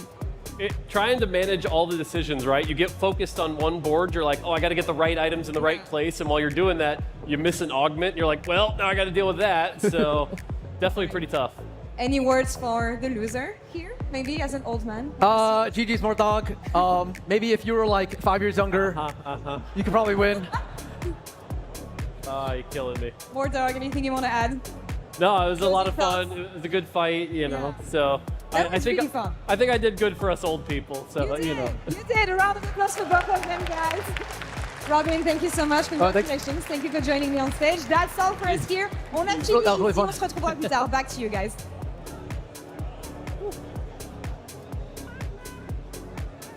Thank you so much, Lauren. Thank you so much to Robin and Mordoc. Honestly, making that such a fun watch. We were just giggling the entire game, enjoying the show. Just every single word that they're saying is coming with a breath behind it. Okay, Mordoc. That was really fun. It's just so good, man. I love how much the physical aspect of it actually did influence the match. I feel like if you could just run around a lot, even if you're not a very good TFT player, you could probably beat these two on stage. Yeah. It's not only that you need to run, it's the quick pivot, right? Yeah. So being able to change positions as quickly, that is a whole different skill in comparison to running. So very cool to see that. In the meantime, we also got a little bit, look at that. Look at that. Look at it. A highlight package here for you guys of them jumping around. I think augments and carousels are the ones that make it the hardest, but I love the bunny hops. That movement is so optimized. I am so proud of our TFT players. You know, we even got this down to a T. Was Robin on the rock computer? That was Is that the tech? More, that was more. Okay. More was doing a He's bit just sold his board. Maybe that's how the Baron went down. I can see it there. You know, I was wondering if you're Mortog, would you actually rather play against the Aatrox or the Baron? Because part of me actually thinks you would rather play against the Baron because so much of the power is like on one thing. Where versus the Aatrox, it's all these multiple threats coming at you. When Robin said, "I killed my Baron," and he's freaking out, in my head I'm like, wait, I actually think Is that good? I think it's a good thing. I think it's a good thing. Well, ideally, he would have wanted to kill neither. Well, yeah, I think the other one still had some HP to work with. I think he really would have been wanting to play on one computer. But we can't just get everything we want. The rules. Yeah. We also got word that actually our competitors here, I didn't know that fact, maybe you guys knew, but our competitors, whenever they win, they get a little pin that says, like, winner, first place. So if you win a lot, you get a lot of them for every round you win, and you can put them on your jacket, you know, the Paris Open jackets. So we're letting people flex on others. So We get 4 pins today, 10 pins tomorrow. I want to general after we should do pins for every place, and they're like 1 through 8, and then there should be a little trading post where you can trade your score. I want to trade pins with people. That sounds fun. I'm down. I'm down. All right, we're all in agreement. I have 3 8th place pins. Who wants? That sounds like a collector's item to me. It sounds like a collector's item. Fair enough. Yeah, absolutely cinema, I would say, this Mastermind game. We do have another one tomorrow, so if you enjoyed that, make sure you're ready for it. We're letting 2 world champions get at each other, so that should be very fun. That's Alan and Leffen, right? Yes. That one? Tubbin is like, who did you get? World to champion, not in TFT. Yeah, outside. Very important aspect Still world there champion. that was left off. They are world champs. They're true gamers in nature, both of which have found success in many other games. And Alan, a very good TFT player as well, and Leffen, a TFT player as well. We'll find out to see, exactly how much more stamina these two players have compared to the old men. Well, we're going to be going to a quick interview with, I believe, Soju. So if you've been missing him, here he is. What's up, everyone? I'm here with one of the biggest personalities in TFT. Of course, it's K3 Soju. So excited to see you. How's Paris been so far? It's been good. I flew in like a couple days ago, and it's good to be here. Did you do anything fun in Paris? I've just been playing TFT. I mean, I was here, like Vitality is based in Paris, so I was here boot camping maybe a couple months ago, so I'm kind of just here to play TFT. So. Oh, well, that's awesome. So how's set 16 been, and what are you looking forward to compete? Yeah, I mean, the set's really good. It's probably one of the most balanced, like, first patches, and it's nice that we're playing a tournament on it relative to the last 3 sets. Not going to say they were that bad, but this one's a lot better. I'm excited. Yeah, it's been really fun to watch everybody cook, especially watching you stream for the first couple of weeks of the patch and the PvE. And so being here in person with all your friends and also all your fans, how excited are you to be able to meet everyone? Oh yeah, it's nice. It's still like, it's just cool. I'm like walking and people are like stopping for pictures and stuff, and I always appreciate the support. Most of the time I'm kind of just like sitting at my PC, and it's just like a surreal experience. The LANs are always a lot of fun. Excited to be here. Well, thank you so much, Soju, for your time, and best of luck today. Yep, thank you. Thank you so much, Necron. Thank you, Soju, for that nice little interview. I love that he said he spends the most time just sitting on his PC and taking in the surreal experience. I just see people walking around, and Soju's just on his computer. I mean, it is a pretty surreal experience for most people in TFT. This is not a community that we've had large-scale LANs for years and years. Being able to come to these opens, it completely changes the way you see the community. Well, we're going to be hopping over to another interview and see what's going on there. Or maybe not. Maybe we will. Maybe that was a bait. Oh, there we go. Oh, leaderboard. Okay, there we go. So our standings are on our screen right now, and some of these players have some really high scores.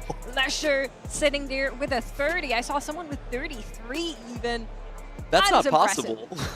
You only have 4 games in the first heat, so 33 is not even possible. Well, maybe not for you.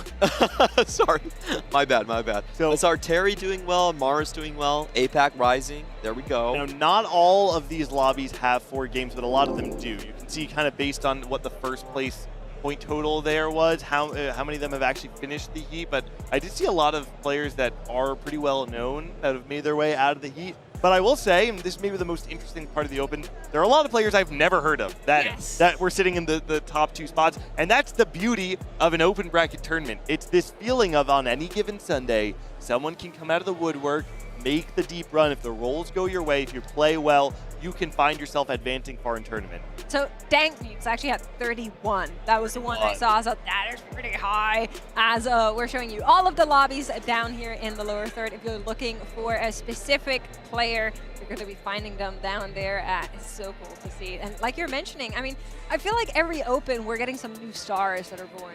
That is a rough lobby to play in. Double with Dank Memes, and you have Sunny Side Up, APAC Cup winner. Wow. Yeah, you can see it looks like Dank Memes and Double just ran away with the lobby as well. Both of them securing their spot in day 2 tomorrow, 31 points and 26 respectively. So we're going to have some stardom living in day 2 at the very least. Yeah, very, very cool. I love to see that. And, you know, I'm excited to see how it all shakes out. We have some players that, like Dank Means, seem to have understood everything. But there's more to do here at the TFT Paris Open. I had a chance earlier to check out the 2XKO arena that we have built, so let's take a look together. Hi guys, and welcome from the TFT Con floor. As you can see, we've got other games as well. The 2XKO arcade is here, and as somebody who played a bunch of 2x KO already. I want to try the gotcha upon that we got, because this is really cool. So if you play a game, you get one of these coins, and all you have to do is insert it, and then you get to turn this wheel. And eventually, hold on, there we go. Eventually, you do get one of these orbs, and there's a lanyard, and I will be able to open it, I promise. And a little pin in there, so very cool. Check it out if you're here at the Open, and back to you guys. I just ran over, making sure that I could get that footage for you guys. Yeah, that's how we roll here at the Open. Cool, but how do you get the tokens though? Oh, you have to play. So you get to play on the actual arcade machines. You can see them in the pan over there.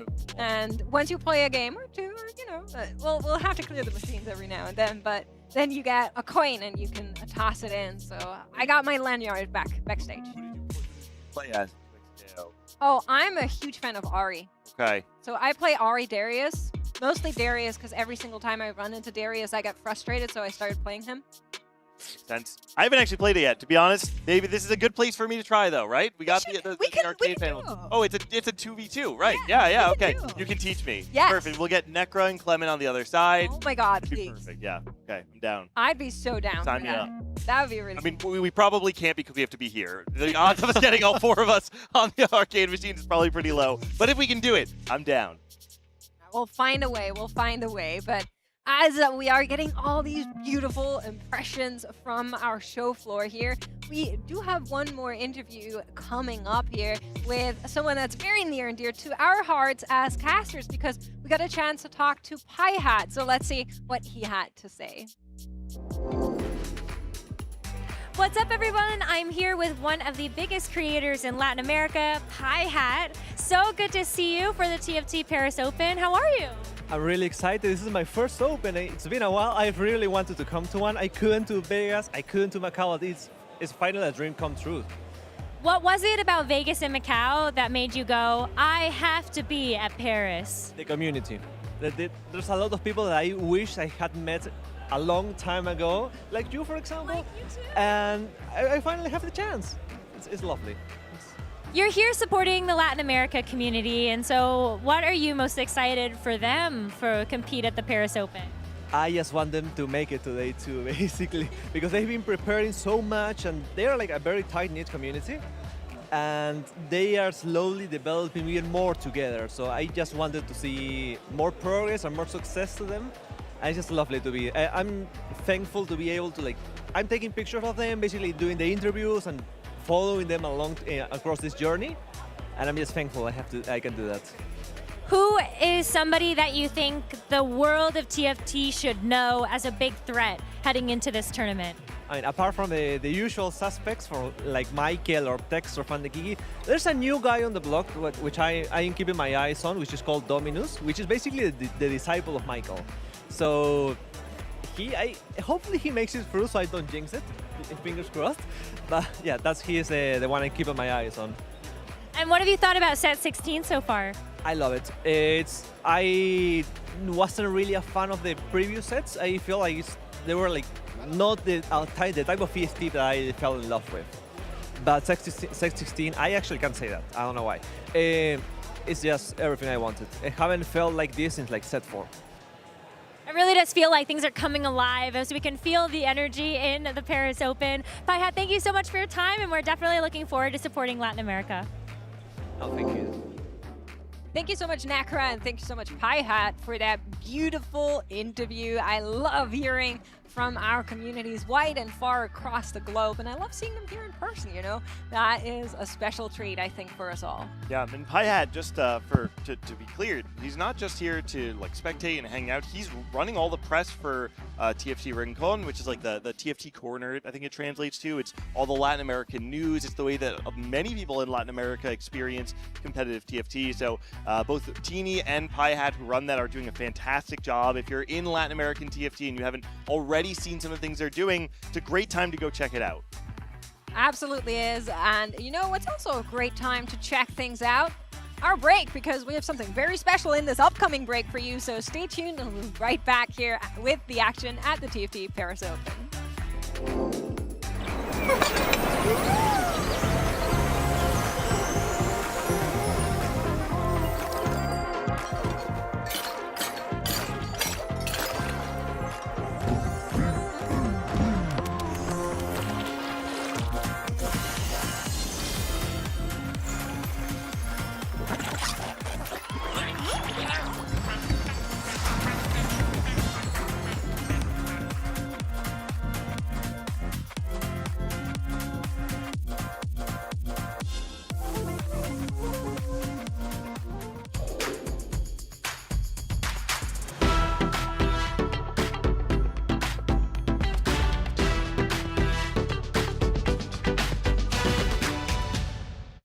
The next ultimate challenge for the world's best tacticians is waiting.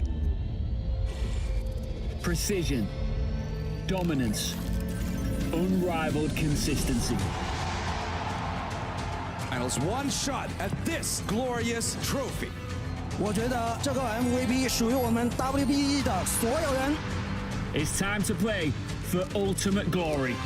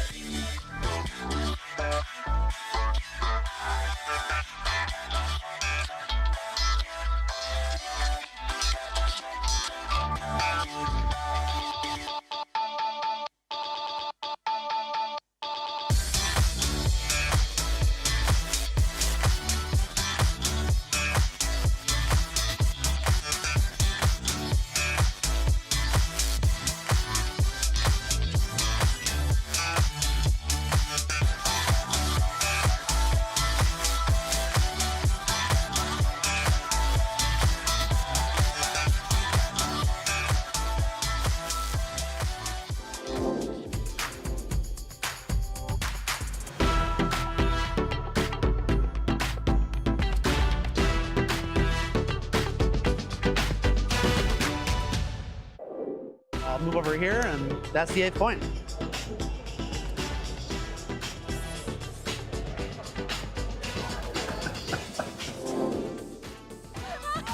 Back here. Justified in that. I don't know what's going over there at the Riftbound desk. Chonk was in his right. Let me just say that. You can't capture the battlefields if there are no battlefields. That's true, actually. That was so funny. The Riftbound devs over there definitely having a great time teaching other people or our mascots how to play Riftbound. So fun. Absolutely. It's been an absolute joy to hang out here, and we have, of course, more program to get to, but we were just looking across the standings, Clement, and there's so much going on there. Yeah, it really depends on how your lobby is shaping up. We saw some lobbies where you needed 26 points to advance. Other lobbies a little bit chiller. 21 points in a tiebreaker might get you through. So even if we're looking at the standings on the website right now, it's just ranked by points. We're not really sure who has made it through just yet.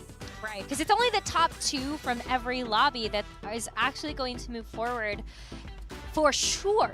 Now, there's another subset of players that will make it to the top 256 by being in the top 64 of the points after we have moved forward the top 2 from each lobby. So it was very important to still play out the lobbies, make sure you've gathered as many points as possible, because there is still a chance for you to make it forward to the next round of competition. And so I know a couple of players on standby, like Pokigom, who are hoping that they are going to be in the top 64 after the first 2 have moved forward from each lobby to move forward to the next round tomorrow.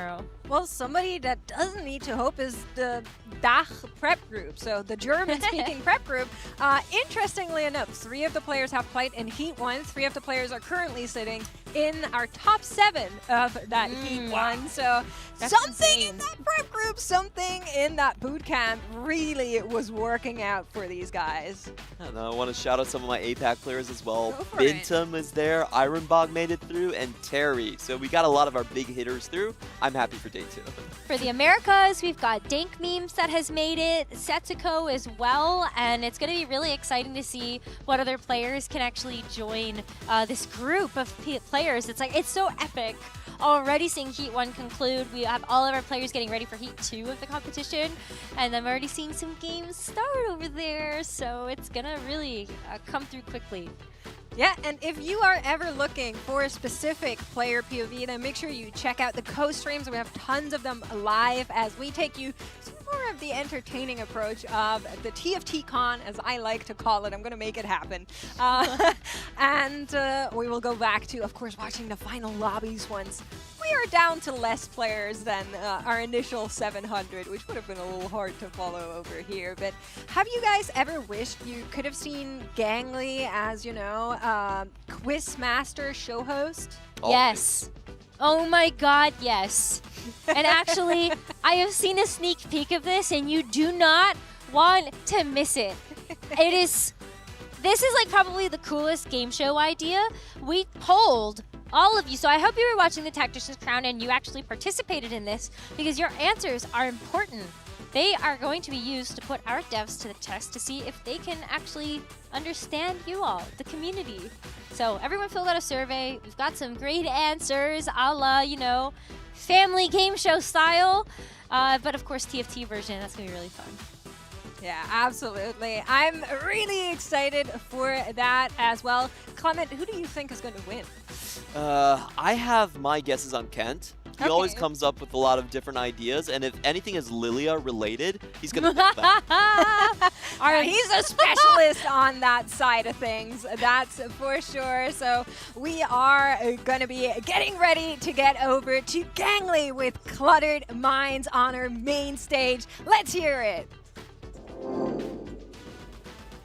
Hello, everybody, and welcome to Cluttered Mind, the only true TFT trivia game in all the land, because I did not decide what answers were true. You did. We polled the community to see how they felt about the game, what they thought about the game, and now we have 8 devs from Riot who have worked on TFT to see how well they are in tune with the community. So right here, I've got Team Peter, Mort, Theo, Christina. I'm going to need a team name from you all. All right, we're going to go with Team Better Than Kent. Team Better Than Kent. And that's our team name. It's a perfect segue, because over here we've got Team Jeff, Noemi, Kent, and Tim. We're going to need a team name from you. Team Steve? Team Steve. Team Steve? Team Steve, getting a little reaction from Mort Dog there. Is there something we should dig into there? No. No idea why they would pick that No name. idea why. Steve Dog? Okay, so let me explain a little bit of how this game works. We're going to show you questions that we ask the community. You have buzzers in front of you. Once I ask the question, you can buzz down. Whoever buzzes down first, their team will get to answer that question. Then we'll alternate. You don't have to press the buzzer anymore. We'll go back and forth until we get all of the answers solved, or until you take up too much of my time and we'll move on. Can I just hear those buzzers go? What? Okay, they should have prepped me on what these buzzers sound like. Can I hear this one? Okay, that's what I thought. And this one is. What is that? That's chonk. That's the chonk buzzer. So ours is better, yeah. Ah, I see. Okay. So Of course, 'cause we're I love it. I guess we have our buzzer set. We've got our team set. We've got the rules. Everyone knows how to play the game. I think we're ready to get started. So let's go ahead and get started with Cluttered Mind. Let's see question number 1. Again, you remember you can buzz in. The question is, name the best set mechanic of all time. We've got team Better Than Kent. Gonna go with Augments. the best set mechanic of all time.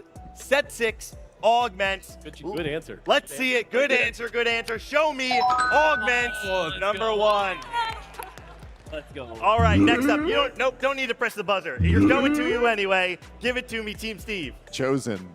Chosen. Set 4. A lovely, beloved augment or set mechanic. Any reason you chose that in particular, Jeff? Because it's the best. It's the best. Better than augments. Okay. Let's see if the community agrees. Show me Chosen.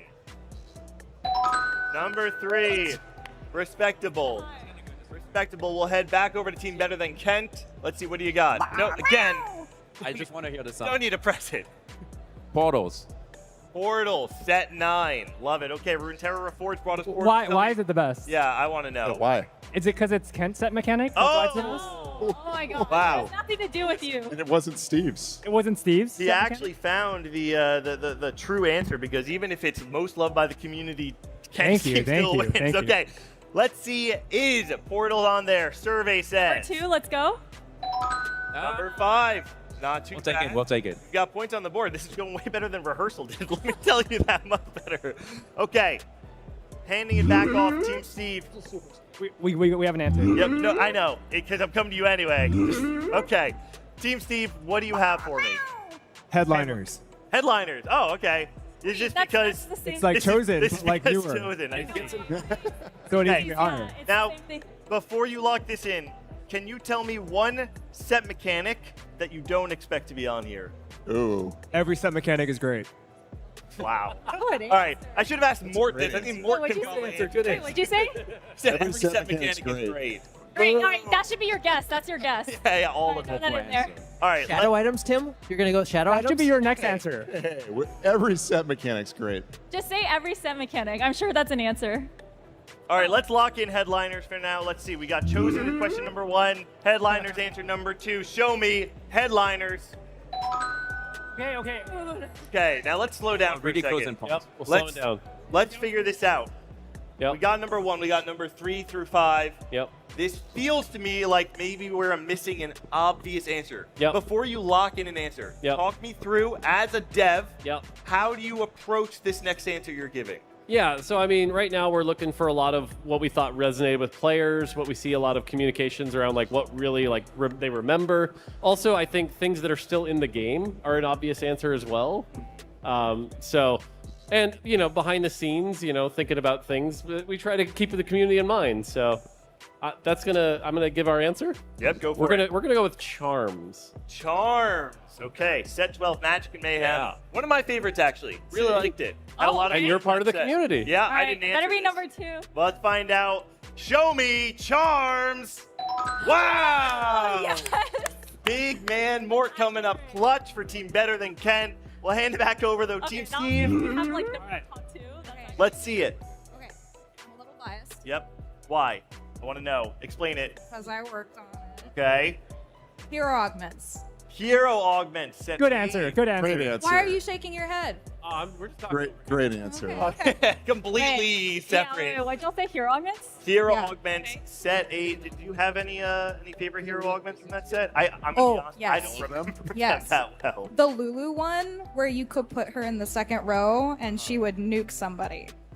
Oh, It might not have been the most balanced thing. Is that what it was? Wait, what? What Shot did in y'all a say? line and nuked things in a line, Yeah, and yeah, that yeah, is you why could I reach loved the her. back line. I'm a fan of one costs the carry. Okay, let's see if Hero the community agrees with you. Show me Hero Augments. Wow. Number 7. Okay. This is actually, I wish everyone good in at the this. audience Wait, actually, we're could pretty good. We see got 0. how this went yesterday. We had to Not stop on the right every round because they could not get any of the answers right. We don't talk about We this. know our players more than random trivia. Yeah, apparently. What was In it? our What was defense, the the most question was, French what's the food? best French food? Yeah. So- Okay. We're back over to Team Better Than Ken. Let's see if we can get number 6 without missing any answers. We're gonna try anomalies. Anomalies. Set 13. Set 13 anomalies. No love for galaxies. No love for. Portals. Portals are Portals is there. That's true. like Galaxies galaxies, is but a little like better. What was the name of the Rise of the Elements set mechanic? It wasn't, even though it was hexes. like It was elemental elemental hexes. hexes. Yeah, okay. So no love Or for the Lux. old school here. Okay. Let's I find. don't What think was players your appreciate Anomalies. All right, let's find out if people agree. Show me anomalies. Wow. Yes. Okay. Not gonna lie, this game is way more fun for me when you guys get things wrong. But I guess great job, everyone. Way to go. Eight. We high roll. No elemental hexes on here? No, gosh. no elemental hexes, no galaxies, no shadow items, guess no. What else? No, we no missing? treasure dragon, which is actually one of That's the a great mechanic. Yeah. Or radiant items. Oh Yeah. yeah. Well, yeah. Does 5.5 count? Because I Everybody actually remembers feel like if That was people weren't Radiant. That was thinking- Stimmy. Yeah, Stimmy we were and gonna Radiant. guess Radiant. Yeah, I actually think Stimmy, for those who played it, the Radiant item, the stimulus package of 5.5 might actually be the most beloved, perhaps in context to shadow items, though, in fairness. Respect you guys swinging big. I mean, no disrespect. It is. I want to see the score. Let's check in. Show see the score, score. show All right, hey, I'm the host here. You press the button. I call for the scores. Better Than Ken coming up with 300 points. Team Steve, though, We're living up It's to okay. We've come back from worse. that's right. You're We've come back down, from but worse. not out. Do you have any words for Guys, lose streak only works in TFT. Oh, a little bit of There's free no advice stacking. coming through. All right, I think we're all ready though. Let's buckle up, okay? Because round number 2 is coming. So let's see what our next question on the board is. We asked the community. We looked for their answers. This was our question. Let's find out what it was. Minus 10. Minus 10. Minus 10? Yeah. Nah, never mind. No, you don't get minus 10 every time. If it was minus 10 every time you buzz, you would be in the negatives. Which GB or Unbound finisher tilts the hardest? We've got Team Steve. You buzzed and I heard someone say, I don't know. That feels against the rules to me. I know. And this is mostly because Tim does this to me every single playtest. The T1 Yone. T1 Yone. Feels like a little bit of a niche one. Let's see how the people feel. Show me T1 Yone. Okay, just me then. Yep. Apparently just you. Hand it back over now to Team Better Than Kent. Let's see what we have. All right. I'm gonna go with the one I use. Yep. I'm gonna go with Devil Teemo. Devil Teemo. Now that feels like a universal pick. That feels like a safe one to me. Let's find out. Survey says number 4, 70 points on the board. Keep in mind, we got 8 answers here, which means we had a variety of questions or a variety of answers coming through, and a lot of people who agreed on them. Let's hand it back over here to Team Steve. And again, before you answer, I appreciate how into it you guys are, but we gotta slow down a little bit. Talk me through how you're approaching this answer. All right, we're going to pick one of the most popular chibis because you just see it more often, and no one likes losing. Soul Fighter Gwen. Soul Fighter Gwen. That was one of the earlier ones too, I think. That's a good right? one. That's a good one. Not super old school, but like a little. I guess if you're a newer player, it feels old school. I think that's a good pick. Let's find out. Soul Fighter Gwen, show it to me. Oh. Man. I'm actually not gonna lie. I don't know how much of the community I represent. I have never played with a finisher. I've refused to use any of my medallions on a chibi that uses a finisher. I don't think I can actually name 8 of them.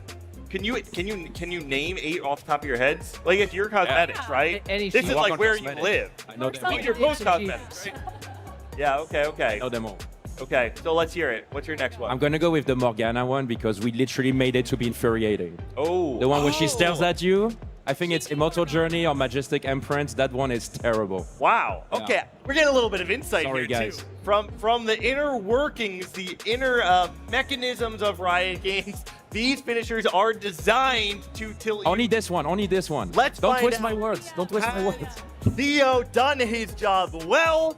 Show me Morgana. Oh! That's right. Congratulations, Theo. You get to keep your job and you got 100 points on the board. The team did a good job on this one. That's right. All right. Team Steve, we're falling behind a little bit. We've got to make up some ground. We're gonna go for a safe answer Safe because answer. we gotta make up some points right now. We're going with Fluff of Poros. Ah, yes. The fluff of Poros. And wait. Good answer. Good answer. Good answer. Wait, and can someone explain to me That is actually a good one, though. so fluff is the technical term for a herd, right? Is that what it is? Like a Poros. It's like a gigantic cloud of poros just running Yes. you. A fetish It's is like the a official pride of name. Yes. Coven Raven or But it's kind of cute. I don't know. Huh. We have many Poros that gather. The official name is a Fluff. I like being Right. made by a fluff of poros. And they say, where many poros gather, there the people will tilt. Let's find out if it is true. Show me a fluffed of poros. What? There is no justice. This is not a fair. It's too cute. It's way too cute. Crazy. This is rigged. This feels like an appropriate time for me to make a pitch to the cosmetics team. Last year at the Macau Open, I gave you my pitch for the Moldiver cutscene, and you completely ignored me. And now I actually have unfettered access to the cosmetics team, and you all have to do exactly what I say. It's true, I so hear can't me out, stop Theo. you. Let me actually explain this to you. I'm actually going rogue a little bit. Hopefully, I don't get fired for this. All right, so Theo, hear me out.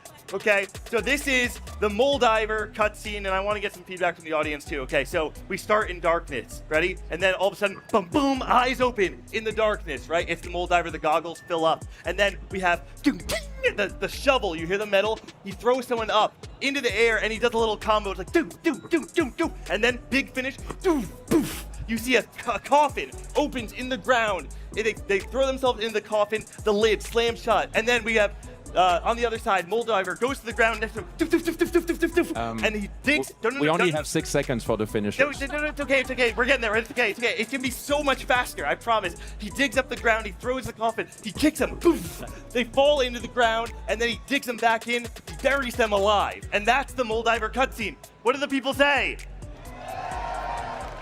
Wait, that's just the Yorick one. Have you seen that already? There's a Yorick? I say okay, but we make it a prestige. I'm down. Prestige. I'm into it. Okay. So what are you Yeah, voting on? let's shake on it. Let's shake on it, Theo.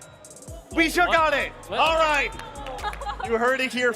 You heard it here first, folks. Anyway, Did you want an answer? whose Or? turn was it? Are we still playing this? It's yours. We're going to do Dragon Mancer Yasuo. Dragonmancer Yasuo. Okay, show it to me, Dragonmancer Yasuo. Wow. Great job, guys. We're doing really good over here. I'm gonna hand it back over to Team Steve now. Can we ask the audience? Ask the audience.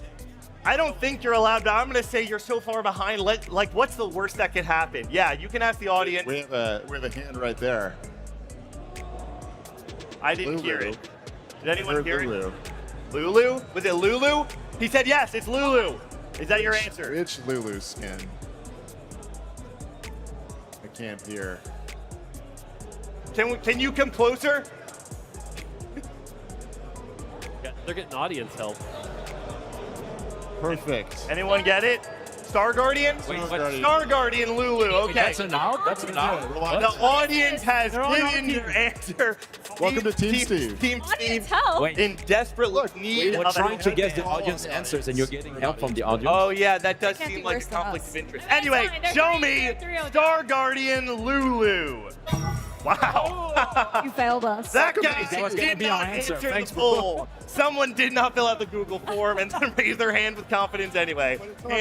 Honorary member of your team. Honorary member of Team Steve. Yeah, the short. Hand it back over here. What do we got? Cosplay Briar. The short cost. Oh, yes. That's Yeah, the toilet. Chibi Briar short cosplay. The one that she's like, yeah.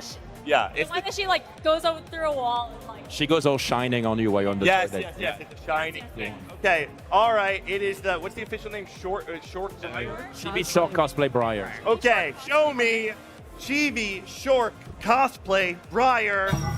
Oh, man. Welcome to Team Steve, Christina. Now, all right. How does it feel? I've got a question. I'm going to help Team Steve out. No, okay? we have a new answer. Okay, I'm not going to help you out there. You don't need my help. We have the Go for it. audience help, and now we've got Reddit helping us. You're Reddit looking just it helped up us. on your phone? Space Groove I didn't agree to Blitzcrank. this. Blitzcrank. Space Groove Blitzcrank. Blitzcrank. Okay, let's find out. We don't really need the suspense around it because you guys have gotten enough wrong in a row. Let's find out. Space Groove Blitzcrank. Did we get it? What? Okay. This is just me. I'm going to stop for a quick second putting the because mic I down. feel like we're getting really granular. We're thinking of all the things that are making you tilt, all the things that are making you feel a certain way. What we're forgetting here, the extreme ends of the spectrum. I think we should maybe consider those who are both emotionally unstable enough to feel a certain way about perhaps everything, and maybe even those who are emotionally stable enough to love them all. Just my pitch. Feel free to agree or disagree with What me. does that mean? Sure. I still want to get my answer. As you will. Go It's for it very then. deep. Go for it. I don't It's care very if you guys deep. get it right or wrong. I have no stake in this game. Go. Stop pressing the buzzer. It doesn't do anything. Does that tilt you if I touch the button? The buzzer is number 2. Go We've for got it. an What's your answer? Okay, Arcane Warwick Unbound because he literally kills you while you're in first person, which is so freaking infuriating. And we made it this way. I like that answer. Yeah. It's a good answer. All right, show me Arcane Warwick Unbound. Number 8. I'll take it. I'll take it. Yeah, I'll we're take gonna it. I'll take it. All right, guys, we're running out of time on this one. I'm going to give each team one more answer before we move on to round 3. All right, Tim had a really good point. He said you said the word stable, which means four-legged animals, horses. So we're gonna go with Spirit Blossom Lilia. Wow. That's a great one. That's a good answer. That's a good answer. That's the only answer. The only answer. Yeah. Better answers Okay, there. Kent guesses Lilia. Shocker. Show me Lilia. Man, I do appreciate you trying to solve the riddle I was apparently presenting. Let's not find out. You got one last answer. Yeah, we're gonna do a KDA Kaisa. KDA Kaisa. I don't remember what did that finisher Rather like. so, Actually, too. can you demonstrate? She does. Come on. Come What? on, do the dance. Let's do it. It's, they dropped the song, the KDA, like, yeah. All right, we're locking in. Good. KDA, show it to me. Wow. All right. Womp womp. Now, guys, we're going to reveal all of the answers. We'll reveal all the answers that you guys did not guess. What I'm going to ask you and the audience alike is as we reveal these from the bottom up, everybody can go ahead and say it with me. Let's start with number 6. Chibi Prestige Arcane Superfan Annie. All right. Yeah, we missed on that one. Let's keep going. Number 5. I don't tilt, and I tried to spoon feed it to the both of you. Tell me in the audience who knew where I was going. I'm starting to think No one this knew is where I was going. All right. That was actually our answer because we couldn't guess anything because we just don't tilt. So we didn't know that. We're the most All right, mental number unstable 3. players. All of them. The Spectrum, everybody. It's the Spectrum. I tried to give it to you, literal. and this guy answered Lilia. What? A stable? A stable. I gotta agree with this. Number 2, let's find the last answer we could not find. Chibi and Annie. All right, that's going to do it for round number 2. Thank God for Team Steve. We've got one more round. Let's look at the score. We have got a lot. Stop calling for the score, guys. That's not your job. My job's to call for the score. Is this right or is this the last round? That's right. Let's go. That looks right. Yes. Yeah. Yes. Okay. This is right. This is right. I mean, they didn't. 4190. You're winning. What more do you want? This is definitely right. There's one team that's usurping my power, and then one team that seems to be in agreement We're with in me. agreement So with you. No, you're correct. even Yeah, if this is it's technically wrong, a part of me feels like maybe we should just let it So, rock. I mean, our score is right. Is it? Oh wait, is it right? Wait, did you get none? Our score is right. No, you got none. I had high hopes for you guys. we got all of them in the audience is hard. Yeah, I guess technically. You guys actually did make a comeback yesterday, right? When we were doing a little practice. Yeah. You guys were behind at first, made it. No, no. Do that. And Oh, we saw it live. Why It are was you beautiful. yikes. Why are you Wait, cheating? did that? Wait, what Who did did the that? team score They just update? added it live. Oh, it's Yeah, amazing. yeah. I think unfortunately that is the updated score for both teams. This is So, tough. team better than Ken, currently up 540 to 190. It's going to be a bit of a lead, but you know what? You lost that lead in 2 rounds. Maybe you can make it up in 1, I believe. Let's find out. We got one more round. Again, we asked the community these questions, and we are going for their answers. So lock in, find out. What do you scream when you go 8th? Now you buzz in. No one wants to buzz in now. Okay. Mort Dog, tell me. It's an 8th. It's an 8th or however it is you want to say with your TFT slang. Show me. It's an 8th. I'm 8th. Number 5. All right. Hand it off. Team Steve, what you got? I got more dog. I got Mort Dog. Or Steve Dog. I like that. That No, might be not number 1. Let's find out. Show me. Mort Dog. I got Mort Dog. Yeah. Of course, it's number 1. Of course. You know, Mort, I gotta say, I love this humility. You saw this question and you did not immediately think of you and any other person on earth could have. Okay, not even my fault. Not even, okay, so this is where I love it. You know, when you have people who lose in TFT, it's like the stages of grief, right? It's like it's not even your fault. This is the denial stage of going 8. Yep, exactly. The game is all luck, there's no skill. Not my fault, show it to me. Not my fault. Whoa! We have got a community full of completely accountable people, and how dare you expect anyone to answer otherwise? How about, is it this? Okay. Yeah, go for it. Someone give me the answer. We don't go 8th. I don't go 8th. So Yeah. this is, you cannot relate to this question at all because you've never gone 8th in your life. I'm so far beyond the standard measure of a TFT player that this sentence of words means nothing to me in this order. Show me I don't go 8th. Wow. What? I actually thought that was a really good answer. We got baited by the last one. Yeah, I'm with Clearly, you. we didn't write this. Yeah, I thought that was there too. All right, let's hand it back over. What you got? We're going with this game is so bad. This game is so bad. This is a good one. We did see before, nobody said it wasn't even my fault. Nobody said in the last one that it wasn't my fault. So everyone seems to be very accountable people. So let's find out, do they, instead of saying it's not my fault, go immediately to blaming Riot Games? Show me this game is so bad. Now, that seemed kind of generous. Complain about balance. Well, we'll take it. Yeah, I mean, yeah, you guys really, you guys need the table scraps right now anyway, right? That's great. I see some That means everyone favoritism. loves the game. Yeah. I'm surprised this is the 8th answer. Yeah. Yeah. Number 2, number 1. Well, we don't number go 1 8, is so. obvious. Number 1 is obvious. It feels like a fair number 2. Hand it back over to you guys. You got some ground to make up. We need 2, 3, 4, 6, 7. Go for it. Start the run right now. Next set, waiting room. Next set, waiting room. That's a fair one. Maybe not as like flamboyant of a response, but a fair one and certainly common. Let's see if the people agree. Show me next set, waiting room. Oh, jeez. I don't want to answer anymore. Yeah, I get it. I get it. All right. We should Team just better than quit. Ken. What do you got? Talk me through it. No, don't answer. Tell me. Put yourself in the persona of the person going 8th and play it out for me. Riot Games certified. Ooh, immediately going to Riot Games. Okay, okay. A Riot Games certified. Show it to me. Riot! Now, I actually feel like this game is so bad could have gone either way, right? That could be 7 or 8. So you guys kind of bet in the middle and then got points for both. There might be other ones too that could go for it. They actually all could be They all very could be. tangential to one another. All right. Now, Kent, I'm going to have you be the spokesperson right now because you've probably lost. But this is an opportunity for you to gain some pride back, for you to gain some, I don't know, what's the term? Aura, right? Some aura, that's what the kids are saying. That is what the kids That's say. what the kids are saying. All right. Don't just give me the word.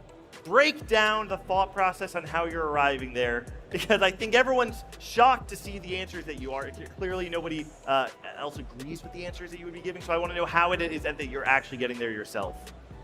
I'm trying to understand everything you're saying so that I can get the wordplay in it and figure out the Right, riddle. everything's a riddle. Yeah, Yes. right? So, the answer's Lilia. all right. So we're going to go with a more wholesome answer. So sometimes you don't tilt when you go 8th because there are people who don't tilt from the last slide. So we're going to go with GG. GG. Okay, wholesome answer. What do you say when you go 8th?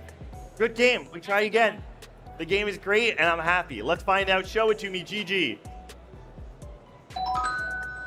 Oh, there we go. That's fair. We're on the board. I'm down. I'm down Respect, for it. respect. I don't scream. All right, team. Why did I don't tilt So get that imagine you were playing a game. You know, you made your moves. Your opponent's making your moves. You're doing great, and it's really close. And that final fight comes down to it, and you just lose by 1 HP. Yeah. And you get worked up. And you're like, that's okay. That's okay. That's okay. That's okay. Just a nice calm That's answer. okay. Which is not screaming, but a different answer. You say that's okay. I'm ready for my next game. You queue Yes. up immediately, and you're just good to go because Okay. TFT's fun. I see what Team Better Than Kent is doing. They're looking for the tangential answer to I don't scream Yeah. in the same way that they found it from I mean, playing and about we have enough balance to points. Riot This Games. answer doesn't matter. I so. appreciate it. Good strategy. Let's No. find out. Is there some other calm answer on here? No. All right. I'm going to give you each one last chance. You guys have found some of the more obscure ones, but Team Steve, this is your last chance to get yourself back in the game. Look for that number 2. Look for that number 3. Tell me, what do you scream when you go 8th? I've amped for way too long for you guys to not have an answer. Yes, go for it. Your last buzzer. You know, we would say these normally, but we're going to be the above board team. We're going to say assorted curse words. Ah, okay. We are looking for profanity. Show it to me. Boom! The redemption arc is found for Team Steve. Perhaps a bit too late, but we got one last answer come here Well, now, wait. for Team Better Than Kent. So we're about to get. Oh, and you know what? We actually do have another round after this. We're not out of it yet. We're not out of it. Oh yeah. We got it? We got an answer? We'll go with Never Lucky. Never lucky. Okay, El Clasico. Let's find out. Show me. Never lucky. Unlucky. All right, now production's gonna have to tally up the scores. We had a lot of points here. A lot of points scored on every side. It's gonna be Completely close. even. Gonna be a close one. Team but I said Steve's points are worth double right now. we have one more, so nobody's out. You know, First, I let's think it's find the still okay. reveal here of answer number 4, the one that nobody found. Show it to me. Number 4 was. Where's my unit? Where's my unit? That's a fair one. Classic. Where's my Mort champion? Dog. Where's actually this is a bit of a Mort Dog one. I remember I had this last set. Basically, that's it the was Mort like Dog. you could see on my Meta TFT tracker. It was like Samira 2 on 6-3, 2 games in a row. It's like, come on, man. Sometimes it happens. All right. I think the scores might be tallied up yet. If they are, let's go ahead and see the differential between these 2 points. Better Than Kent 750, Team Steve Not even bad. 430. All right. Now, here's something I want to present to the audience. I think it would be a shame if we went into this last round and both teams did not have a fair shot at winning. I think maybe we just double the points. I say we double every point value and give Team Steve away back into the game. Let's do it. Because sometimes you just get Mort Dog. Sorry, Mort. So We might need triple. Let's double. Yeah, let's triple it. This is a prismatic orb drop on the stage 4 neutrals. No, we're gonna double it this time. We're locking in. We're locking in. We'll lock it in. Yeah, this is Team Steve's chance at redemption. Let's find out. Round number 4, question number 4. Everybody's last chance to get back into it. Name the best 5 cost ever printed. We immediately had an answer here from Team Better Than Ken. What? Them? Oh, it was you? Okay, yeah, okay, sure. Team Steve. All right, we're gonna go with Glutton Tom Kench. Ooh, Glutton Tom Kench. This is set 6, yeah? That's set 6 original. 6. That's back this set. Oh yeah. He's so good. We've Okay. seen him twice. Let's find out. That seems like a good answer to me. That actually would not surprise me if that's number 1. Let's find out. Show me Glutton Tom Kench, set 6. Boom! I don't think that point value is going to be. Oh, no. I'm cool with that, man. This is, let me double check with production. This is 200 points. 200. This is 200 points. It got cut off. 200 points for Glutton Tom Kent. Move over to Team Better Than Ken. The boss set. The boss set, and that's at 4, right? I think that's that one? Yeah, okay. The boss set also made his comeback in Riftbound, right? You get to play the legend boss set. Let's see if 16, yeah, Lore of Legends. Yep. Show it to me. Set the boss. Uh-oh. No way. And all of a sudden, when the pressure is on, Team Better Than Ken is just falling apart. The wheels are falling off the cart over here. Let's head back over to Team Steve. See if we can get back in this game. We've already cut our lead that we had lost by half, right? 200 points in number 1. Team Steve, give it to me. Ken, don't need a buzz. I want to take it literally. The best 5 cost ever printed, set 1 Pantheon. Oh, a deep cut. Okay, wait. I actually want to work together on this. Can we explain for anyone who was not around in set 1 what made set 1 Pantheon so broken? If I remember, it was like I don't think it was actually CC, but it was like a team-wide burn, a ton of damage. He went invincible. Untargetable. Yep. And was immune to magic damage. Yep, because he was a dragon. That's right. Dragons were immune to magic damage back in set 1. All right. This is probably quite literally the most broken unit of all time, but is it the best or most beloved by the community? Show me set 1 Pantheon. Okay, I appreciate the approach. Unfortunately, not the correct one. Hand it back over to Team Better Than We'll Ken. do God of the Net Garen, set 14 Garen. Oh, God of the Net. This was a cool one. This was a very cool one. Wait, I'm trying to remember. What was like the most broken combination of that? There was like something insane I remember. There was some great, oh yes, it was the Boombot. The Boombot Garen. That one's cool. That was very cool. That thing was insane. Okay, show me God of the Net Garen. Oh, 14 yes. Garen. But the points are correct, right? They get 20, we get 160. That's awesome. That Thanks, should man. be right. All right. Team Steve, you had gotten your points back, then you're losing them again. We got to get some points back. Look for that number 2. Show it to me. I have to do it. I'm sorry. This is Mort because Mort has told me he really, really likes this champion. And also, again, I'm biased. Set 14, Zach. Set 14, Zach the Bloblet. He's a blobby guy. It was really cute. This is a It's cool very one. cool. It was very fun. Good win condition. You got more things in your shop. We've seen from Bilgewater, even this set, how much people love having additional shop things. Let's find out. Show me set 14, Zach. Mort. Man.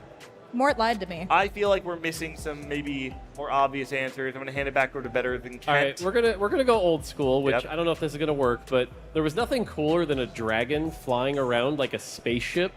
So I'm gonna go with Spaceship Aurelian Soul. Okay, this is going to be, what was he, a Rebel, right? Rebel? No, Yeah, no. yeah, it was Rebel. Rebel Aurelian Soul. Rebel Starship. From set 3. Yeah, we had the crazy demo spat interaction with that thing as well. Show me Aurelian Soul from set 3. Oh! There we are, number 6. Nice. All right, Team Steve, handing it back over to you. What you got? All right. All right, we have the loot printer Tom Kench. We're also going to go with the loot printer Urgot from set 8. Nice. I like that. I like that. We're finding thematics, finding through lines between them. Let's see if the community agrees. Do we find Urgot? Wow. A darn shame. We're going to maybe do 2 more for each. First, Team Ken. Better than Ken. Let's do set 2 Lux. Set 2 Lux, the first 7 Elementalist cost. Lux. Or 8 cost. What was it? 8 was 7. 7. First 7 cost with a prismatic border. Remember, the thing was beautiful. Which is kind of like a 5 cost. Yeah, maybe. Kind of. Let's find out. Show me set 2 Lux. Man. We are kind of speed running the incorrect answers. Do we want to open this up to the audience a little bit? Well, we have one. We have an answer. We do have You have an answer? All right. Thanks. You get one more answer, and then I think if we want to open it up to the audience, we can. All right, we're going to try one of the most unique ones that can literally kill you. Set 5 Teemo. Ooh, Devil. That's a good one. That's a good answer. This is interesting because Set 5 Teemo has a similar thematic to the shadow items in general, right? So if you are assuming that the community likes Teemo, you're also assuming that they would like something like shadow items because it's this kind of backhanded way to make your board stronger. To be honest, I think it's a bad answer. Let's see how the people find. Show me Teemo. Oh. All right, better than Kent. Well. Do you want to open it up to the audience? Yeah, let's hear it from the audience. Let's see Yeah. what they Oh, we got a hand right here. What do we got? Bard? Orn. Or wait, Great. set Wait, 4, set wait, 4 wait. or? Set 16's the two. Oh, yeah. So Blacksmith real or? quick, let me clarify. This was sent out. This form was sent out before set 16, so it could be set 4 Orn though. Yeah, set 4. Set 4 Orn. We're got the nod. Okay. Introduction of artifacts. I love that answer. We're I gonna think go it's a with great set 4 answer. Orn. Set 4 Orn. That's a Let's great see it. Show it to me. Man. Now, if only you guys could find the golden answer here, you'd be able to maybe sing a victory song for yourselves. Let's find it. Team Steve, you've got one last guess. And you can open it up to the audience too. Seems like maybe we should oh, we got another hand. Okay. Set 10 Jin, the maestro. We locking it in. Set 10 Jin. Everybody believed in it. Show me the maestro. Set 10 Jin. Boom. Number 2. From the top rope to the audience. Welcome to Found Team it. Steve. And we're going to cut it off there and just reveal the rest of the answers. I think we still win on the. As we total up the rest of the scores. Remember, it's Got one. double points right Now now. let's Let's see. cut up here. Let's cut Double up here. points. Yeah. Let's stop here and reveal answer number 7. Bard. Oh. You know, the one time I actually gave you guys a riddle, you weren't even listening to me. I said if only you could find the golden answer and sing a victory Okay, song. you made me think of K-pop Demon Hunters when you said that, and I then couldn't think about anything else. I see. Okay, let's find number 5.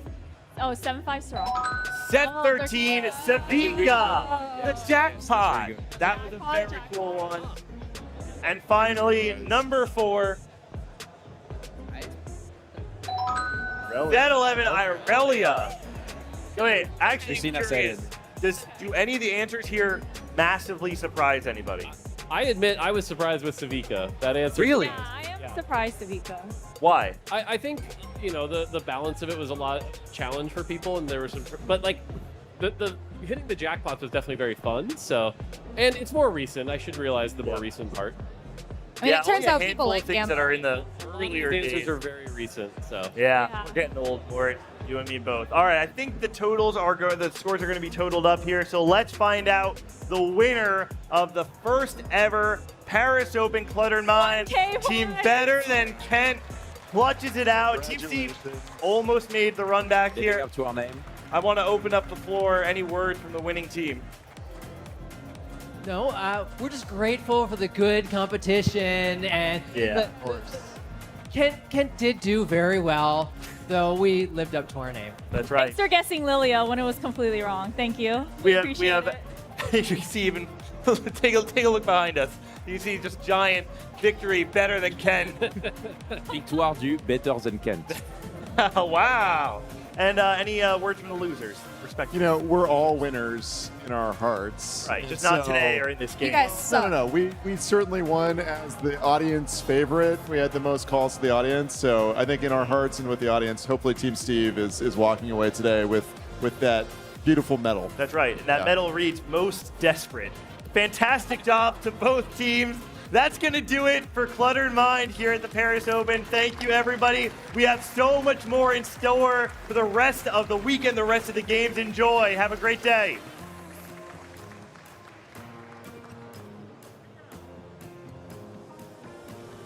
Thank you so much to our devs, and thank you so much to Gangly. You know, we had a break, but we were sitting here giggling along, and I hope you guys at home enjoyed it as much as we did, just screaming at your screen saying, oh, it has to be this answer! Can we sign up for those? Like, there should be open invites. If Gangly is the host, I want to be in. That was so much fun. That was incredible. Yeah. Yeah, maybe we can do a rerun at some point. We'll definitely be lobbying up for it. In the meantime, Heat 2 has begun, so players are dishing it out. Quick reminder, if you are looking for a specific player POV, essentially, check out all of the co-streamers. We have so many dispersed all throughout the audience. Some people are streaming on top of that, so there's tons and tons of individual feeds going out. We, of course, would have a hard time following 700-something players, so we'll try our best to give you the overview whenever we can, as Heat 2 is unfolding and the first couple of players are trying to get those first places. You're getting a glimpse of it here across our competition field. Generally, you can find the co-streaming stations at the corners of the room. You'll find a big sofa with 3 players sitting together. That's where you can just kind of check in on your favorite content creators. They're all going to be talking, they're all going to be streaming, join in on the fun. I love that we have these individual chairs in front of the co-streaming booths now. That's really cool for people to just, you know, if you want to see the German stream, for example, you can, and you can listen in German or, you know, in all of the other languages that we have. That's been a real pleasure. Yeah, the stations are full. The Yes. seats are completely packed at the co-streaming stations, especially when you take a look around at some of the crowds that have gathered for some of the big name players. Like, what do you think is happening over there by the patisserie, actually? I want to know. Yeah, I want to know as well. Definitely looks like a crowd is forming. Lots of stuff going on. Necro's just kind of looking back there. It's okay, guys. It's station We'll get her back. 23. I must see it. I don't know, someone will tell me, but there's some big hot action happening at Station 23. I'm sure we'll catch up with it as we are moving through the day. Lococo. Could just be that, you know, a big name player is there. Someone like Lococo, someone like Dish Soap, you know, the players you want to be watching. That is exactly what Clement said. It is Lococo. Yeah. Our player voted biggest brain of Set 15 TAC round. So there's a lot of fans right beneath him. We have Lores also viewing and all the M8 fans over there. So hometown heroes, I guess that's what draws the most crowds here. That would make sense. Really awesome to see. Love that for our players and for us. You know, for them, it's a little bit of a change as well. Just playing here, having people behind you. I had an interview earlier with Coinit.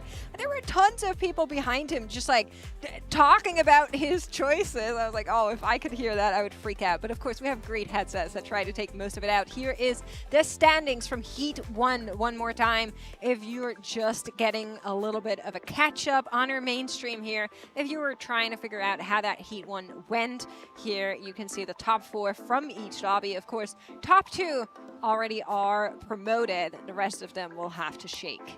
I mean, Asta, Ironbog, I saw Canbiz, so maybe Double 61 can also join his cousin in the next round of competition. So that's very exciting to see this. Yeah, I'm pretty sure Double made it. He was in I was going to say lobby. they played in the same heat, yeah. Oh, okay, yeah. Different lobbies, thankfully, though. I didn't see it. we kept them apart a little bit, so pretty good. But yeah, he was in there. We caught an interview.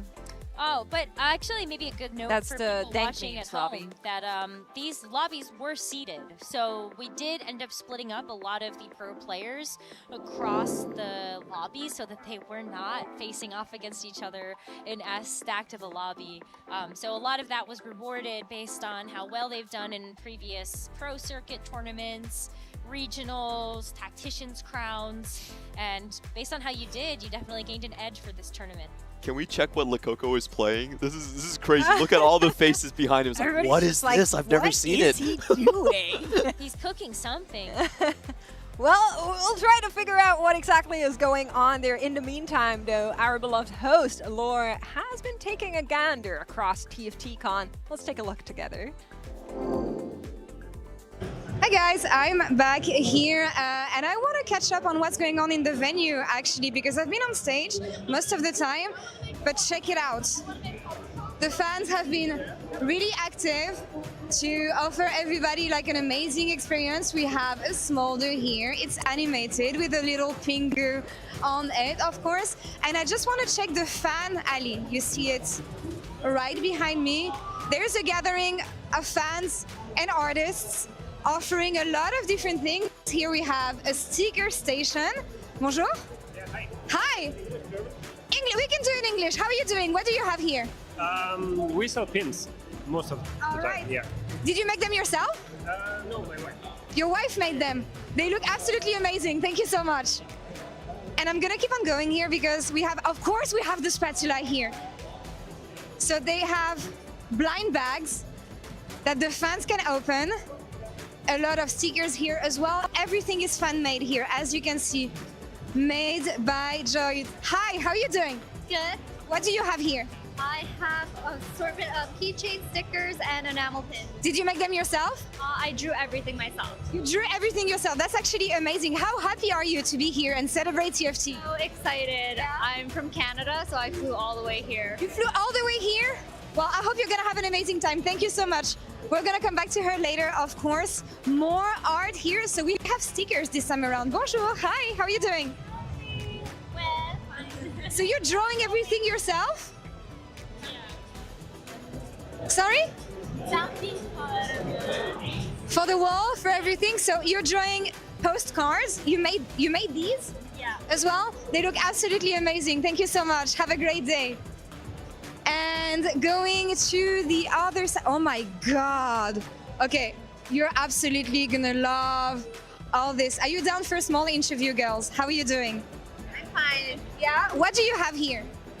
I have embroideries, handmade embroideries. Handmade embroideries. Look at them. They're absolutely gorgeous. Girls, thank you so much for everything you're doing. It looks absolutely gorgeous.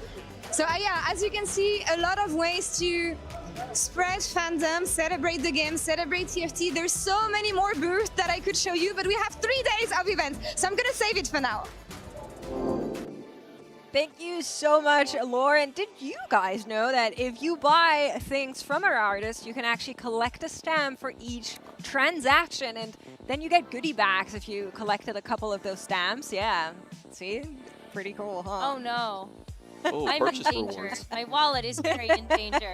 Well, somebody else might be in danger. We're going to be taking a look at Lecoco's game because we saw a crowd forming and we want in on the news. Let's take a look together at what exactly is happening here. We have no idea, just like you guys. So here is Lecoco. Oh.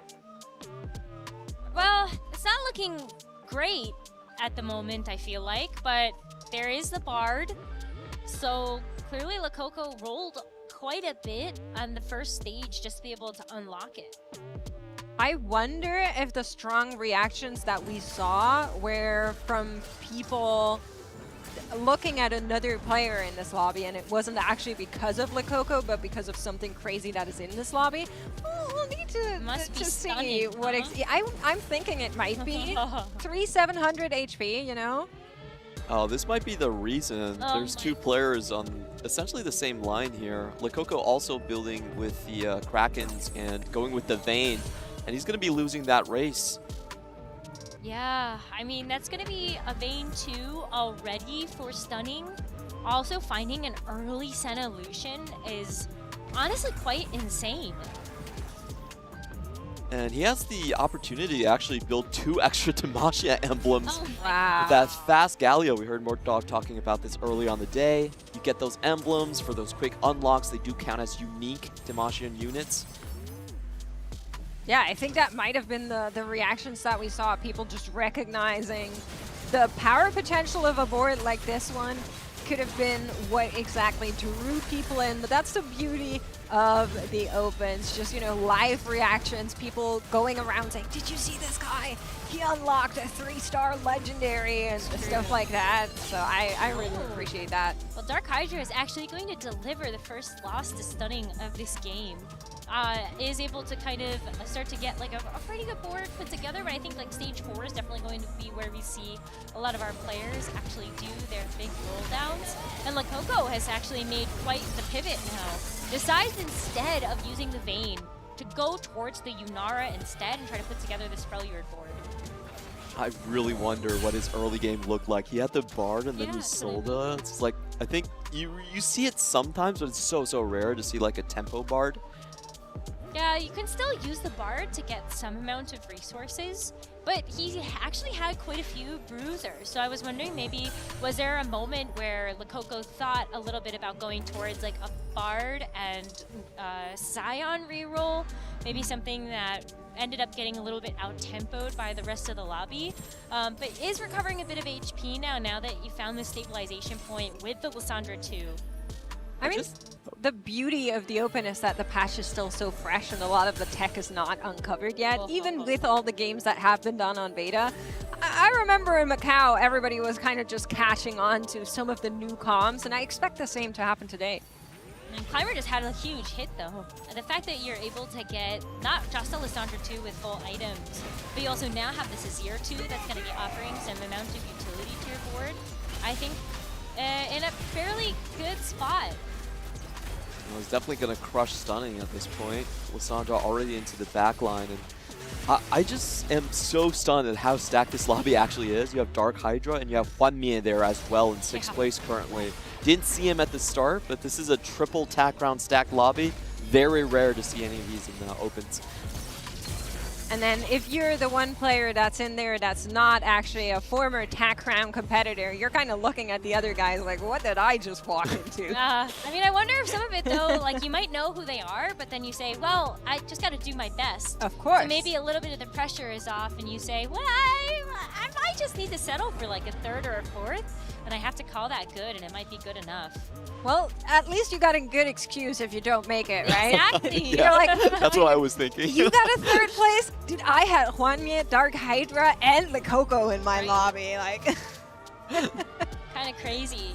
There's another emblem here. Hwanmie actually does have a couple of different emblems. Has a Noxus emblem on top of the fact that you've got this Freljord one. The Freljord is going to give you that 5 Freljord, but this is very some cooking. strange. I don't think I've ever seen someone willingly go into an emblem start on 2-1. But that's what I mean. Like, it's so hard to actually navigate. If you don't actually get good emblems, I feel like you might be kind of screwed. Yeah, he did have especially this set, right? Yes. Emblems have definitely lost a lot of their value.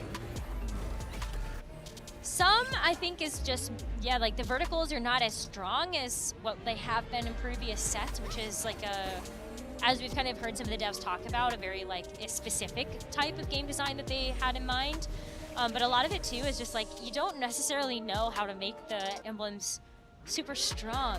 Like, I know it's nice if I get like a Quick Striker emblem or a Slayer emblem. It actually helps to beef up like those specific offensive traits. But when it comes to, like, I got an Ishtal spat start the other day because of the triple emblem encounter. And I was like, what do I do with Ishtal and Yordle? Like, I just lose this game, and that is just, I gotta deal with it. Try to play Excel Expedition without the Augment. I think that's the play. Definitely. Did not work out for me, that's for sure. Sorry to hear that. That's I'm sure okay. many of your other games have worked out. I can tell. Well, we have our first players actually dropping pretty low. So Climber and Hwanmie are on 2 lives as we're still on stage 4. Hydra putting together a bilge water board. We've seen a lot of those. There's not a failure here. I mean, wow, like Climber actually found the Renekton 2. Unlocked it after having the Azir on the board, right? You do have an unlock condition for the Renekton, but the fact that you've got the Renekton 2 actually is kind of quite nice for you to be able to have that melee carry in the front. Yeah, it's kind of crazy because you have to unlock that after winning 2 fights, and he's at 12 HP, so that means the Renekton 2 unlock hasn't been doing him that many favors. Let's see if he can turn it around on this fight. Fights Kanji Queen, which I don't think has a very strong board at the moment. Looking at his carry, so 1-star, Renekton is able to slide his way to the back line. Slice and dice, I still remember some of my League of Legends days. Oh, Hwanmie gets so close to being eliminated here in this game. 1 more life left. Yeah, and the thing is, the proposition does look great, right? Normally when you're down this far, you're kind of hoping that you have a lot of gold or you reach a new level or have any chance to really turn it around, but Hwanmie, no gold, no upgrades being found this round, tries to, you know, jiggle it around just a little bit, hopes that Kanji, who is going to maybe run into, or Climber are hopefully weaker to make it happen, but This looks really bad. It no looks upgrade bad. carry. He took epic roll down, and his roll down was not epic enough. So I think he tried to cook too much. This is the thing about being a Hwanmie fan. He's very creative. You love watching him play, but sometimes he takes it a little bit too far. And unfortunately, I feel like this is one of those games. Yeah, maybe taking the emblems at the start is definitely that bold decision. But I do think that if there was anybody that would have been able to figure it out, it is Wamie at the end of the day. So maybe he just swung for the fences, didn't quite get the things that he might have wanted in order to actually utilize that augment. And maybe can hold on, but it's so close! Ah, a tragic loss. Oh no! 7th place is really hard to recover, unfortunately.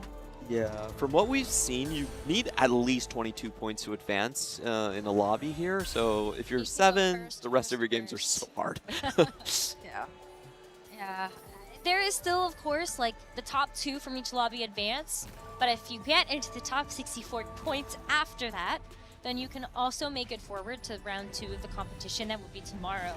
So even if it isn't like a first to auto advance out of the group, you might do enough with like second, third to actually get yourself another spot.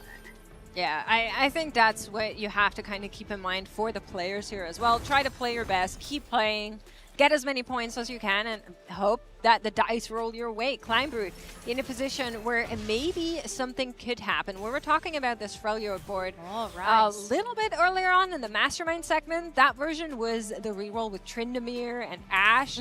This here is more of the late game board that you can build around with really itemizing that Lissandra as main carry. How are we feeling about this one?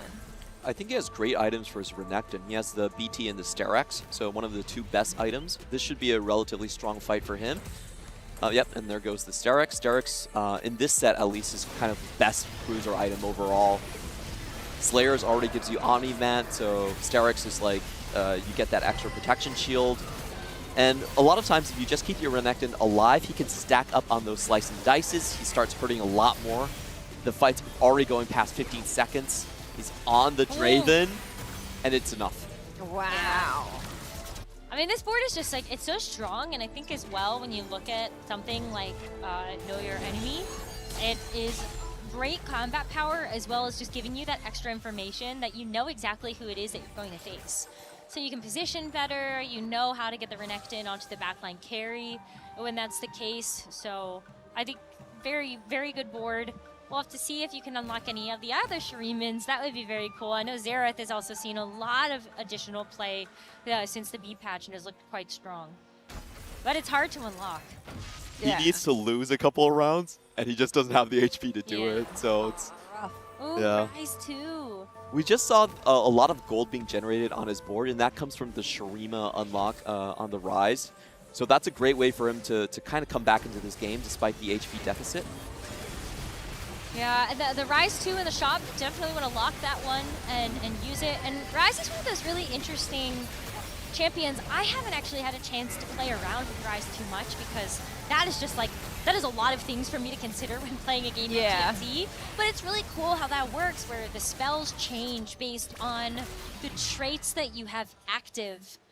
So Clement, you must know a little bit more about this since you talked about like the Shurima activating the spell, but what else is this Rise really benefiting from with the traits that you see for Climber? You typically just play this with 3 Freljord and also with Targon. Targon's the easiest to unlock since you only need 1 unit on the board there. So the Freljord chills the entire board. Ionia is also another 3-piece that's very commonly used. It gives you a second bounce.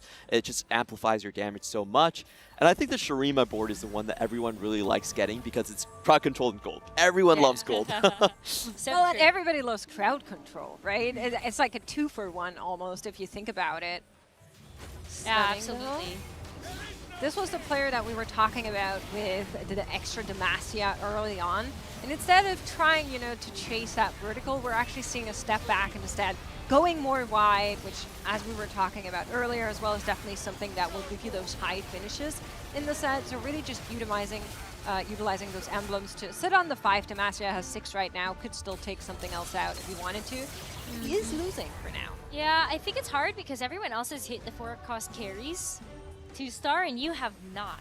So something that we're seeing, I think, and a lot of players are feeling is just like how difficult stage 4 and 5 are, and how different they are from set 15. Because like, I know I've definitely felt this is a pain point. If I start to lose in stage 5, I'm hemorrhaging HP. And so Stunning was really lucky to have had that 100 streak into stage number 4. But now that we've entered to stage 5 and everybody is hit, Lysandre 2, Renekton 2, like these are all 4 and 5 costs that Stunning is missing now on the board. Yeah, I think the Demacian board has one of the highest caps in the game because you can easily pivot into something like the Silas that you just naturally kind of sell off your board. You don't want to play the 7 Demacia. You want to drop down to 5 in most cases, put legendaries.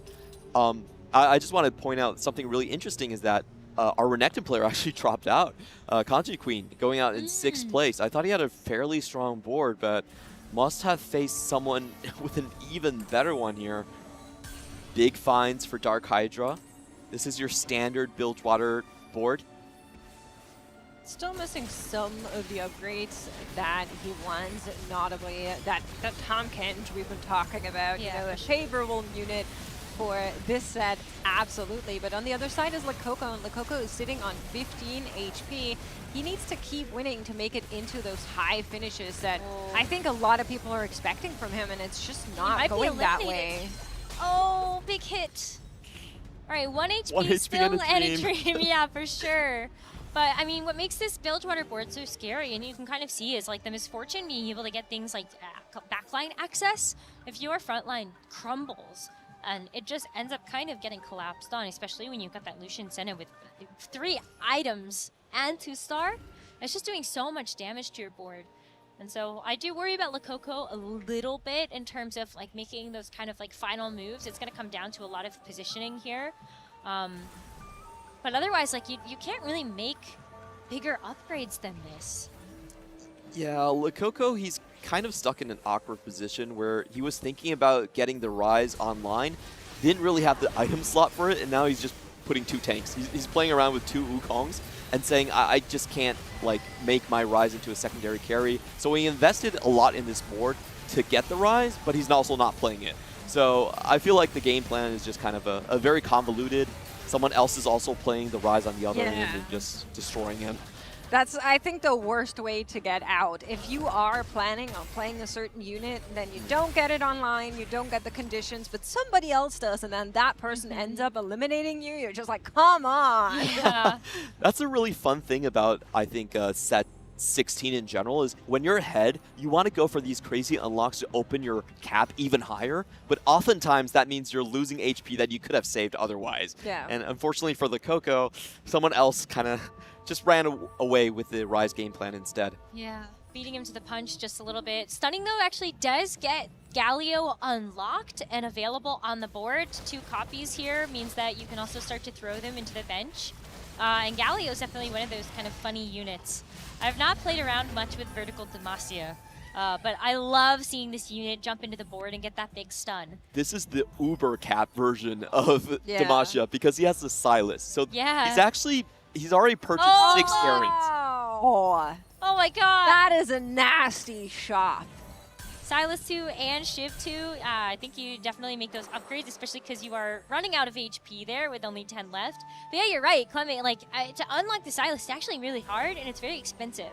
Yeah. You need 2 2-star 4 costs with the Garen and the Lux. You're gonna get like the Jarvan from the early game. But the fact that he has the Garen 2 again and is still sitting on that Lux 1, yeah, it's definitely very expensive. But hey, look at the big Galio stun. He comes in, he just slams the board. I love it. It's almost reminiscent of that Arcane Victor, you know? Yeah. Like, comes in, takes everybody up into the air for quite some time, and the rest of the board just kind of stands there looking at you like, oh, what are we here for? So definitely not a very one-directional matchup here, but it's Silas versus Renekton. Stunning takes that. Yeah, Demacia wins this time. Yeah. And it's so cool because like you saw the Silas actually walk into the Seraphine in the back, so it was keeping that unit busy, allows the Lux to actually get 1 more cast off. Then you also saw the Garen keeping the Renekton busy, and then just kind of winning out that duel at the end of the day. So, I love this set. As long as the Tahm Kench doesn't swallow the Silas right off the bat in the fight, I do think that Stunning should get this. He has so much more crowd control. If you look at the carries here, they're relatively immobile. There is a little bit of positioning war. Do not feed the Kench. Yeah. That's the mission here. Let's see if Stunning is aware enough to make that happen. They are facing each other, but the Orin takes that priority for now, so is going to be eaten first. Still a chance, though, and there he goes! He got eaten! That's a lot of lost DPS. He spits him out right in front of the Senna. Good teamwork. Oh, the Tahm Kench is down though, and Silas is winning. Oh, the Wit's End is just so good. Yeah, 7 Damasha is also a surprising amount of resistances given to the board right there. So Stunning does pull out ahead, but I do wish that he was a little bit more careful with his Silas. That was actually one of the few losable scenarios for him. He was just like, I'm so strong, I don't care. Yeah. We'll see if that continues to be the case, but Dark Hydra has identified his own win conditions, potentially. Is looking if he wants to go for that Misfortune, but says no. Rolled her twice, so definitely not being enticed to go for MF3. I think if you wanted to, you could go for, like you're still holding maybe a couple of copies.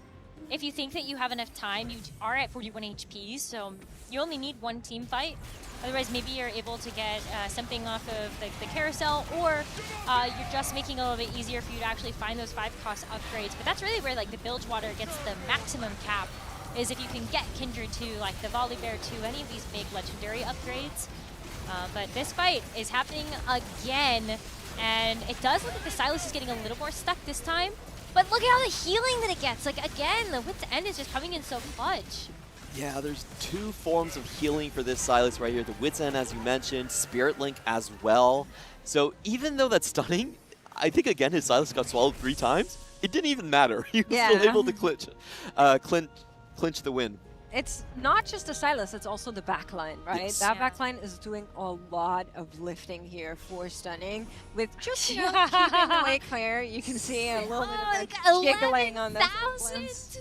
Yeah, 11,000 damage is insane. Well, the MF had 11,000 essentially as well. I still think you might have wanted to go for that 3-star, but it does finally decide against it. Sells her off, builds that Volibear. So let's see if that's going to be the matchmaker, the decision here that changes this matchup up.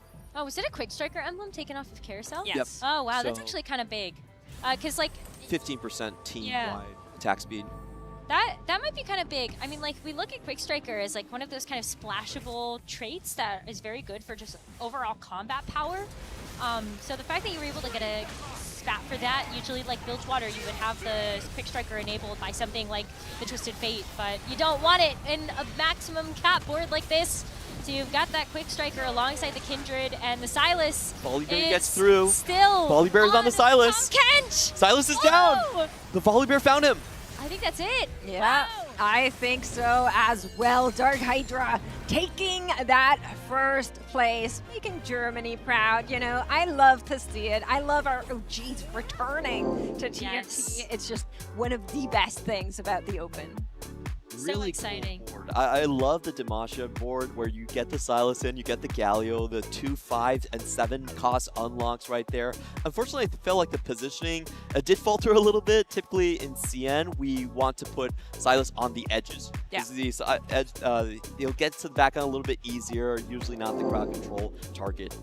Well, let's take a look at our standings. This is heat number 2 after game 1. So all of those players that we're seeing there in the purple lights currently in a great position. And I also saw Tech Summers with 2 first place back-to-back. Salvi taking a first place. You know, we have all our OGs here. Yeah, it's so cool to see them. I mean, like, ALJ Walking is one of the original Tactician's Crown set champion winners.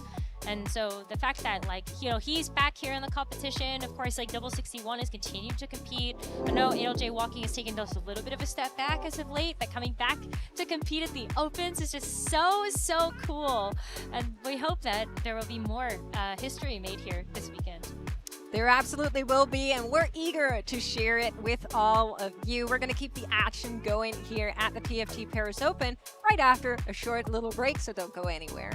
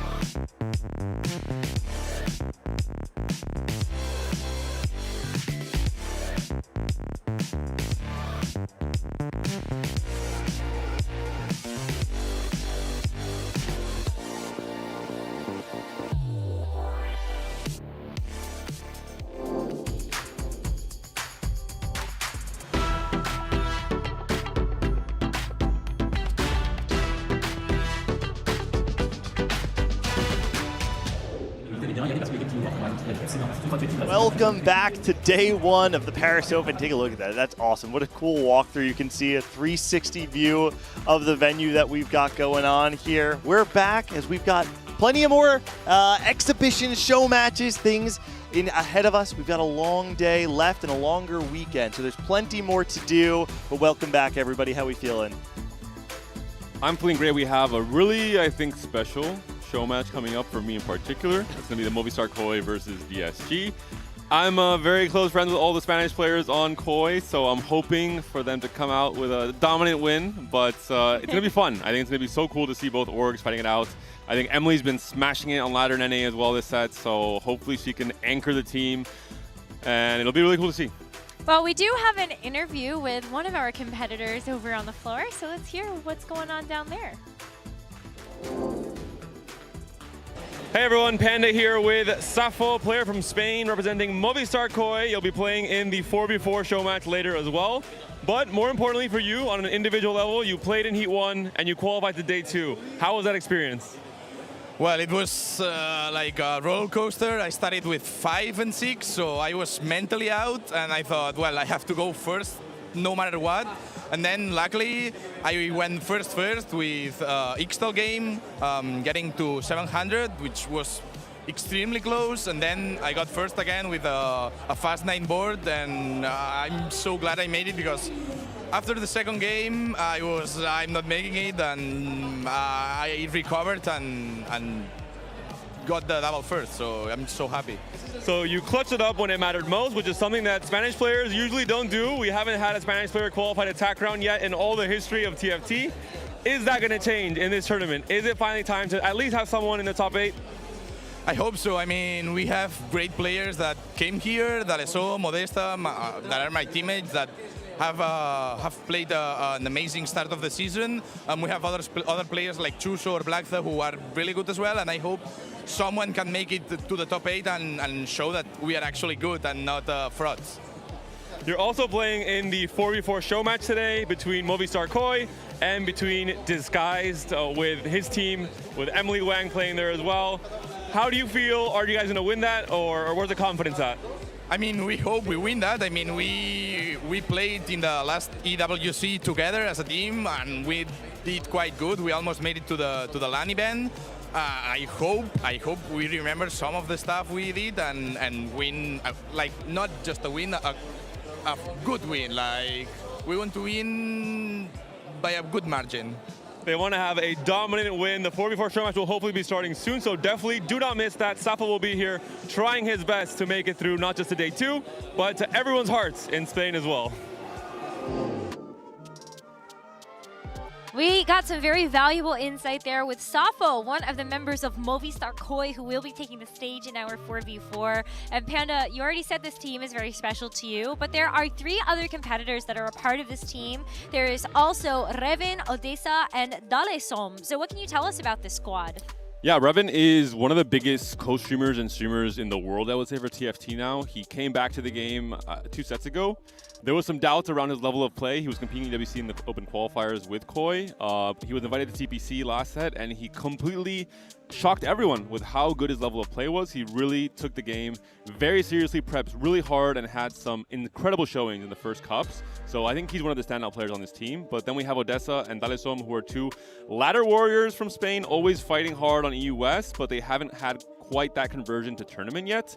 I think Dalesom was top 5 all set up until now in the US, so he's definitely had a great start to the set.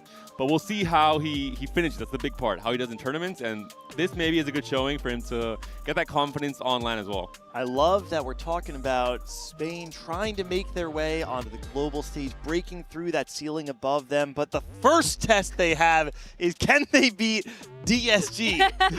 That's what they have in store for them today. It's a bit of a different task. It kind of is, because I mean, this DSG squad is also very stacked. We already know, of course, Disguise is going to be a part of this, but also Emily Wang, Skara, and Saikuno. So like, it's gonna be like actually kind of stacked. Like the aura that DSG has as a team, like, do they just get aura farmed? Does Movistar Koi just get aura farmed here? I will say, when I saw Emily reacting to the announcement of the show match, and when she dug a little deeper into who the players from Koi were, I think she got a little bit worried in terms of the potential mismatch in achievements in the past in TFT. But I do think Emily's one of those players, when she locks in, I think she can reach really high highs in TFT, and she showed it this set.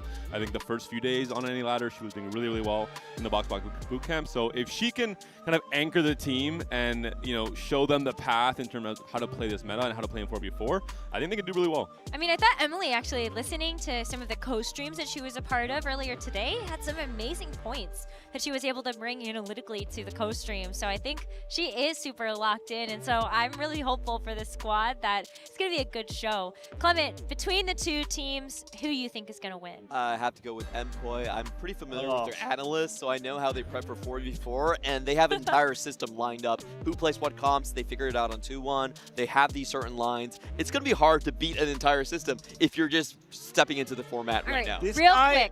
This guy is just being so analytical. We're looking at these 2 teams stacked up against each other like, obviously you choose MKoi. All right, final quick prediction, Panda. I mean, obviously it's MKoi for me. I'm biased all the way through. I'm DSG. All right, we got maybe a little bit split here for the 2 teams, but one way to find out, and that is to see who will win in this 4v4. Bonjour tout le monde, hello everybody, and welcome back to the stage for the next show match that we're gonna have this time around. Thank you for clapping, I appreciate you. This time around, it's gonna be a 4v4. On one side, a team from North America, and on the other side, a European team from Spain. On va avoir un 4v4 ici sur cette scène, avec une team qui vient d'Espagne et une team qui vient d'Amérique du Nord pour la suite de ce show match. Without further ado, let's welcome to the stage the first team playing in this 4v4, These Guys Toast and Friends. These Guys Toast, Emily Wang, Skara, and Saikuno. Thank you so much. Now on the other side, we will have Los Reyes de España, Koi. Avec Dareson, Odessa, Sappho, and Revens.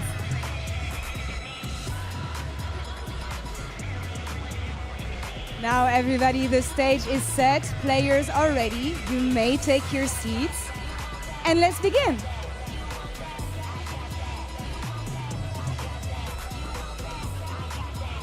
The ultimate 4v4, 2 teams of 4 working in concert or chaos. This is going to be a 4v4 show match featuring Disguised Toast and his friends, of course, Emily Wang, Scara, and Saikuno versus the elite team of Spanish players who is a part of Movistar Koi.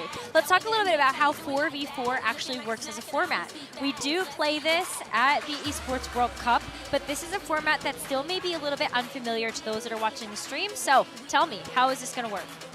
The most important thing is you want to figure out who is your win-out player and who is your sacker. So basically, who sacrifices for the rest of the team. The sacker typically wants to play a little bit more tempo. He wants to preserve his HP and then lend it out to his teammates. And then the win-out player is very important because you want to get that tiebreaker. Whoever gets first place essentially gets 0.5 points over the rest of the lobby. So you want to have your defined roles going in really early on. It's all about communication and knowing where you're headed. And the reason Clement is saying that you get that 0.5 lead is because it's the tiebreaker. At the end of the day, if the points are tied and the two teams need to be determined some way, it is based on who goes first. So it is crucial that you set your team up for success and have one of your teammates go first. So what you're saying is that with the 4 players that are going to play, we total the scores that they get in the lobby, but there's an extra 0.5 on the table for if the scores are actually tied.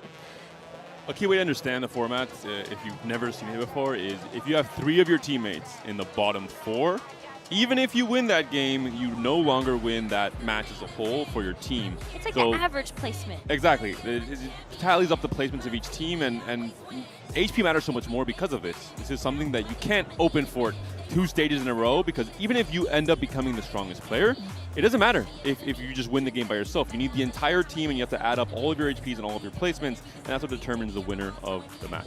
And a really important aspect about it is dealing damage to enemies is the same as saving HP for your teammates. Those 2 things are exactly the same in this format. It's not about playing your strongest board. It's actually about calculating the probabilities you're going to face someone on your own team and then adjusting your board strength. That's a lot of the skill in 4v4. All right, we kind of saw the Mastermind showdown earlier, right, between Morit and Robinson. Is there anything that you feel like you learned from that with one person piloting 4 computers that might help you with 4 people piloting your team? There typically are a lot more compositions that are playable in 4v4 because you can talk with your teammates and say, let's filter out a same tier of champions. So if we all play 3 costs, suddenly the pools are depleted, it's a little bit easier to get the ones you want, and you can run the other team, basically out-tempo them. Yeah, another way to think of it, too, is almost like diversifying the tempo of your team. And what I mean by that is, in theory, if you have one player who's strong in stage 2, one player who's strong in stage 3, 4, 5, etc., then at all points in the game, you're working in tandem to make your team work cohesively, rather than 3 of you playing a board that needs to spike on 3-2. You can't all win streak through stage 3. And as Clement mentioned earlier on, it's really important to have, in most cases, 2 players on your team who play very high tempo in stage 2 and 3. They preserve a lot of HP. They know for a fact they will no longer have a chance to play for the win in stage 5, but they have done their job. They preserve the total HP very high, and they'll eventually bleed out later on. But that one win-out player who sacked early, he comes up rising in stage 4 and 5 and takes over the game and hopefully wins it for your team as a whole. All right, well, the game is loading, so it's about time we find out. Is it going to be North America with Team Disguised Toast beating the Kings of Spain in a Movistar Koi?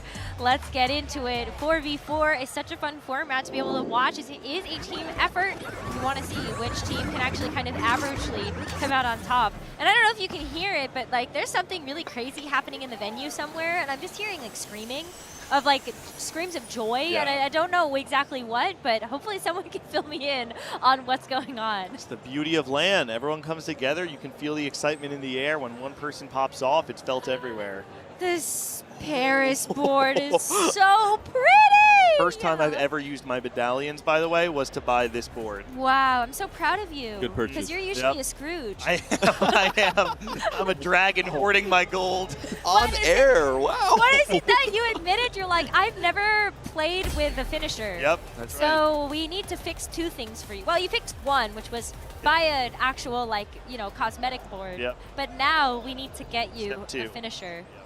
Keep you the Diver. finisher. When Yeah, Full Diver yeah, comes you out. shook on it with Theo. right. So, like, It's it happening. might actually happen. And if you do that, I will pay you money. I don't know how much, maybe just $1, but I will pay you money because that's very impressive. Can I just say, I think it is unfair to completely write off DSG in this. Obviously, Mugistar Koi is going to be favored. I don't think anyone is conflicted about that. But David talked about it a bit before. Emily Wang, there was a period of time back in set 6 where everyone was looking at Emily like, whoa, whoa, whoa. When she actually locks in, Emily is like a monster. She's really and, good. And I genuinely think she just doesn't care to try as hard as she could in the game. And that's why when we do see her do well at the beginning of the set, we don't just write it off as like, oh, Emily is just taking advantage of bad players. I think it's because she's actually a very elite player when she tries to be. I would say the difference in this 4v4 is not so much individual player skill, it's more the teamwork and the synergy. Koi has played as a team together for WC. They've had, I haven't mentioned, they have systems. 4v4 is, in my mind, the ultimate test of skill in TFT. There is TFT as a game, and then there's this extra layer of complexity added on top in terms of how to sack for your teammates, how to hover and stall on carousels to try and take time from the other team to take a component, for example. There's so many layers of extra things added on top. And this is where I think PSG is going to be further behind compared to Koi, where they've practiced this so many times, not just as friends, but as a team as a whole, competing professionally for AWC as well. Dalasom is just going to pick delayed start, so you're going to get a couple of 2-star 1-cost units. None of these actually kind of go together. But what else are you seeing there, Clement? Is that Survivor? I was about to ask the same question. Because that would be kind of crazy. The ultimate Scarra. strategy is you just send your 3 teammates, 6, 7, 8, and like, hey, wait a minute. Oh my god, that would be insane. Is it Survivor? I think it is. Oh, wow. Really sort of I'm trying to think of what other silver augment could be. There's the one that looks like table scraps. Oh, I know man. that It's not, yeah, very but similar. It's not that. So yeah, probably Survivor. I mean, Emily is such a strong start, though. Can we just like talk about this for a second? I think she got a Draven drop from an orb, and like already gonna play around that with slammed items onto the Draven. It's also really nice to have a Blitz 2 who can pretty much do all the tanking by himself, and then Briar is a Juggernaut, so fills in the trait while also adding some more damage to the board as well. She's not just a pure tank, so I think it's a really strong setup. But Caitlyn says maybe she has other plans. Is she gonna get another shot off? I don't think so. She doesn't need it. Oh my goodness. I think Draven is one of the most volatile units in TFT right now because the difference between having an itemized Draven, specifically something like the Rage Blade or the Kraken on him, versus having pretty much any other items on this unit is completely night and day. Having the Kraken's a good start, but I really do think it's the combination of Kraken and Rage Blade that allows him to be more of a unit. Yeah, that's true. I mean, like, you need the attacking speed to like let the Draven cast, and obviously a lot of the value that you're getting out of the Draven is just the fact that you're getting gold printed every time you actually get kills. Saikuno was a reroll maestro in the DigiDuos event we had a few sets ago with Syndicate TF reroll. I would not be surprised if he came into this and said, you know what, team, I will be playing Yordles in our show match no matter what. I walked by Saikuno's first wave that he was playing in, and I didn't see too much of the game, but what I did see was that he had 8 Lulus on 2-2. You saw enough. I don't know. Maybe that game somehow went well for him, and this is like, okay, I'm locked in. I'm Lulu reroll every game. I don't think it's a bad strategy, though. I mean, because like we're kind of checking in on every single member, and like Scarra's got a Void start there with that Kog'Maw 2, as well as that Cho'Gath, and then we ended up seeing Emily being able to play around that early Draven. Everybody's taking a different approach, and like I think we can laugh at the Yordle spot, but there is a lot of value in terms of like the economic part of the Yordles and what that's going to provide you. So everybody clearly going with something different sets up for that strategy of we're all angling towards playing around different cost units. There's a world where maybe Saikuno is actually the Fast 9 player, which would be shocking for like what we've seen out of Saikuno, but maybe not shocking in terms of like what the meta looks like. But here's the fallback, right? Scarra has Survivor. So maybe it's like, Sykkuno, Fast 9. If you die, it doesn't even matter because we have Scarra. Exactly. There's some upside there.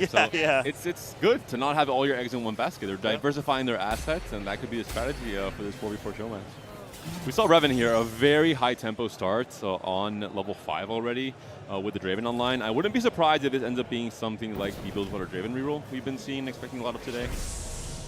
Yeah, well then that might be a little bit tough though, because if Emily also has those items slammed onto the Draven, you might want to consider something else like going for Yunara. Those are not bad items. There is one concept in 4v4 that if you are playing into the same exact comp as someone else on the opposing team, as long as you outplace them, your job is done. If you go 7th, and in the case of Revan, and Emily goes 8th, Revan has netted a point extra for his team, and that's a good position for Koi as a whole. In general, the compositions that we see in 4v4, they cap a lot lower because there's a lot more griefing. There's team griefing involved as well. Like, there's 4 players holding your 4 costs away from you. There's a lot of denying happening. So you don't need to hit the exact same camps. As Panda said, you just need to outplace the player that you've been designated to face. Right, well, Toast is going to have a Kitten 2. It's the 200 streakers, right? Revan and Toast here. Garen.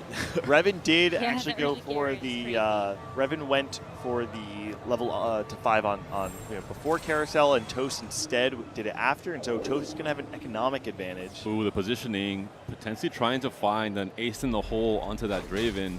Does Toast manage it? TF has moved up a little bit. Might be a protect the president kind of situation with TF. I actually think the Briar. Yeah, the Briar's going to take the hit first here. It might not matter.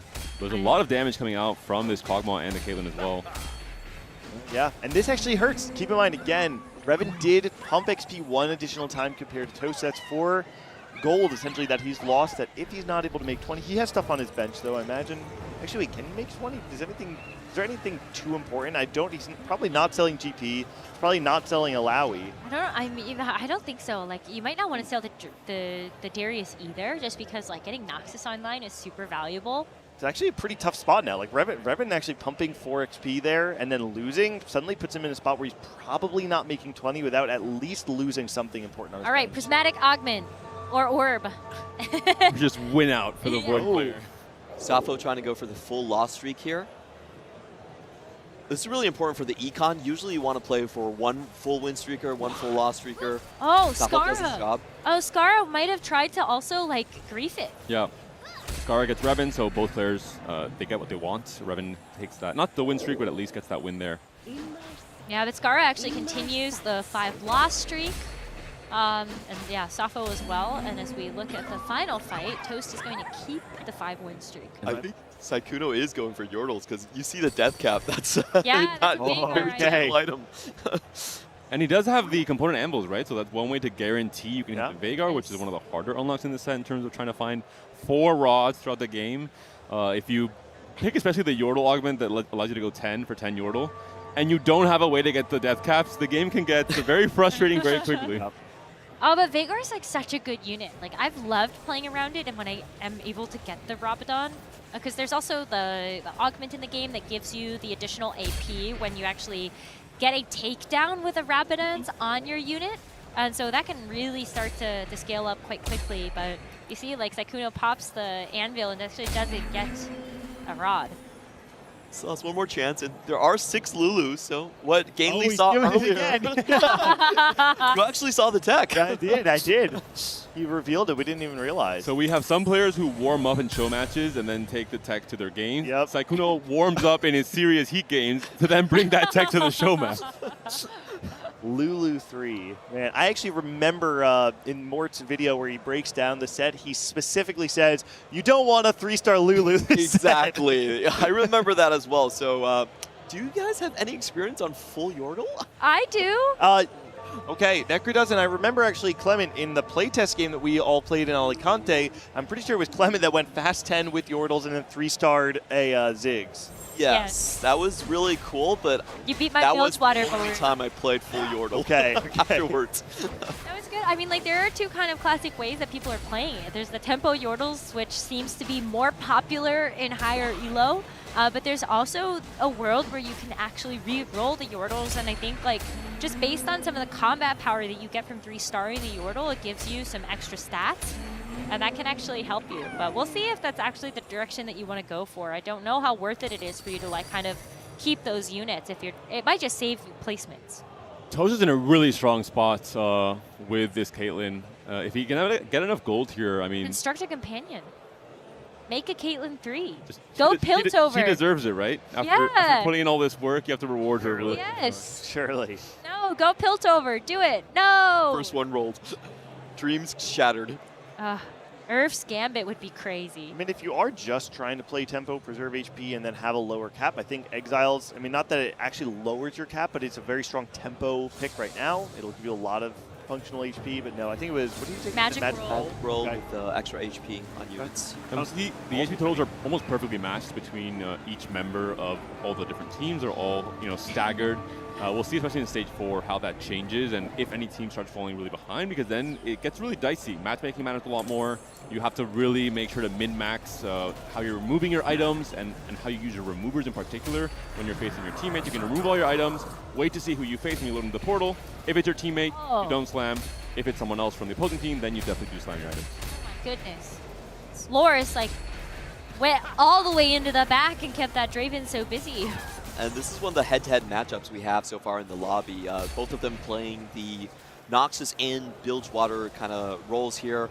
I do want to see when they want to roll down, because I think getting the Draven 2 online in Stage 3 is actually very critical for both of these compositions. Oh my goodness, huge.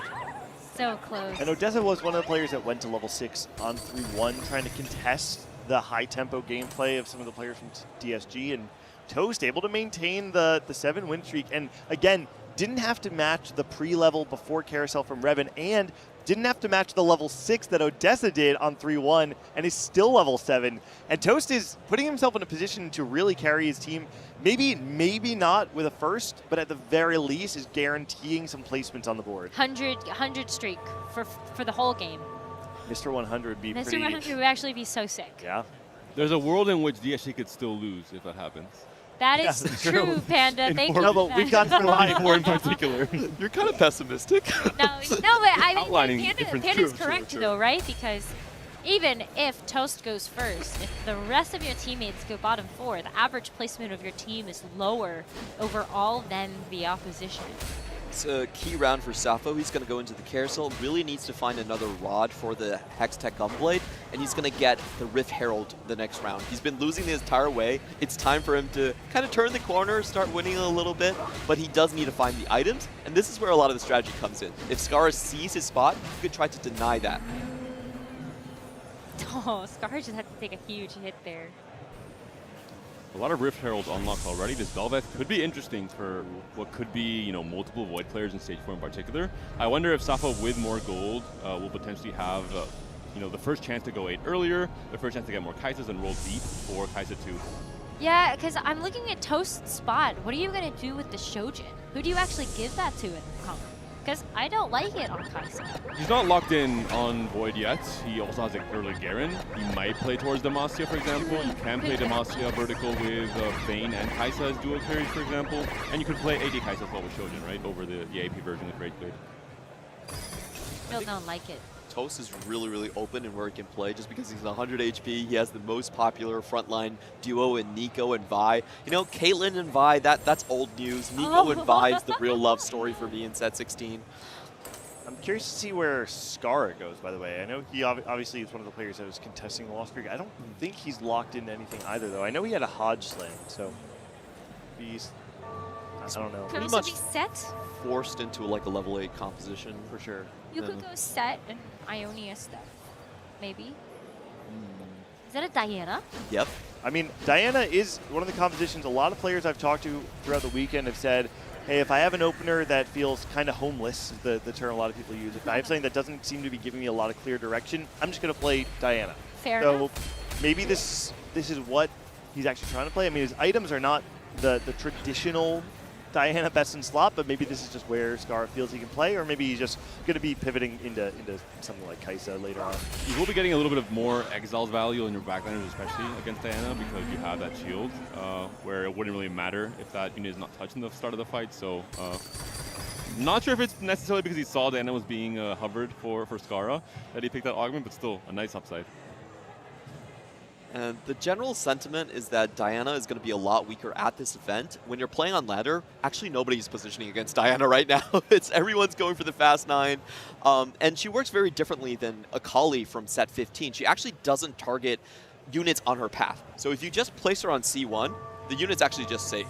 So they don't get marked, they don't get attacked. Yeah, it sometimes feels a little random to me how Diana actually tries to attack your unit. So whenever I'm playing against Diana, I don't think about it. But the backline access. Well, I think Emily was sacking actually for Scarra here. I'm not sure if she's trying to secure the win still, because she did slam items late. A really cool thing about set 16 is in 4v4, you can sack to get Xerath if you really want to. Oh, wow. Yeah. You have way more control over the outcome of your fights. Not 100% control, because you can potentially face the other team and you have to maybe win in that round, but a lot more control overall. And early as the year, stage 3 the 1% could be a big part of this game as well, moving forward. That's a really great point. For Shurima, Xerath has been to win it all for disgusting. DSG. Yeah, I mean, absolute cinema. I'm down. It matches the palette. His right? alliance has switched so fast. The momentum. Least loyal Spanish player in the world. Scar's in a really tough spot here. Econ-wise, this is a 4-2 roll down, so he probably still needs to lose one more round. Sapo's going for the Kaisa unlock with the very meta Sunfire Slam on Kog'Maw, which will not be staying here. It could be anything. It could be anything.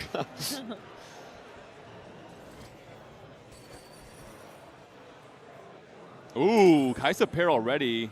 It's pretty nice. If he feels what is contested, he could roll, yeah. Oh my. For Kaisa 2, find it, and maybe come back into the game off of this. These European players, man.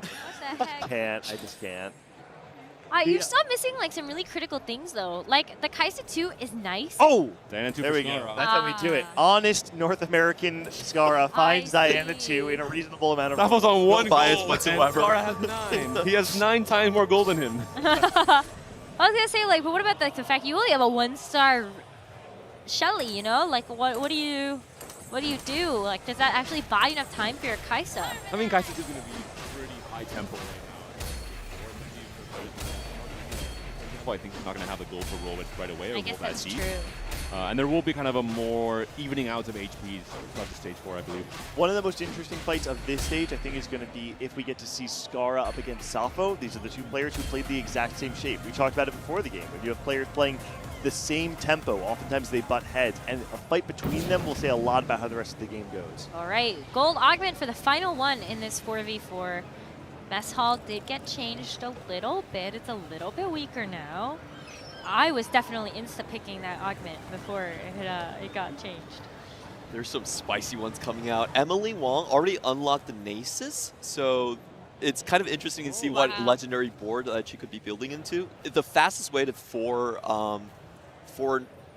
Shurima is actually the Nasus first. It's also, I mean, it makes the most sense resource-wise, right? Because if you don't unlock Nasus till the end, you need to be able to lose that many rounds. And every single time you unlock one Shurima, it gets harder to unlock the next one. And so the easiest, in theory, should be you make a really strong board, you get your Nasus after you lose, you kind of win-loss through stage 4, and then I imagine on stage 5, you have a killer board, and you just win, find Renekton, you have 4 Shurima. This is the big fight here. Sappho, who lost a lot of HP in early, had to fight now against Toast. Big win because Toast board is relatively strong as well. Found a lot of upgrades off of reinforcement. Picking that augment means that you have to be strong right now. If you lose fights after picking reinforcement, you have lowered your cap as well, and you could be in trouble.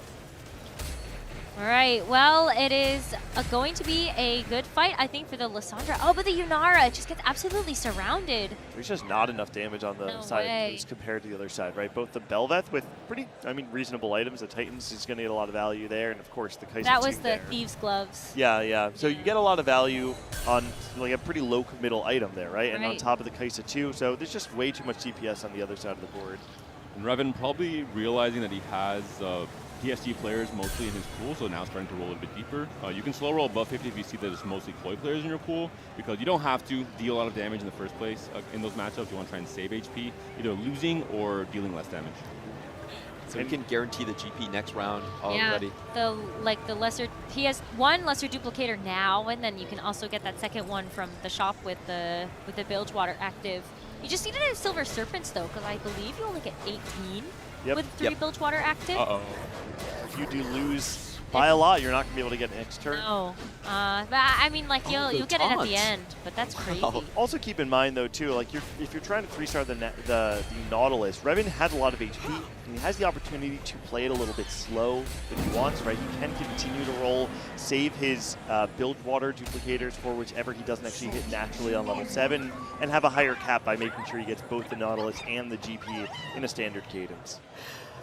We do have the Vigar online, so the Yordle reroll is the Yordle Whisperer. Let's go. I want to be in like the game plan, strategizing room before the game where Sykkuno's like, I'm not budging. This is what I'm playing. You guys have to deal with it. And it is the Lulu 3 as well. I think Sykkuno has to have more Lulu 3s made than anyone else in this venue combined. Yeah, but if you're also going to be the only player that's playing Fizz, then the win-out option is just Fizz 3. I was talking to someone last night, and the real tech is you want to get all of the backline access things on one board. You get Fizz, and you get Diana, and you can get Rek'Sai, and you can get, there's another one I think. Whatever it is, you can get everything all on one board, and that's the true way to win. He was actually telling the CN players that, and I was slowly dragging the CN players away. I just didn't want them to get polluted. The gangly nerf. That has gone 9, but I'm not sure how strong this board is looking right now. Items are still on Jarvan here. You have on a Swain. You're trying to min-max the shops you've been given to make the strongest board possible. Trying to play kind of the Disruptor, Arcanist, the setup we saw as a Fast 9 default very early on in the set before Annie became a thing, with the Ionia package in particular. The question is, did he actually manage to solo a Garen too? And I don't think he's found one yet. I think it's just never seen one. So with his items, the Sylas is going to be incredibly slow in this pace. He needs his teammates to actually carry him through. They need to sack from him.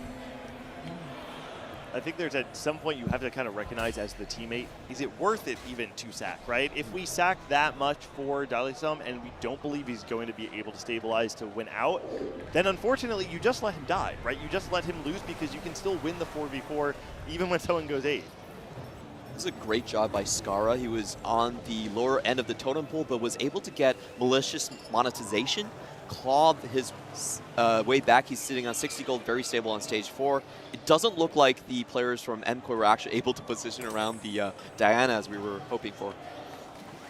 Ooh, okay. I think Revan actually has a choice here. I think in this composition, you do want to actually 3-star the Draven, the Gangplank, and the Nautilus. So that's why you see the extra copies of Nautilus, and even like if you get Loris 3, I think that's where like you can actually try to get the maximum cap of a comp, and then you worry about going to like level 9 after that. This Fizz. This could be a big test here. If the Fizz is able to take down the Annie or the Zillion before they put out most of their damage, this could be a crucial win for Sykkuno. It would send that to 1 life as well. Zillion is almost down, but he barely stays alive. The Annie burn is coming through. I don't think it's enough. There's just too many bodies on the board still. That is really bad for Dallas. And unfortunately, this is what's hard. When you're playing around legendary boards, you can have all the pieces, but it costs so much to upgrade them. And unfortunately, it feels like maybe just too little too late for Dallas. Emily's going to take a big hit there as well. And this is where saving HP and removing items matters so much.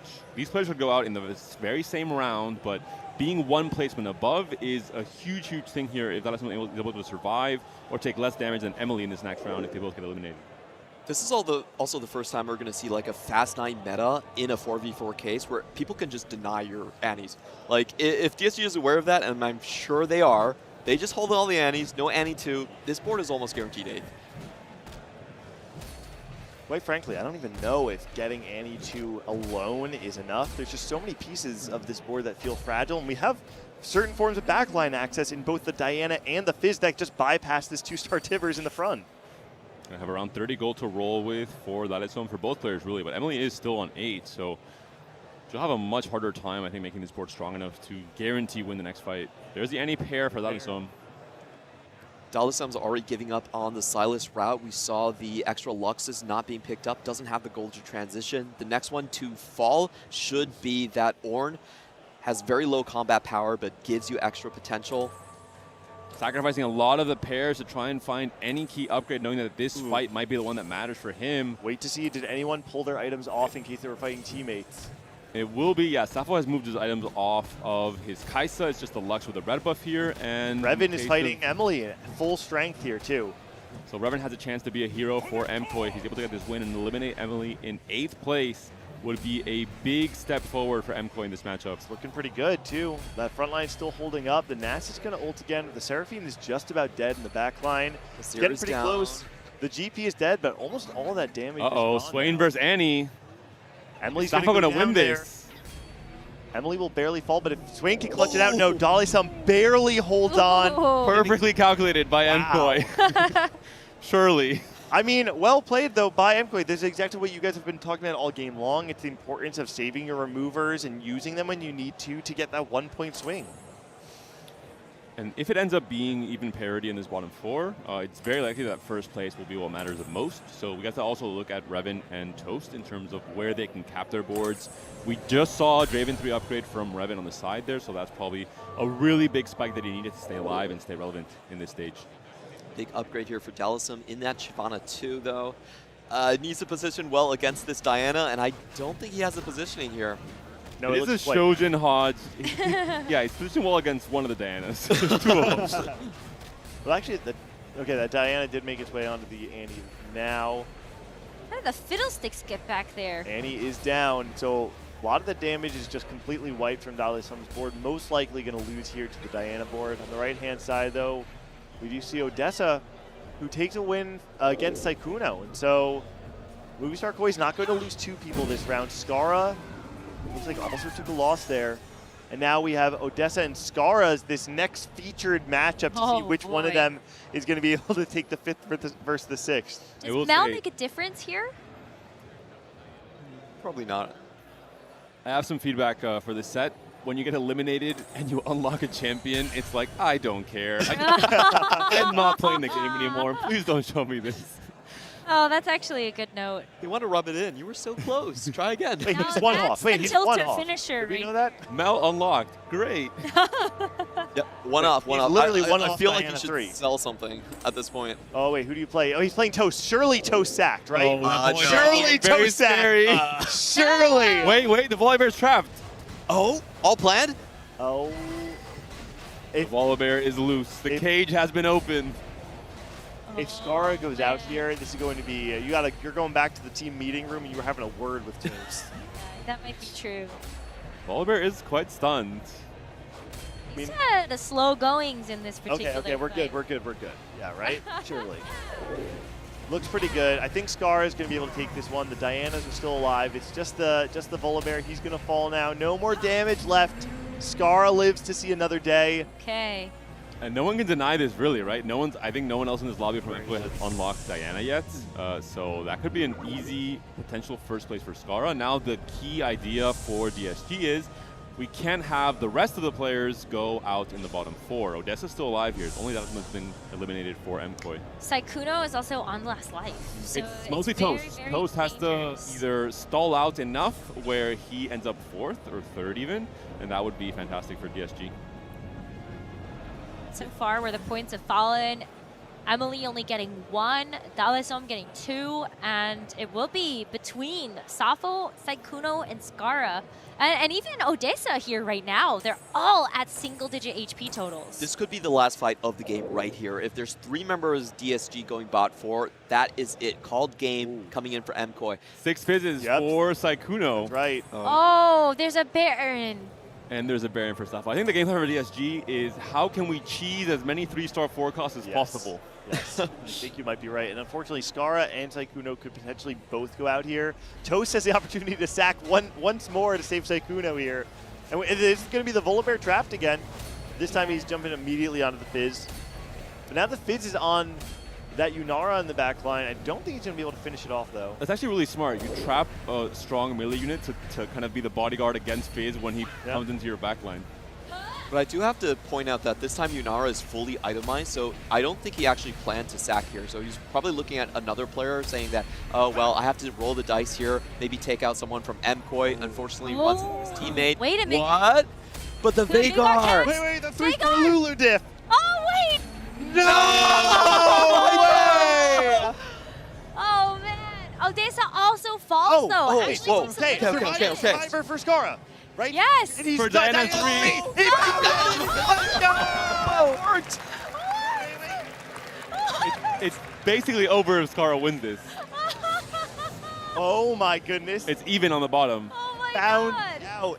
He just needed to hold on for one more round. So now, wait, does any form of Baron and 10 foot, does it beat No a way. 4 cost? No way. I right? imagine no, especially with the item setup here, right? The item I setup think- is kind of nasty. I think Stop will Baron have to play needs for your be Kaisa 3. 2-star and also like fully itemized, and it's not. It's just a single star unit right now. So I think this Diana is going to feast on this backline of Sappho. Oh my Has anyone God. seen 3-star Diana before? Is there No! anything where this is like not a good 3-star? No, there's no way. It doesn't look like it. No way. She's a Targon. You also have a Mel 2 in the back line. Yeah. LA, I mean, look at this. It's like not even Oh close. my goodness. DSG might be making the run. And is Toast winning as well? Oh, the Unaras. Oh Backline's my gone. goodness. And just the HP, wait, hold on. Okay, just the HP differential here. That might be enough, because now Scara is going to be running into them one, into the other, and Toast and Revan. Toast has a 13 HP lead on Revan. We actually might just see Scara and Toast go 1-2 to win it for DSG. Wow. Revan is also on 8, so he can't really go for a crazy 3-star 5 to try and win it all. He was stuck rerolling for Draven, so he hasn't pushed for fast 9, fast 10, doesn't have the odds to try and find a 3-star 5 cast out of nowhere. That's insane. This is like actually insane. What a comeback from Scara. Running double Dianas on stage 4, malicious monetization, getting all the gold back, and holding down to roll for that Diana 3 after the Survivor pop. Oh my God. Everything had to go right. The gall. Like, I would be so scared at that point. I would have sold some of my board earlier, Yes, to be honest. exactly. Like, I would definitely Not would have Scara. been scared. Not Scara. He knew he had to hold on one more round. I mean, the problem with this is, like, I don't think that Revan can make enough upgrades to this board to actually beat the Diana. Like, you have basically everything that you already wanted. The Draven, the Gangplank, the Nautilus, they're all 3-star. You're really just looking at the 4-cost units. You gotta frontline the Draven. It's the only way. Oh, no. Put him where the GP is. Oh, my Trust me, God. fine. I- Trust me. Totally fine. Yeah, I definitely want to take advice from Gangly in my next rank game. I don't think it'll make much of a difference compared to what we're about to see from Probably not. Yeah, I mean, like... Frontline him, I told you. No marks required, just one shot. Oh my God. Yeah, I mean, like, that Diana just goes ham. Revan takes such a huge hit that he's actually going to get eliminated on the next one. It's just over. I'm not sure. Like, I don't actually do... Is it possible that Revan can beat Toast? Even if he 3, it doesn't really matter. It doesn't matter who was first here. And even if he 3 the 4 cost, it wouldn't be stronger than a Targon because they're, by nature, they're going to be stronger because they're traitless. So I think the 3-star Swain, for example, or any 3-star 4 cost would not make it. It's only a 5 cost that would win it for Revan. And like I said before, he's on level 8. He's not going to have the odds to try and sell his whole board and roll for something he does for 5 cost. A little bit of a positioning difference. Maybe Revan thinks that he might be able to preserve a couple of units, but it is, once again, Revan versus Scara, and this Diana 3 is absolutely wreaking havoc. She ended up dashing away from the Draven, but that's not really enough ramp time, I think, to actually get this Draven up and going. Yeah, good use of the anti-Diana positioning from Revan, but I mean, normally when you're doing that positioning, you are banking on the Diana 2, not a Diana 3. It's taking some hits, though. Wait a minute, oh, it's down! It's not enough. He killed it once at least. Wow. Congratulations to DSG, the upset, taking it over MCoy, an ending that none of you believed in, but I knew the whole time. I think we should share some we of could share. this, because I did say 50-50. I just didn't give good reasoning. I I was just like, yeah, North America, yeah! I believe the Malison is still going to be playing in the next heat. I'm not sure where his mental will be coming into his heat after the showing. Yeah, maybe he should talk to Saikuno to get some tech before he plays it. Yordles, yes. The Lulu 3. The Deathblade Edge of Night Lulu 3 was the difference maker, I believe. Oh, that's amazing. Let's go ahead and hear from them, and then they must be feeling. Et félicitations à la team de Disguised Toast pour cette victoire. Paris Applaudissements pour eux, s'il vous plaît. Guys, congratulations. Come and join me. Come and join me here. I'm gonna be honest with you, Toast. Talking to everybody here at the venue today, nobody expected you guys to win. Oh, really? Nobody? Nobody expected you guys to win. So anything you want to say, maybe to the fans who doubted you, but also about the game overall? Well, I understand the Koi guys are really good, but, I think we have Scara with the Diana 3 anchoring down, so they didn't know about Scara's skill. Dude, that Diana was demonic. We saw that they were trying to handle it at the end, but talk me about building around this comp and putting that victory in the end in 2v1. Oh, I was supposed to go Void, like full Lost Streak Void, which I was really confident in, and then the other Lost Streaker did it as well, and it took my only bow. So I thought it was over, and then I magic rolled until the other two. I'm like, okay, I'm going Diana. So it ended up working out. It's too bad. Like Emily went last, so like I was really worried if we didn't get Diana 3, we would lose. But Emily went last, but still, you grabbed the victory. And from what I saw on social media before the game, he wanted you out of the team. How shameful. Now that you won, especially. I feel like that is really shameful, especially since I'm the reason why he cashed out Survivor. Enemies all around. You wanted to say something? Oh, she told me to go Veigar. How did that go? Pretty good. Are you happy about the game? Are you happy about the tournament overall?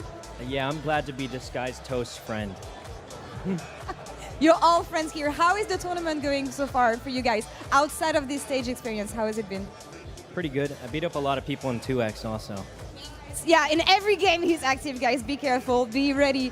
Toast, do you have any closing thoughts for the fans, for everybody ahead of the event? Oh, just thank you guys for showing up, watching TFT. It's been really fun, and appreciate everyone supporting us. Thank you. Thank you for shutting up the doubters, guys. Thank you so much. Congratulations. Merci beaucoup aussi à vous à Paris. On va se quitter ici pour l'instant. We're going to close it here and we'll come back on stage a bit later for the last show match of the day. Stay tuned.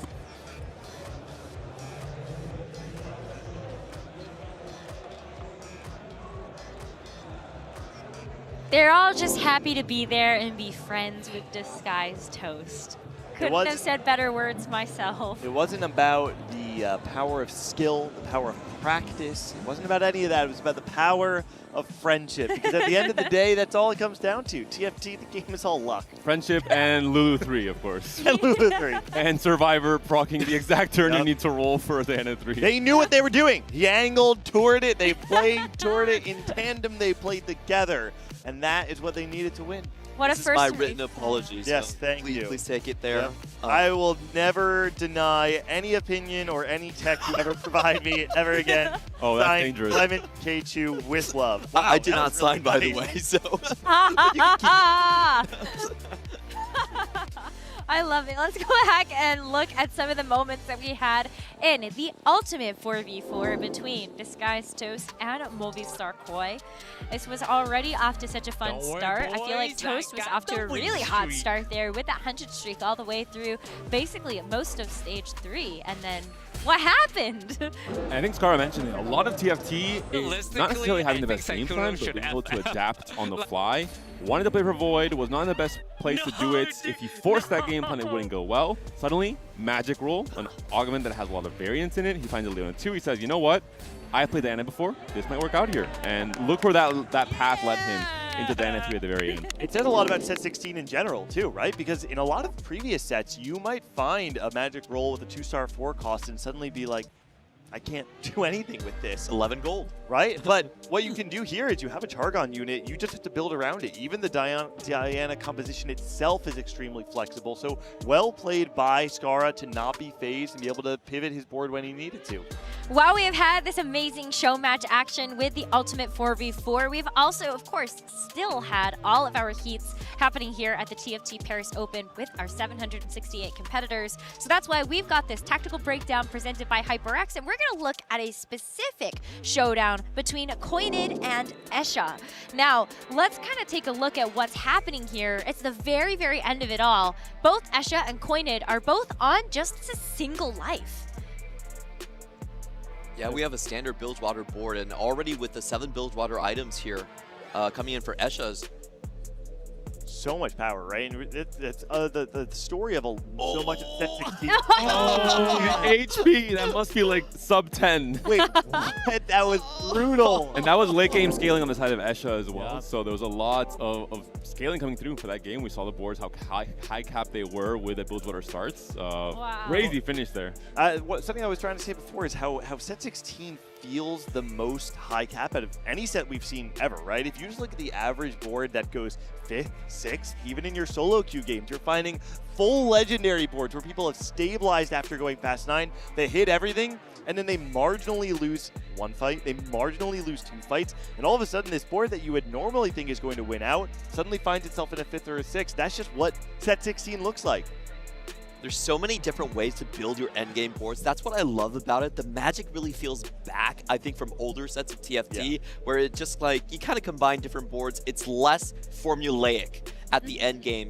And what we just saw there, that was so cool. It's just like HP difference, Kindred ult. There was a back and forth between that Xerath, and finally we get the Kindred ult to save it. The Annies still wreaking havoc in all of these games. But we do have a player interview on the floor, so let's hear who we've talked to. Hey everyone, Panda here with Emche, one of the most famous co-streamers here in the venue, representing the Vietnamese community, and with Phoebe as well, our translator for this interview. First of all, I wanted to ask you, Emche, how was the experience playing in the Heat 1? Did you make it to day 2? That's the big question. Về câu hỏi đầu tiên thì sẽ là em đã có một hành trình thi đấu như hôm nay như thế nào và em có advance vào ngày 2 không? Xin chào mọi người, mình là Em Chè, mình là co streamer đến từ khu vực Việt Nam và ngày hôm nay thì mình cảm giác là mình thi đấu khá là tốt. Mình thi đấu với một cái tâm lý gọi là cứ chơi hết mình thôi và mình cảm giác là kết quả đang khá là ok và mình đã có một vé vào ngày 2 rồi ạ. So I think today I do it really well. I go with flow and I all in for the games, and fortunately I've got advanced to day 2 and see you guys at day 2 tomorrow. I wanted to ask you, Emche, as well, Vietnam is a huge community in TFT. We have, I expect, a lot of Vietnamese players coming out here to compete. Who are you rooting for now, as you're a co-streamer now instead of a competitor, for the rest of today? Thị trường TFT Việt Nam hiện tại đang cực kỳ là có nhiều những gương mặt nổi trội. Vậy thì trong những gương mặt Việt Nam đang thi đấu tại TPO trong mùa giải năm nay, em sẽ expect là có gương mặt nào thật sự nổi trội và có thể là thực sự là có thể giành được top 1 của giải đấu năm nay hay không? Về mặt chuyên môn của các tuyển thủ Việt Nam thì sau các mùa gần đây thì mình cảm giác là càng ngày càng tăng cao và người mà mình chắc chắn là mình cảm giác là mạnh nhất của khu vực Việt Nam sẽ là IBI. Đấy, cho nên là mình mong là những tuyển thủ khác cũng như là IBI sẽ có những cái kết quả thật là tốt ở trong giải đấu TFT Paris Open lần này.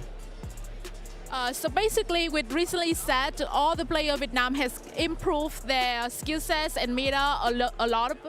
So basically, right now in Vietnam, YBY is the most famous and common name in the realm of players, and I definitely rooting for him in this TPO, and I believe that he's gonna perform really well and maybe achieve the champions of this TFT Paris Open this time. Final question, Emche. Have there been any learnings in today's games that you think the meta has changed in some way, that you'll be doing something different for day 2 tomorrow? Sau khi mà em trải qua ngày đấu ngày hôm nay thì liệu rằng em sẽ có cái thay đổi về meta gì, cách chơi trong ngày mai để có thể có được kết quả tốt hơn hay không? Thật ra là phiên bản cập nhật lần này thì là nó hơi vội và em thì chưa có đánh được trận nào trong cái phiên bản này cả, cho nên là sau ngày thi đấu hôm nay thì chắc là mình cũng sẽ coi những tuyển thủ đánh bài gì, meta gì và có thể là mình sẽ học lỏm để ngày mai có thể thi đấu tốt nhất có thể. So basically, with this patch updated, I haven't have a lot of chance to practice and playing it. So after today, I will definitely going on stream online and learning with some meta from some player, repetitive players, so I can improve my meta for tomorrow's. And approach, I expect a lot of great result for tomorrow's bench. Thank you so much, MJ, for taking the time. Good luck on the co-stream and good luck tomorrow as well as a competitor. Thank you. Thank you, everyone. We have had some really intense competition here, and of course, some very big fan favorites coming through, like Emche.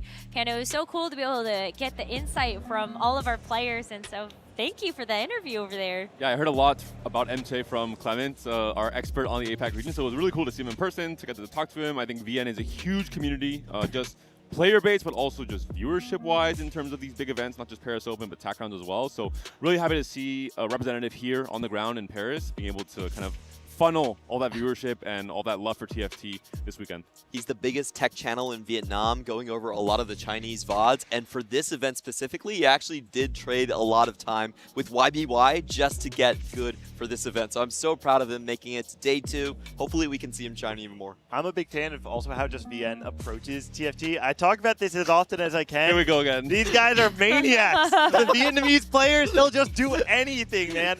Anytime you find some spicy build, you can check it out on MetaTFT or whatever site you use. You go to the Data Explorer, it'll be like, oh, there's 10,000 times this has been played. You take out Vietnam, it's like, oh, this has been played 12 times. They've all been played in Vietnam. They're the biggest grinders. They play the wildest things. I love the Vietnamese. This is where you get your tech from, Yes. right? It's actually I've got a landline directly to MJ. Oh, excellent. All right. Well, we're going to go ahead and let Gangly scour the data archives. And we're going to catch up with Frodan. I believe he's been exploring a little bit more of the venue floor. All right, what up, people? It's Frodan at the TFT Paris Open, walking the floor. I've met my first celebrity. It's Sajam. I did disable this tracking thing. What up, Sajam? How goes it? I didn't know you were a big TFT fan. Actually, I did know that, but a lot of people didn't know that. Yeah, I play a lot of TFT. Basically, when I'm not playing fighting games, I usually play strategy games, like TCGs, whatever. You have excellent taste, my friend. You're going to be doing the 2SKO stuff today, right? Yeah, and also, I found out every English player plays at 6. So I'm going to go take over the co-stream. They asked me to. Boxbox saw me and was like, I need you. Come here. And I was like, okay, so that's where I'm going right now. Awesome. I won't get in your way. Have fun, man.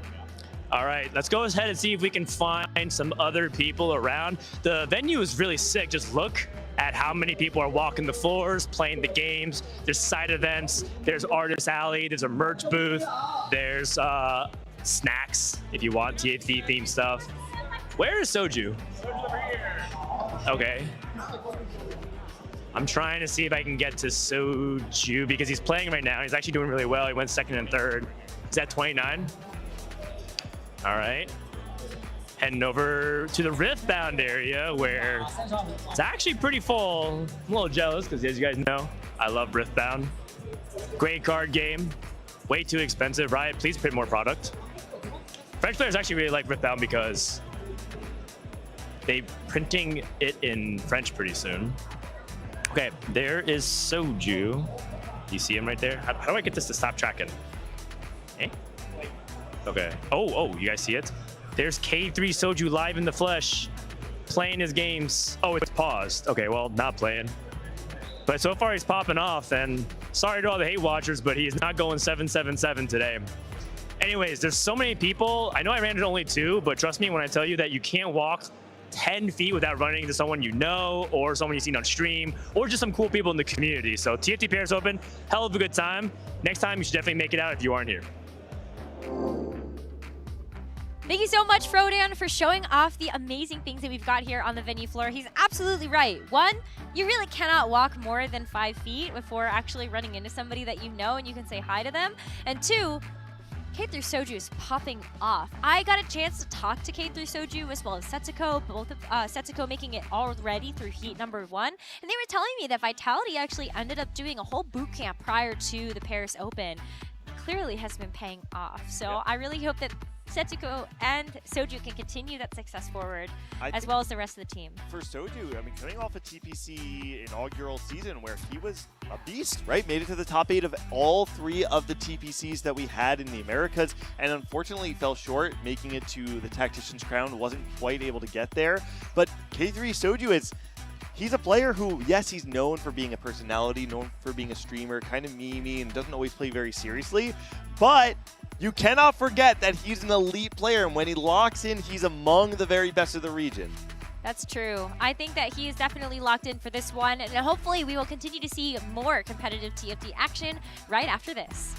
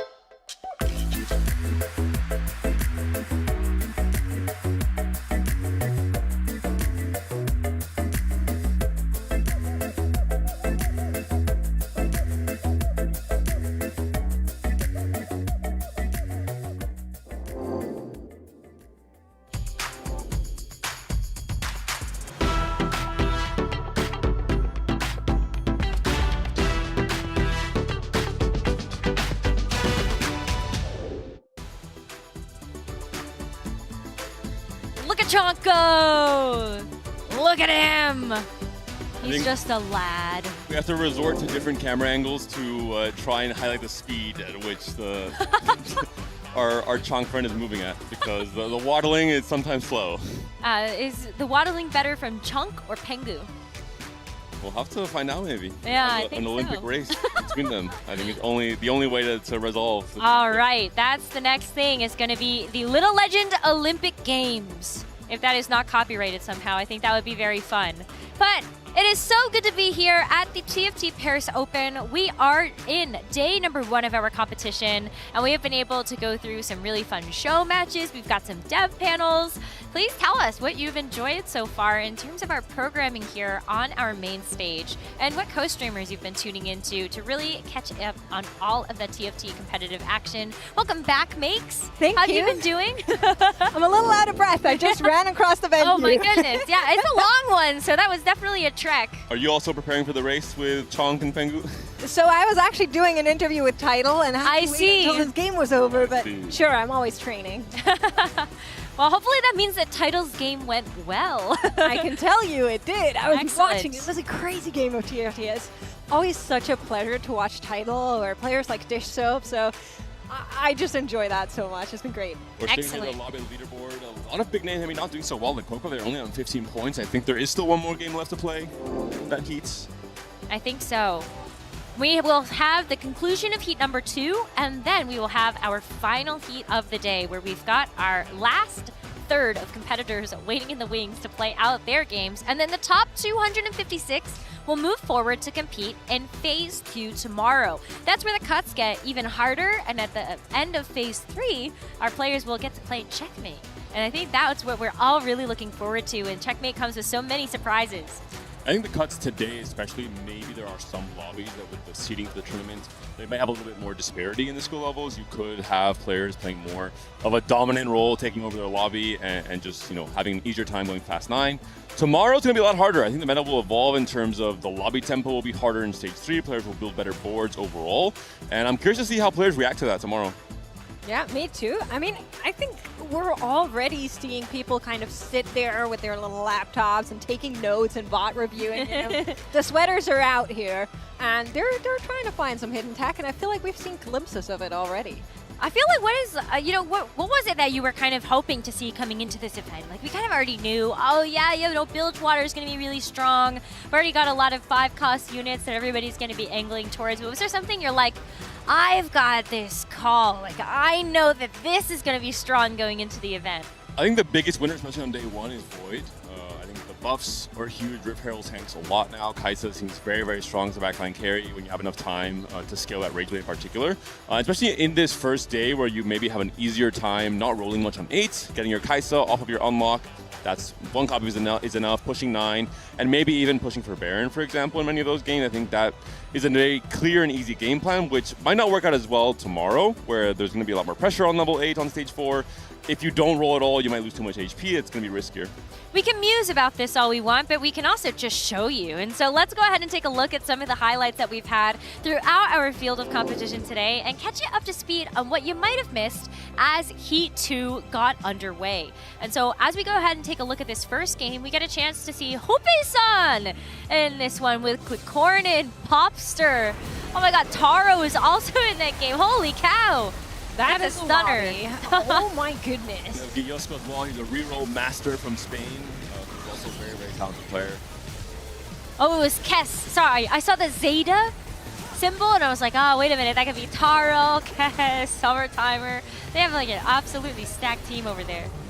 Yeah, it's actually pretty cool to see them play. I just got word from our Japanese Rioter saying that every time their game finishes, they're basically like straight over to the Japanese co-streamer and they're just sitting there like all together working a lot. So it's really, really cool to see that. And I mean, success, the 2nd place here for Kess in that game definitely works out. I think you're right, because I have not seen one Zeta player by himself the entire time. Every time I see 1, I see 5. So they are definitely moving as a unit, not in-game, of course, but throughout the convention. And really, I think it's important, right, to have this support network in terms of not just the gameplay you have or the game plan for TFT, but also how to feel the right energy to have the right motivation in each round. Ooh, we actually get a chance to check back in with one of the lobbies that we saw earlier, as we saw the end of that game for like Coco, Stunning and Dark Hydra, of course, towards the top of the standings. And so as we take a look at this game, we got a Draven 3 on the side, I think, for Hwamie there. And Conjure Queen, 100 HP at that point in the game. Goodness. Did finally take a loss there, but wow, crazy win streak. Yeah, this lobby has definitely been one that everybody has been eager to watch. There are a lot of people were huddled around that one. Checking in with another one of our lobbies, we have Petik in here, we have Philo in there. So definitely some players we know. Isaiah right on the screen there, a player many people look up to and does find the win here as well. Right, and checking in on one of our other lobbies we've got, this is Milk's perspective. You know, we talked about the Vitality Squad, how they ended up doing that boot camp prior to this event, and so I feel like Milk, of course, as a part of this team, must have also ended up putting in the training for that, so hopefully being lower on the HP standings is something that he was able to claw back from as we enter into the later parts of this game. A big win streak from Claude as well to one of the Brazilian players. So overall, I think I've seen a lot of Brazilian players doing really well in this first day. Most of them I talked to, Taji as well, he qualified at day 2, for example. So the Brazilian, network is definitely succeeding in this day 1, and it's always so good to see them pop off. I feel like that has been the story of this Open just in general. Everybody who I know has been boot camping has just been doing well. A lot of that, brain juice being pushed together, being ignited by our players that have cooperated and have boot camped and have prepped together in their groups. Just doing so well here. So I really love seeing that as we take a look here at, I believe this should be our last lobby. I mean, what you're talking about is definitely the knowledge test. When it comes to having a competition that's so early on in a set, it's all about, did you do enough homework? And are your answers correct? Because I think that's something that can be a little bit hit or miss in terms of trying to figure out the meta, as we've only had, a week, 2 weeks to actually play set 16 on live. And there were a lot of changes that happened even if you played PvE between PvE and live. I think more mentioned as well, it's not just about putting in the time and grinding out the games and doing your homework. You also have to not form bad habits when it comes to comparing your ladder competition, especially with the Fast 9 oriented meta before the B patch, to now what you could expect to see in a tournament like this, where the lobby quality will in general be higher. Players will be playing a little bit higher tempo in stage 3 and 4. You can't just not do anything in stage 4 and hope to make it to 5. Stage 5 still alive and with gold to roll for your legendaries. So I'm curious to see if players, some very notable players, might not be able to adapt in time and might, have a hard time in this day 1 especially. Yeah, I'm really curious about that as well. I'm still thinking about the game I saw from Tidal, so my brain is all over. Fill us in. So I was watching, right? And from the start, it wasn't very clear what he was playing. And he found himself a bunch of Yordles on like stage 2, stage 3, went fully into Yordle. I was like, okay, are we piloting a Yordle board to the top? And then he just full sells the entire board, rolls down, finds that legendary soup, which of course, we've seen a lot of players do that with builds. We've seen a lot of players do that with Yordle. But the way he goes about it is so precise, is so planned, is so calculated. It's just a joy to watch, really. Did he play Silas, is my question?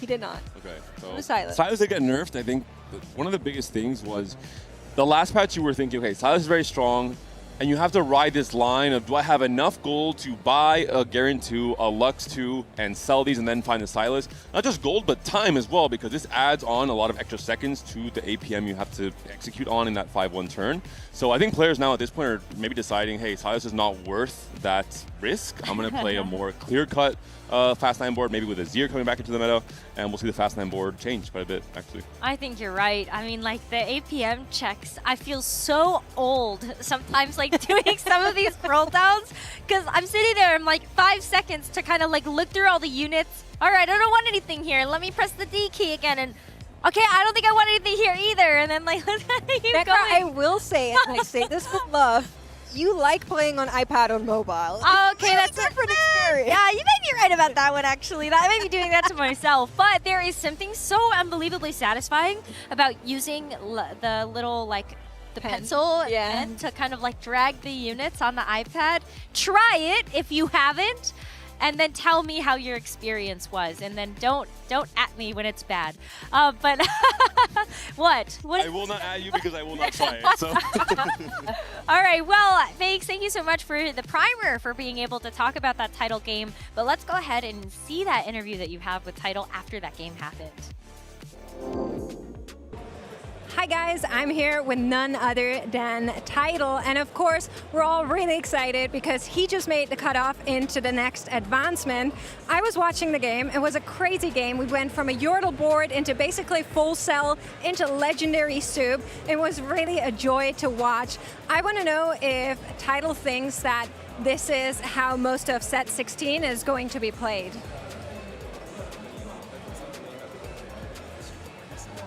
今回進行するにあたってヨードルにまずはいろいろ相手を持たせて進行していってその後すごい強いコースに変えていったと思うんですけどそれってもうこのセット16ってもうこう遊ぼうと思ってすごく組んできた作戦なんですか？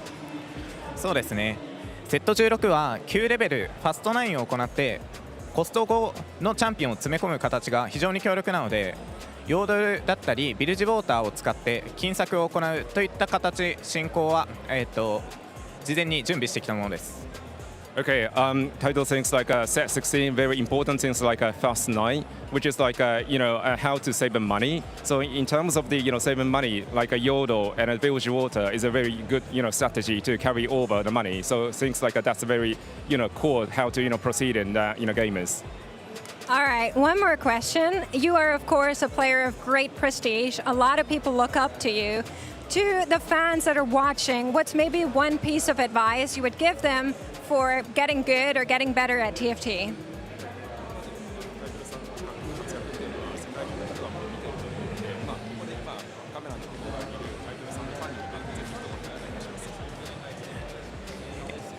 Day 僕のことを応援してくれている皆さん、なんとか Day1 を抜けることができました。Day2 以降も頑張っていこうと思うので、引き続き応援よろしくお願いいたします。Okay, thank you for watching me. So I managed to, getting through the day 1. So day 2 is coming. So please stay tuned. So I think I'm gonna win it. So yeah, just stay tuned. ありがとうございました。That was so cute. I love that the advice at the end was really just keep watching me. I will teach you good things. That's how that works. Pretty good advice, to be honest.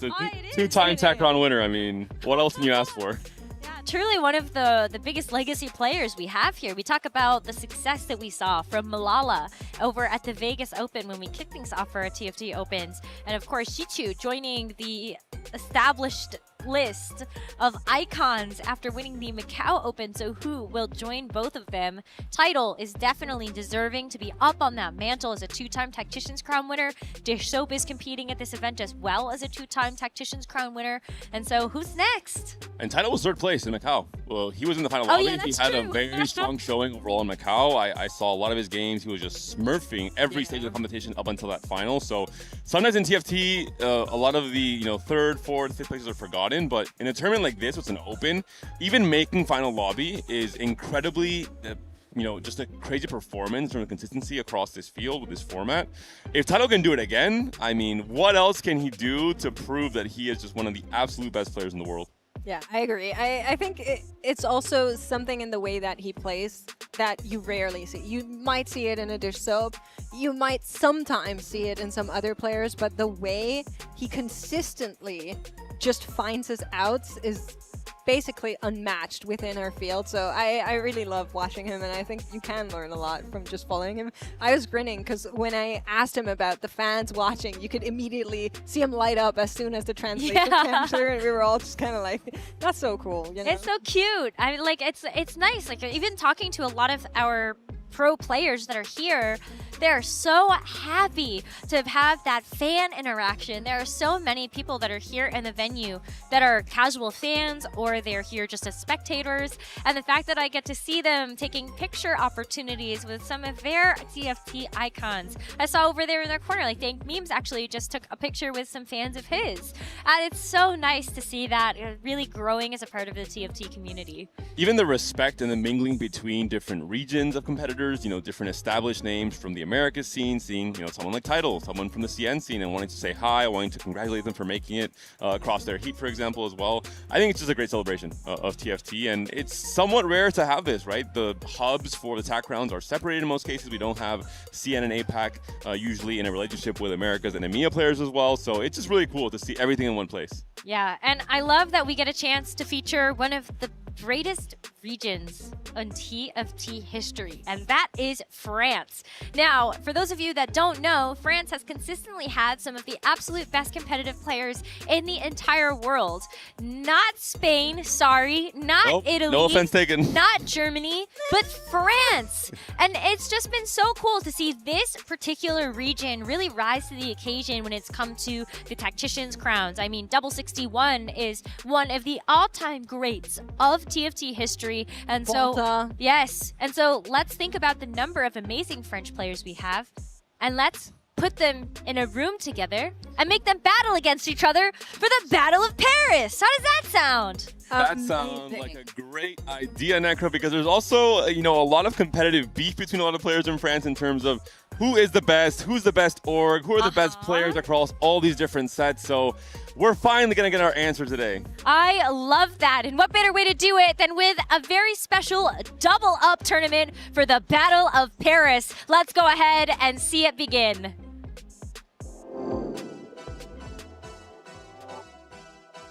Welcome back to the stage. For real, this time, I promise. Let's pretend. Thank you so much for the support. Let's pretend you didn't see me 5 minutes ago. For the last show match of the day, it is going to be a battle for France between 4 French teams that you know well. And I'm going to switch to my mother tongue to do the rest of the introduction. So thank you so much for bearing with me here. On va faire comme si vous m'avez pas vu il y a 5 minutes. Réintroduction du concept. Battle for France. On a 4 teams françaises avec 8 joueurs que vous connaissez évidemment en plus qui vont s'affronter en double up. Ils n'avaient pas l'air d'être super chauds sur le double up. Je crois qu'ils sont vraiment concentrés sur la compétition. Donc, à mon avis, ça va être un show match qui va être spicy. On va introduire la première team ici, qui n'est pas celle que vous avez entendue tout à l'heure. J'aimerais accueillir sur scène Gentlemates avec les Cocos et G. Duzor, les Cocos qui vient de finir son match il y a quelques minutes. Deuxième team, cette fois-ci, la team d'amis. Ils viennent de Tours. C'est Solari avec Qatar et Voltarius.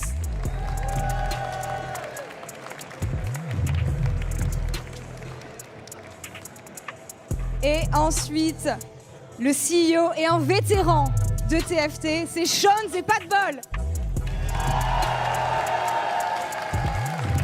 J'aime beaucoup. Continuez ce que vous faites.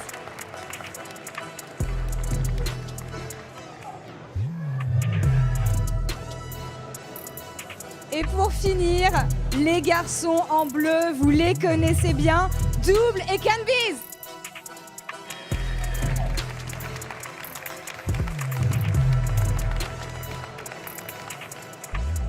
Messieurs, êtes-vous prêts? Tout le monde est prêt? Êtes-vous prêts dans le public? Eh bien c'est parti, Battle for France commence maintenant. It starts right now. À vos stations, messieurs.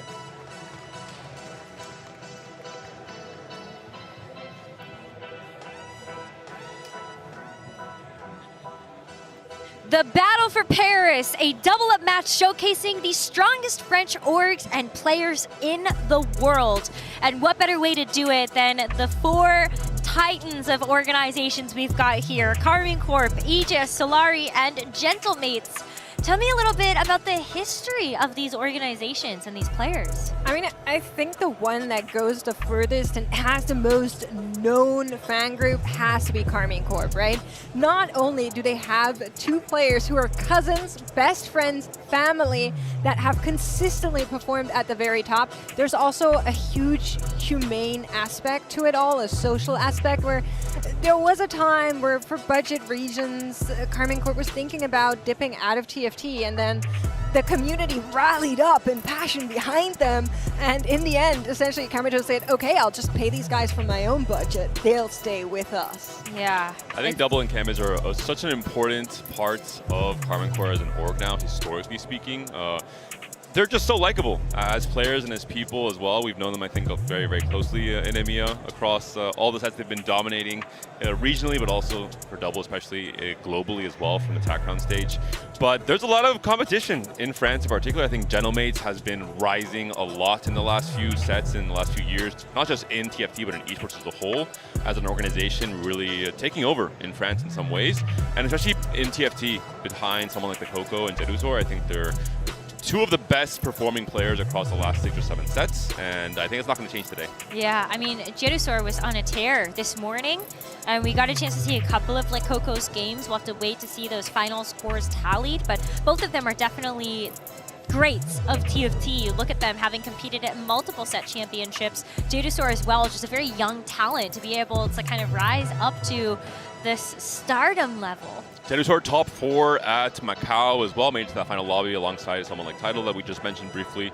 He did it back then playing Silco Dominators, a comp that no one else was playing and no one else believes in as much as he did. So I wonder if Jedusor also has kind of some secret tech coming into this weekend. He would definitely be one of the players to have it. On the other end, you have a titan like Volta. I think that we just have to call out here a little bit more specifically. This guy has been at so many Tactician's crown. Sometimes we lose count about how many times he's been there. That's how big of a deal he is. And he's not necessarily somebody that invents, but he's somebody that optimizes. He really plays through those high caps, and sometimes it seems magical how often he can find them too. It's actually great you mentioned that because I interviewed Volta earlier, and the one piece of advice he gave to all the viewers at home is don't cook. You're not a good chef, most likely. Just stick to what you know. Don't do anything crazy, and you'll have better success at TFT. That's perfect. I'm going to save that one to the bank and make sure that Gangly hears that one as well. Oh, yes. But what about Volta's teammate, Katari on Solari? Is there anything that you feel like is going to be like a kind of a great duo ship there? Do you think Volta is going to give a lot of veterancy to this team? He hasn't had the same experience in a tournament setting compared to, obviously, Titanic names, not just in France, but in all of EMEA. But I think with Volta on your team, it's hard not to have the right game plan when it comes to Volta. I think he's one of the best strategizers in our region. So I definitely don't brush off Solari at all coming to this. And for the case of Aegis, Sean's hit Masters very early to the set, so his ladder grind has been going great in this set, had great motivation, I think, with this Battle for Paris and what is at stake here from the Pride perspective. And Potable, one of the historic names in EMEA, someone that you can never count out. He has, I think, dips and highs and lows in his form, depending on how much he's enjoying the set and how locked in he is. But when he is passionate about a set and when he likes the set a lot, he is so, so good. And not only that, he's been doing that for a really long time as well, right? He's basically one of the competitive players in TFT that have been there from the very start, from the existence of the, baby steps that TFT eSport took. Potable was there, and he was good at it. That is definitely a force to be reckoned with, but of course, double up is always a little bit different. Double up is always something you'll need to play with here, and so I'm curious on how they're going to be doing as we enter the game. Well, let's talk about it a little bit. Double Up, really fun game mode that exists in TFT. They actually put a lot of effort into developing the game mode for longevity, and so you'll notice a couple of changes. If you look a couple of sets ago, there was the Rune of Allegiance, I believe it was called, that you could actually use to send items equipped on champions over to your teammate, and that has now been replaced by your team cannon. So you'll see that team cannon take the spot of your rightmost bench slot, and you can actually send over champions. And you can trade items actually back and forth now. You can trade item components with your teammate. So as you see with your start here with kind of like trying to figure out like 3 pieces you might want to put together, you can actually like call up your teammate and say, hey, can you send me this unit? That'd be really nice. Yeah. At the same time though, with how wide this meta has been as we get a round of silver augments, I'm really curious on what people are going to be approaching double up with. Often what you found was either teams agreeing to re-roll something like 2 costs, so it's a little bit easier to hit them if you take them out of the pool, or 3 costs. Or we had the variance of 1 re-rolls, 1 goes late. Now, I think this meta might not be the most prone to really making those tactics shine, so I'm curious on how these guys have planned to approach this? Well, I saw Volta immediately send Leona over to his teammate. They were probably watching Scara in the show match and they said, you know what? That's actually a master plan. Let's try and take it for our team. I have to imagine that the overall cap of your board will be much higher in double up because one of the key strategies, correct me if I'm wrong, Necra, as the resident expert in double up, is probably going to be 3-starring 4-cost because you can send some of those 4-cost copies to your teammates and they're going to have an easier time overall finding all 9 of those copies that they need for that 3-star. Yeah, the thing about double up though, you cannot send 2-star units anymore. So it's a lot harder to actually hit those 3-star copies, but you are absolutely correct that I've definitely seen times where it's like, okay, we're just gonna like find all the champions and send them over, but the kicker for this set is you cannot send a champion over to your teammate that they have not unlocked, correct? Ooh. So that's actually a really big deal. So even if you send over the Leona, you yourself have to unlock the Diana in order to send that champion over or receive it. That is a creepy portal. What I was world looking is at that portal too. I was like, wow, what? What is that? Ew. Grabby hands. I don't know if I like that. Well, it's for the people who like unbounce Necra. I see. But no, well, Ari is my speed. Lots and lots of Rage Blades being slammed all across our boards, like the 4th I'm seeing right now. So a very, very popular item. I'm a little bit surprised because I've been seeing a lot of Krakens, but they'll show up as well as we hop across to another matchup here. Wow, I mean, that was a void spat though. Where in the world did that come from? Also, one consideration is that items like Rageblade and Titans are going to be that much better in double up because once you go to reinforce your teammates in his battle and you come to help out, those stacks are saved from your fight. So you're coming in with these fully stacked items that they have a downside, a weakness usually at the start of a fight, but no longer when you reinforce.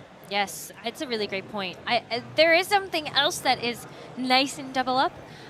When you go and reinforce someone else's board, you also get the benefits of like if you kill extra champions, that's more gold for your Draven. More takedowns. Oh yeah. More souls from Shadow Isle. It all more counts. stacks for your Rhaegar. Absolutely. And so that is something that I wonder any of her teams will lean into is kind of those extra stack traits.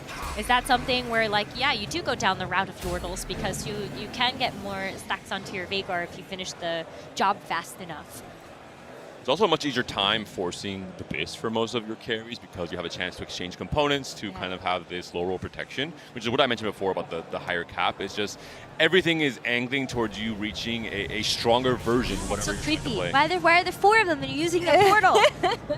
Well, we're getting a chance to look across the lobby here and just take kind of stock of what people have been playing in their early game, and to not much surprise, it's looking very similar. That Kiana 2 that we've been seeing do so much work earlier, showing up on 2 boards premiering. That Rek'Sai 2, also a really, really good early carry of all of those, you know, melee carry items, really, really nicely done. And then some more out there variances on the bottom right. We're seeing some Jhin being played, some Eagle being played, so maybe thinking about the Shadow Isles. Whoa. Very strong opening here for Sean. So Yeah. Got 2 already in stage 2. No other Void units, unfortunately. And it's really bad news because for Void in particular, there is a ticking time bomb in terms of the Rift Hill unlock, where you have to be playing at least 2 Void for X amount of rounds. It's 8. If you come into it late, it's not going to be terrible. You can still play into it, but you do kind of delay that Void, the Rift Hill coming in to stabilize your board in stage 4. I think you can. I do think that like the Void start, I don't hate playing it at 3-1. Like that would be like kind of like the absolute latest that you can get it online. So Padebo, send your boy Sean's a copy of Kog'Maw or literally anything. Rek'Sai, anything. I'm reminded of Robin yelling that he doesn't have a Kog'Maw earlier in the Mastermind. Listen, in Could've used the you cannon. can just get one. As simple as that. You just need your teammates to lock in. Wait a minute. Send it over. So you just gave me an amazing idea. Okay. Mastermind double up. Oh, yeah, you gotta have 2 teams of 2. But cannon- you are the team. The cannons would not stop firing. Yeah, for normal Mastermind. Could you imagine that? That'd actually be kind of cool. I think that'd also be very crazy. So someone cook that up for us and let us entertain. I'm down. I'm with you, Necra, always.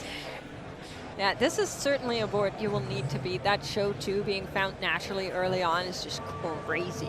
It's expensive though. Sean's maybe trying to find a way to still make 20 here in stage 2. Probably sell off some of these Xin Zhaos to try and make it there, and just stick to playing Void. He does have the Belveth items to perfection. This is the base for Belveth is always going to be the set QSS and Krakens +1.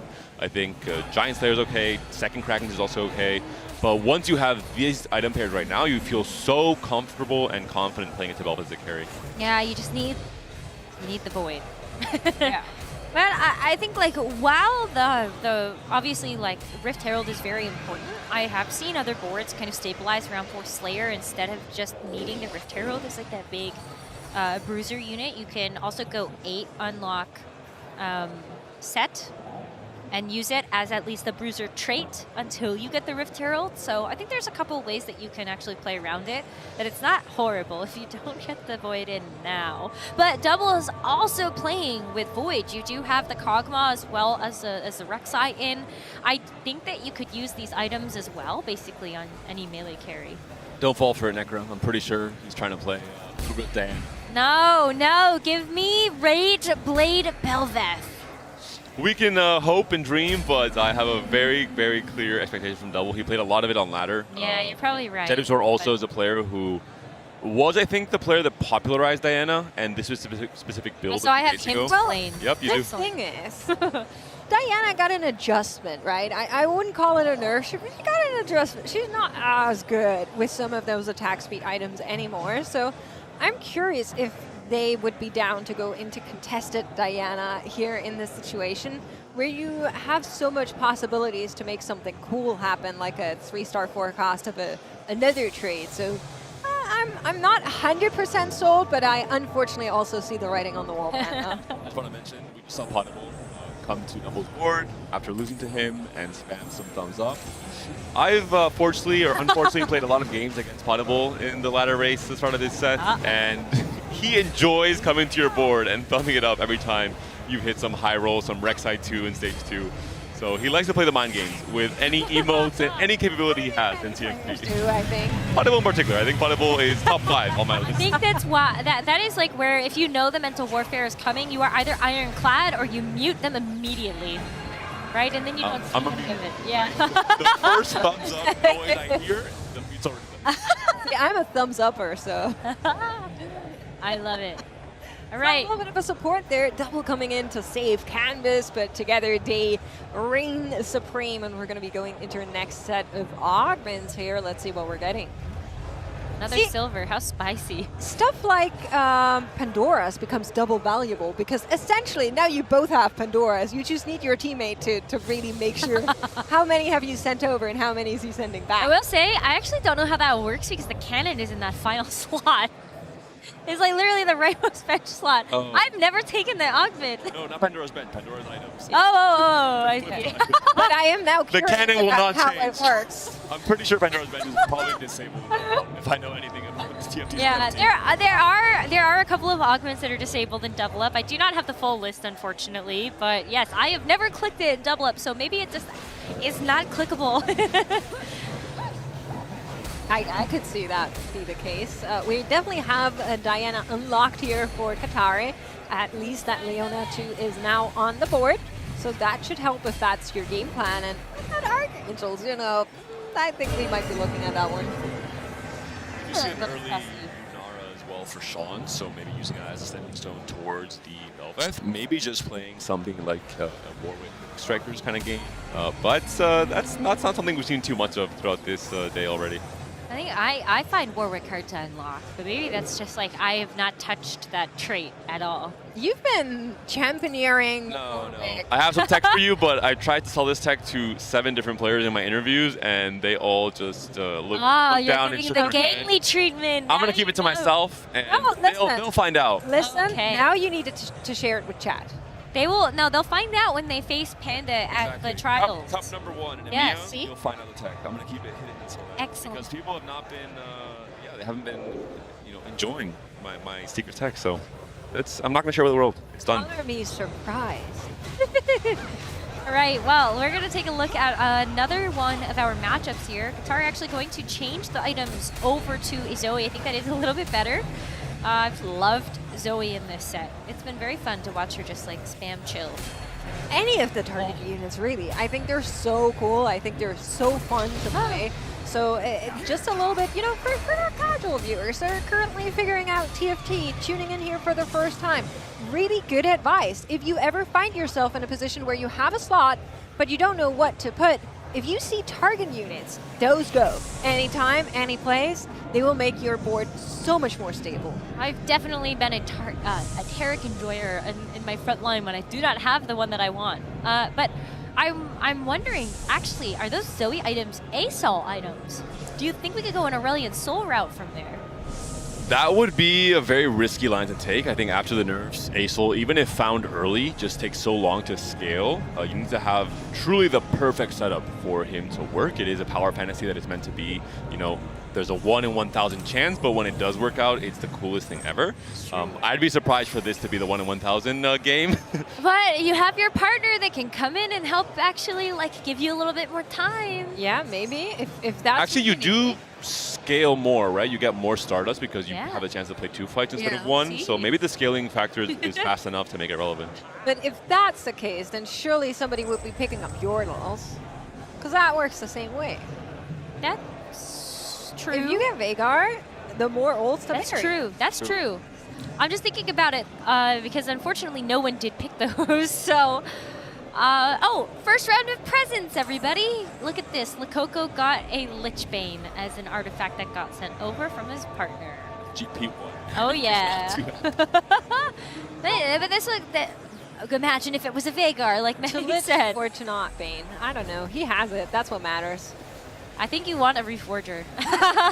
Like immediately. Checking in with Bold. That also has that board up online, but gets shredded by the enemy. Rek'Sai is playing around Graves right now. The backline, we're seeing some Draven. So could be that that's our angle here. Maybe we're looking for Draven. Partner diff. Partner diff. Partner diff. Oh no, that can happen. Certainly not played enough of the B patch because Rek'Sai seems to be a really good carry in the early game and in stage 3. It wasn't the case last patch, and right now seeming very, very strong in most of these fights. It kind of reminds me of like last set, the Nidalee. Wait, no. Who was the little juggernaut? Listen, wait a minute. As soon as set 16 PvE started, I forgot everything about Nefiri. I'm sorry, Nefiri. That's the one. Okay. I was like, there's a little juggernaut that, like, you know, if you give the Nefiri items, it's like a very similar thing. So cute. We have some Solari win. Shields up, some Solari win. Wait, can we just talk really quick about the fact that like our intro animated sequence to the Paris Open includes the 4 org emblems, like the little river sprites with the colors, like so cute, cheering on. It's so cute. It's a cool nod, and I think it's deserving with how much these orgs have done for the French scene. France is not just good because there's very good players here, but in many cases I think those players are developed because of all the input that these French orgs have done in terms of organizing LANs, in terms of having content around these players, in terms of having a lot of tournaments online and offline across the years. Let me throw you for a little bit of nostalgia, Panda. You remember the double up tournament we did in set 6? Yes. So that was the first time Panda and I went to a TFT LAN, and we had a bunch of players from different countries in EMEA there. And we also had, I believe it was Sean's and do you remember who it was? I'm So Fresh, I believe it was. I think it was I'm So Fresh, yeah. So both of them were there, and I remember asking them, like, why do you think France is as strong as it is? Why do we see so much developed talent, so much passion, so many fans, so many good players out of France? And the answer they gave me was essentially, we started really early doing grassroots tournaments, and we started really early kind of pushing content creators that then pulled up their communities into TFT. So what you're saying makes perfect sense. This is a community that from the very get-go has invested into TFT, and I mean, they're reaping the rewards. They have been for a while. France has been the dominant country in EMEA for a very long time, deservedly so, I think, with the players that we've seen coming out of France. And we're seeing the battle here coming to not a close just yet, but we're starting now stage 4, so this is where it really starts ramping up. The forecasts come online the Diana 2 potentially comes online and becomes very scary for Solari. Fortunately, Aegis has a little bit of catch-up to play. There was a gift that got sent over, and so Katari can actually start to make a couple of upgrades here, but you are quite weak. You do have the Azir pair, and so that is something that you could start to chase if you wanted to go down the Shurima route. I think you're right. We are not going to see Aurelion Sol in this particular game. But yeah, I mean, Double, the whole Carmine Core duo here is actually quite strong. And Double is holding Leona pair on the bench, so I think he's still open the possibility of playing a Diana. At the very least, maybe even just unlocking Diana, so he has a chance to deny a 3-star Diana if that is the game for Katari. That you did just get partner diffed there. Absolutely. And it's tough. Like, if you don't play double up a lot, this is actually something that can surprise you, is you will take more damage if you do get Not just surprise you, but frustrate you. I think one thing in TFT is that you are playing your game, you feel so strong, and then you're like, wait, this is not fair. I was winning the fight. The one time in TFT, you can blame your teammate. It's not your fault. Well, if you lose, it might be, but... Okay, people will make up whatever excuse that they want. We need to take a look a little bit at Chance and Parebol because they're currently on the lowest. And of course, in double up, that's still the case, right? You get knocked down, and then you preserve on 1 HP. Yes. If you get knocked again, you're out. So correct. Just, you know, before anybody gets baited from our viewers, of course, just letting you know, eliminations are not final until they are. Yeah, hopefully they can bring it back. We saw Sean there playing for the Lissandra Nara duo carry, which is one of the more common meta lines we've seen from that mix between Freljord and Ionia that pairs so well, one of the best bronze for Lightforge as well in this set. And looking now at the Shurima angle, Nasus unlocked, maybe slowly moving towards potentially finding that 4 Shurima that could just win the game outright. It would take a lot of very careful planning to make it there. It might be a little bit tough, and you might not have a whole lot of time to do it. I mean, Lococo already got this big Void board online. You're starting to really hemorrhage HP if you're on the Aegis squad, so 19 left as your shared HP pool. As the final fight is happening here, it's a showdown between Gentlemates and Carmine Core, and it is going to be the Gentlemates that win. You can see Jetasaur smiling about that one. Gets that Volibear unlocked, and it's also a really great unit for you to have in the long run when you want to actually play this Freljord board. Yeah, so this is interesting to me, right? Of course, Freljord, very early on, you get these extra statues. They help a ton in just putting a body on the field. Very nice little early tech there. We've seen a lot of that in set 16, I feel like. But this specific combination I haven't seen too much of. So we saw Ash reroll, Trin reroll, we've seen Lissandra carry, we've seen the Volibear come out, but the Yunara, she's kind of just hiding in the back corner there, trying to add that quick striker value and trying to at least do the most damage she can. So really this is just, you know, preserving the pain, trying to stop the bleeding a little bit. Normally we see a move more towards the Cannon for Defender, then set as well as a way to cap this board even higher for Ionia. If you have the chance to unlock Volibear, there's an angle with Uko, Bruiser, and Invoker, for example. So the trade treaters work really well.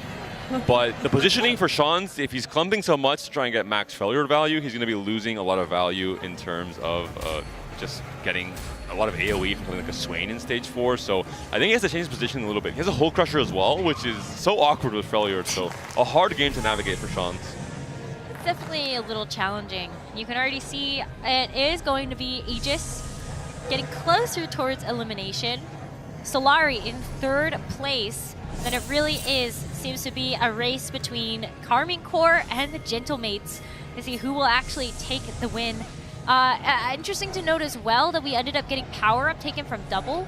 And he got a prismatic when everybody else did get gold augments. Katari and Sean's taking portable forge, but the big double 61 XP augment there actually does put them in pretty commanding position. Not just any prismatic, growth mindset, so the chance to go and play for a fast line angle. We're seeing the Annie on the board, the Tibbers as well. The Leona 2, who is itemized, is this time for some Diana fast 9? There's the Diana. I mean, there's an Annie too. There's just 2 pairs of Annie actually. You can just play Fastline Annie with the Annie typical frontline package with Nico, Vi, Swain, and Seraphine. Play Disruptors with Azir if he finds it, and then just play Diana as a secondary threat that can also synergize really well with Annie because Diana marks units, Annie starts burning them. They're slowly taking that burn damage, and then Diana finishes them off. I love how they've both ported over instantly. That's really funny. But while we were in the carousel, I got a glimpse at Volta's board. And weren't you telling me he said not to cook? He's certainly cooking. There's some weird stuff there. I hope we get to see that board sometime soon. But a wild concoction of things, so to say. Diana's a very strong meta pace in double up. We mentioned it earlier in the early game with the Rage Blade and the Titans, but even more so now. Imagine you're about to win the fight, then a Diana fully stacked comes in and just 1v9s your entire team. That would be very unfortunate. And still, so for Aegis, we are at 3 HP, so 2 more hits here, and Aegis will be our first duo eliminated from the Battle for Paris. But right now, you can see Volta's board, and it is a spicy one, that's for sure. Yeah, so we basically play a little bit of Void, and we play a little bit of Legendary Soup, and we mush it all together with a little Darken weapon, hoping to maybe find that Aatrox later. It's a nice concoction of things. I will go ahead and name myself a top 10 in terms of volume of games Slayer Flex player on the US at the start of this set, and this is a classic Slayer game for me because you found Darken Bow. Darken Bow enables you to unlock Aatrox in a much easier way without having to build both BT and Hodge. It's usually very hard to reach that 40% Omnivamp or play like 6 Slayers on a turn and unlock Tryndamere. Just becomes way too much of a hassle. It's like a side quest. But in this case, he has a very strong transition board, which will eventually cap out with, I have to assume, Mel and Azir playing around the Noxus line with Swain and Ambessa as well. So with Darken Bow in particular, Bel'Veth becomes an absolute monster. So saving grace, Sean's just won that round. Doesn't help. They're down to 1 HP. Potable lost, but maybe that speaks to the power. Maybe that speaks to the turning around. So Sean's and Potable on 1 life. Next elimination will be the end of it. That will be a lost battle for France, unfortunately. But now they can still turn it around. Maybe. I think it's going to be really hard, though. We saw Volta move items there. I think he has to hope for a tier from the component and slam the Hodge on the Bel'Veth to unlock Aatrox on the PvE turn. So this is one of the hassles with playing Slayer Flex in the current meta in this set. It is, you have to do so many extra things to just play a normal game of TFT. 40% Omnivamp to be able to unlock Aatrox. You got the tier from the component anvil, and so you actually can make the Hodge now. What do you get? Oh, you get Annie from your extra units. Goes 9 immediately. Decides to actually start to roll down a little bit. Doesn't have like a whole lot of ult to work with, but that is quite nice to get the Fiddle. With the Morello as well, you're going to get a lot of burn application. It's usually a 2 Slayer, 2 Juggernaut, and 3 Noxus Shell that you just add in any other 5 you find, like Senna and Fiddle. Fiddle obviously fits with the Ambessa. You have to have a 2-star Ambessa with an item to unlock Mel, so there's just so many moving pieces to make this comp work, to even reach like the base level of the comp line.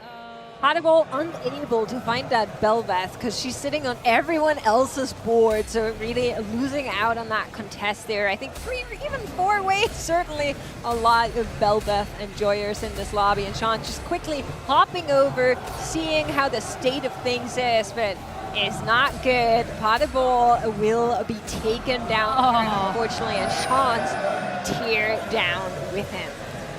All right, everybody, give it up for Aegis. Unfortunately, they do go out in our first place, but what incredible players. Sean and Potable, they did an amazing job here, and now it is down to just 3 remaining teams. Solari, Gentlemates, and Carmine Corps. Who will be next to fall? I'm scared about Solari. Volta, I think, is going to start reaching his cap soon, and we haven't mentioned it yet, but Katara had found 2 artifacts. He had a Flicker Blades on Azir, and he has Wit's End on Diana, which I'm pretty sure is maybe her best when it comes to 1 artifact plus 2 normal items. Having Wit's End as a healing item on her as well. Well, that will help. Oh, Camus has found a Garen 3. That is one way to win a game. 3 or has the Garen 3 found him is the question. I think he was chosen by the Garen. I don't know. We're going to have to get our observers to help us on that one. I think the play was for Double to play Diana so that everyone in the game would be too focused on positioning and not realize that Camus is playing for a 3-star 4 cost. Wow, Well, honestly, let's see this Garen spin to win. Who does it better? I think it's going to be the Garen and not the Wukong that gets this one. I mean, just absolutely big. It gets a little bit of stun there just because, you know, you do have the Void stun that This comes through, unit but does not die. No, of course not. I mean, you've got the Spirit Visage as well as just like the Sterix. So And the 3-star upgrade. yeah, in general. I guess you could say that. I think going into tomorrow, we have to start adding an asterisk to the show matches. You are not allowed to win by 3-starring a 4-cost every time. You are. Why not? We like that. Yeah, we saw Diana 3, the Garen 3. What's next? Well, I personally would like a legendary 3. Yes. That would be. I'm with you. Will you accept that? I will, but I think it's difficult. You have 2 other players trying to deny that from happening on the, or 4 other players on the other 2 team. players trying to find it, so clearly who's winning on the math? On 4-cost, maybe, because you don't have to have every single copy to deny it, but 5-cost will be a lot harder, I would say. There's still only 9 in the pool, right? So, yeah, that would be quite hard. Renekton is unlocked as well. Is there? We haven't been keeping track. Is there a chance maybe for Shurima? Is that a path to maybe beating a Garen 3? I don't know. I mean, like, Katara's on a 5-win streak. So wouldn't it actually be quite difficult now? Yeah. Sacrifice. Well, I mean, if your partner can help you, but I think it's actually really hard to do that because I think that Garen will demolish 2 boards if he has to. Yeah, there's too many moving parts, and yeah, the fact that there's a Garen 3 in play right now, I think it's too difficult for you to mathematically actually get the for Shurima. But it's a nice effort, and it's actually like kind of doing okay, but unfortunately cannot hold on as Katari takes another hit. It was already unfair fighting against a 3-star Garen, and then the rest of the squad rolls That's up true. like just in case. Yeah. It's like, you need any help? No matter. We're here anyway. I love that when I play double up. I'm like, I didn't need you. Like, I'm speaking to my partner when we're playing double up. I was like, I didn't actually need you. Go away. Yeah, I got this. Yeah, I'm a strong, independent woman who don't need no partner. Well, sometimes we do, sometimes we don't. I think for now, they're happy for the partner being here, backing them up wherever they can. Volta and Katari down to, well, a single life and 2 downs to go. Can they maybe force Lakoko and Jedusor down first, or are they going to be our 3rd team in the placement of Battle for France? Katari rolling down, did go to 9. Not much has come of it. Yeah, it's tough. I think like the Flicker Blade on the Azir is actually quite good, but with missing so much else, I mean, that's a Renekton too, but you're still missing the other pieces in the front line here that I think are really going to help you to stabilize it. I do not like these tank items at the moment. This Bel'Veth is going to chew this Swain apart. And Canvas, I think, was just very fortunate to find the Garen 3 as early as he did, because now everyone understands that the real only way to win against the Garen 3 is going to be to find a 3-star focus of your own. But now it's like a wild, wild west situation where everyone is keeping track of everyone else's 4-cost game plans and holding a million units. We're seeing like Teryx and Yunaras on the board. Yeah, all right, wait, I take it back. Doesn't bring them to 1 HP, so that would have been really good for Volta and Katari, but it doesn't happen here. They have 2 lives still, and Katari and Volta only have 1. You're right, though. Everybody's kind of angling for them while also looking out for everybody else. And they're constantly changing maybe their 4-cost game plans of like, oh, now this team has 2 Wukong, we have to start selling our Wukongs, pivot to something else. But what about I saw 2 copies of Azir in that shop. So what if actually it's an Azir 3 angle, and that's how you win against the Garen 3? You would have to gamble to sell your entire board, and maybe your teammate has found an Azir, and you can roll for the last 3 and hope you are lucky on 9. But it's usually very hard with those odds, even on 10. This might just be it for Solari, as we do have to pay attention to how Volta is going to do against this board from Lakoko. Coco could go down to 1, or it could be a knockout, and it will be. It's going to be Solari going down in 3rd place, but please give it up for our wonderful squad over there of Volta and Katari. Like Coco looked to the side like a little glance. I'm not sure how the seating looks, but if it was Volta on his side, that's an evil glance. He was like, yeah. I just knocked you out, buddy. That's mean. Double elimination coming through as well. Both of them did go down. And now it's between Karmine Corp and Gentlemates. Can Lakoko and Jedu find something here to maybe find an answer to that Garen 3. I'm not a huge don't think believer so. in it, but I would love to see it. And Double has the plan D already in the works. He'll go for any 3 if they find a way to contest the Garen 3. So there's multiple layers of strategy here between these final 4 players. I think probably the deserved and the favorite 2 teams to be in this top 4 between Gentlemates, the Rising Stars with Lekoko and Deduzor, and Carmen Core, the golden boys who can do no wrong in TFT for France as a whole. Once again, in a dominant position in this game. Goes 10. You Well- put in the Kindred. That'll be nice for just some utility, as we've got to check in on how the Gentlemates are really going to deal with it. He's so trying to make it happen, but is so far away. Can he find it? Wukong! Oh, Wukong so too. close. Only 6 copies, though. He's got to sell everything else, and it is just not going to be enough. I think that's them throwing in the towel. And it is going to be Carmen Corp that wins with the Garen 3 so early on. Incredible double-up partners, and congratulations to them. What a great battle for Paris, but it is going to be Canvas and Double 61 that come out on top as the kings of Paris. I'm not surprised. Double, when he chose his name, he was prepared for this exact moment. The first time he would play double up on stage with his cousin. I love how Necro's like loading. We got it. That's was so good. No, it's good. I like it. Yeah, no, I think everybody here is going to be happy to see these 2 guys win. You just cannot hate on Double and Canvas. So very nice a little start up here to the tournament day. Of course, they're both still playing. They were in Heat 1, I believe, so they're both through. They're trying to make it as far as they can. Both no strangers to those final lobbies have been in Vegas, have been in Macau.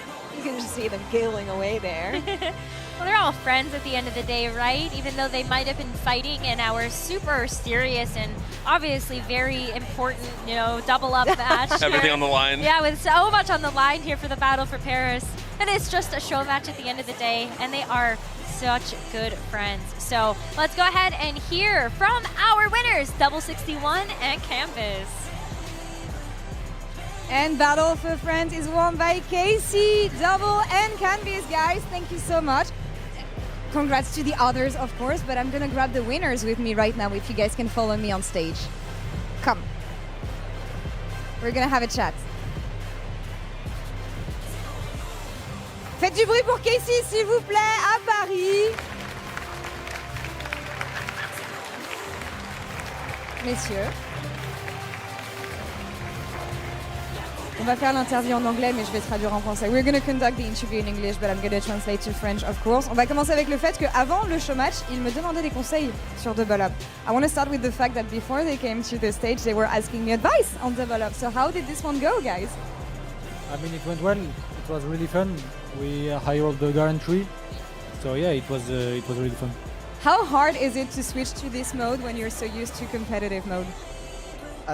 J'ai pas entendu. À quel point c'est difficile de switch sur ce mode parce que t'as pas forcément l'habitude d'y jouer quand t'as l'habitude de jouer pro compétitif 1v1. No, it was not hard. It was just fun to play with Double, and I made Garen 3 very early, so I'm happy about it.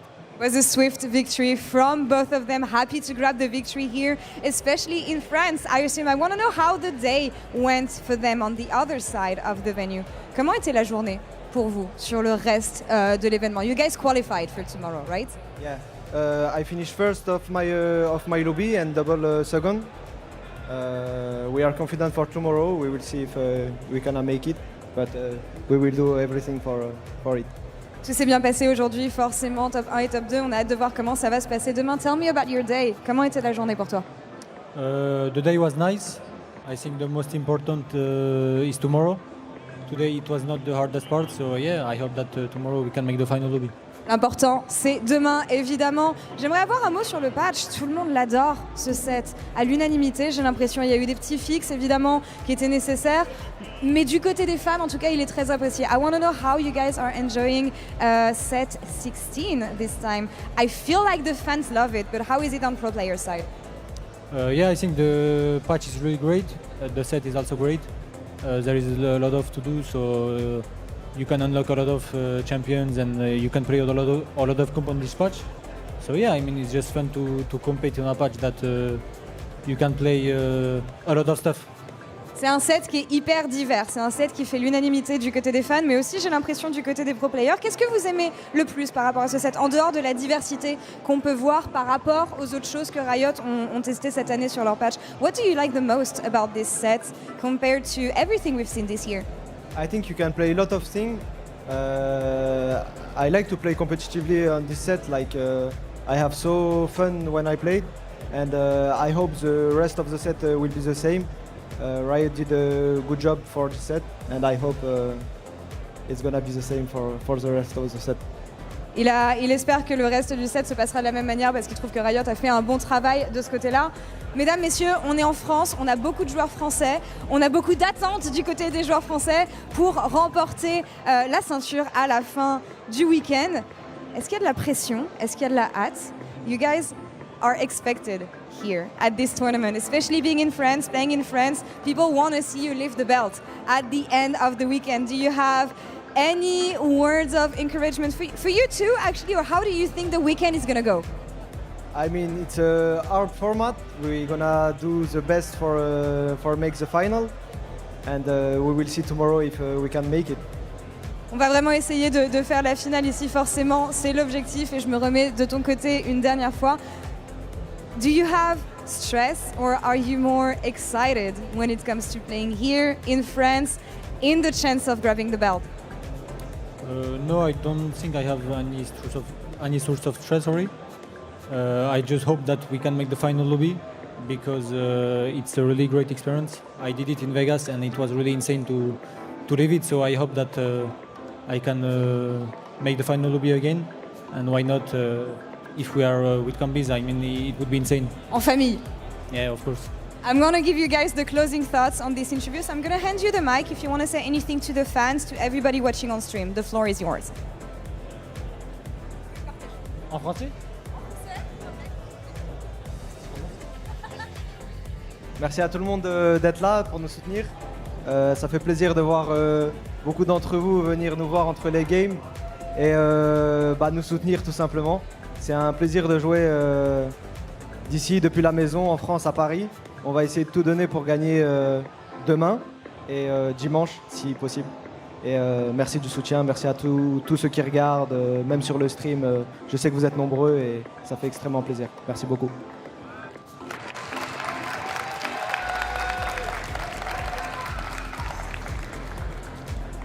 Du coup, demain, c'est la journée la plus importante. Si on va en finale, franchement, je pense que ça va être incroyable. J'espère que vous crierez pour nous dans le public et qu'on va vivre de belles choses. Donc, merci beaucoup. And thank you, guys. Of course, hoping that the fans are going to be here to cheer for them. Eyes on the prize, and the prize is tomorrow in the chance of making it top 8 on Sunday. That's all for us here on the side of this interview. Merci beaucoup, messieurs. Bon courage pour la suite. Thank you so much for being with me. We're done with the stage here, but the evening continues, so please go and check the booth, check on the players, see how everybody is doing. They're gone. Okay, that's great. I'm going to finish on my own here. Go check the rest of the venue. Enjoy this Paris Open. That's all for us here on this side of the stage. We'll see you tomorrow. Bye-bye.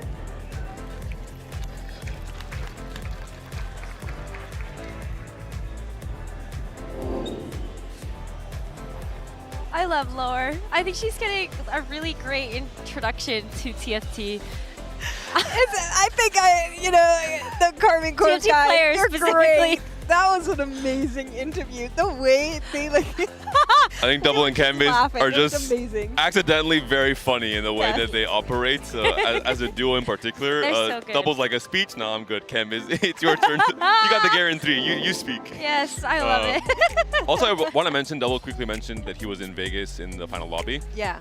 There's a really cool story around that because Canvas was, I believe, just 1 point off of making final lobby himself. He ended up 9th place in the standings with Double advancing, so they were so close to playing together. I think it's why Double mentioned there that that would be the dream to accomplish, especially here in Paris. So I'm really rooting for both players individually, but as a unit, if they can both make a final lobby, it would be so cool to see as a story, especially it happening here on the home ground. Well, I mean, you just saw the crowd going absolutely wild, cheering on all of the French players. You know this is a community that is super passionate, so they're going to bring the hype if there are multiple French players in the final 8 on Sunday. But we've got a long way to get there. Let me just make a little bit of a promise. I think there will be at least 2 French players. Oh! At Did you say least 2. Yeah, I agree with that one. I'm hoping for 3. I think 3 as well, but the safe bet is 2 for sure. Wow. That's bold. Necra does not believe in us. No, he is completely shocked. She doesn't know. It's as if we You, said. okay, listen, no. You heard my brain on dial-up trying to explain the double 61 double-up joke, right? Just I'm making that into the It's been a memory long things day, for later, Necra. and I'm processing it. And yes, it has. But we still have so much more to show everybody. So I love that there is still excellent stuff to show off, and I believe we have actually a lore video. So let's go ahead and check out what that's all about. Okay, I've showed you a lot of stuff already, but I actually want to catch up with the actual stars of this Paris Open. We got Pengu, we got Chong, and I want to ask a simple questions, guys. Thank you so much. It's an honor. I want to know, when you win a game, how do you celebrate? What's your celebration? Show me a bit. Okay, Chong. Simple and easy. Love it. Merci beaucoup. Big fan. Have a great day. I'm definitely going to be checking in on the TikTok content that Laura's going to make with the mascots. It's going to be like chef's kiss. Dude, Like, the mascots are so great. I They're got adorable. a chance to we've been doing these little bumps where they do like silly skits in between the show. I got a chance to direct a couple of them this morning, and it's something about it that's incredibly joyous when you get to say, oh, can you flail your arms? And then this giant pengu just does like, Tries his best. I was giggling. I really enjoyed myself there. It was amazing. They're very cute. I love them very we saw much. the dance off there before the race. Hopefully the race will also happen at some point this Yes, weekend. the Little Legend Olympics. You put it in my mind, Necra, now I will not be satisfied until that happens. You're gonna put them both on a treadmill.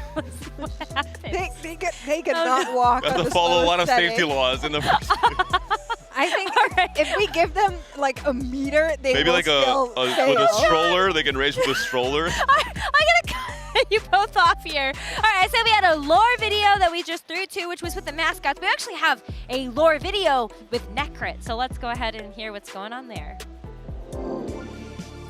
Well, ladies and gentlemen, this is me, Necrit, reporting from the glorious TFT Open, where I was given camera and all the freedom in the world to do whatever, which means I can literally show you what this convention is actually about. I mean, one of my favorite places that you'll find around here is the Artist Alley, because it doesn't matter.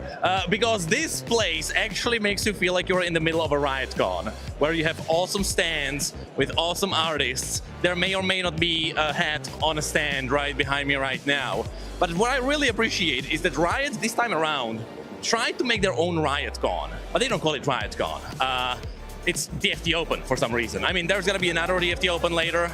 It's gonna be one after that. I don't think this is gonna be stopping. What's also gonna be happening is that this is gonna be getting bigger and bigger, because I can tell you the hype is real. Because sure, people may be here for TFT, but at the same time, look, there is a Riftbound where I'm gonna tell you, so many pros, their plan is all the way back there, but so many pros had the plan of dropping out immediately, and right after they are done, they're gonna be playing Riftbound. I may or may not have been one of those people who was like, hey, I know we are here for TFT, but I opened way too many cards and I can't stop now. Like, someone please stop me. At the same time, there is also 2xKO right behind me with an awesome gacha machine. The issue there is, I did get to Diamond in 2xKO. However, I did it on a keyboard because I'm old and I can't play it here because it's not a keyboard. Other than that, I'm having a blast. I hope everyone is having a blast. Here we are with some people you may or may not recognize from Riot Games directly. That's right, Riot is here themselves. And if you see a Rioter, say hi. They will appreciate it. If you don't say hi, they will appreciate it. And yeah, I guess that's me reporting from this glorious place that really feels like a con. And hey, Riot, next year, even bigger, please. All the games in one place. We'll pretend it's TFT, but the reality is, we're just here to have fun. It is awesome to see Necrit here as one of the biggest Riot creators. Talk about lore and the just life that actually Necrit has given to the entire just Rift, and it's very cool to see Necrit here. Necrit will actually be doing a game show tomorrow, so you will definitely want to tune into that.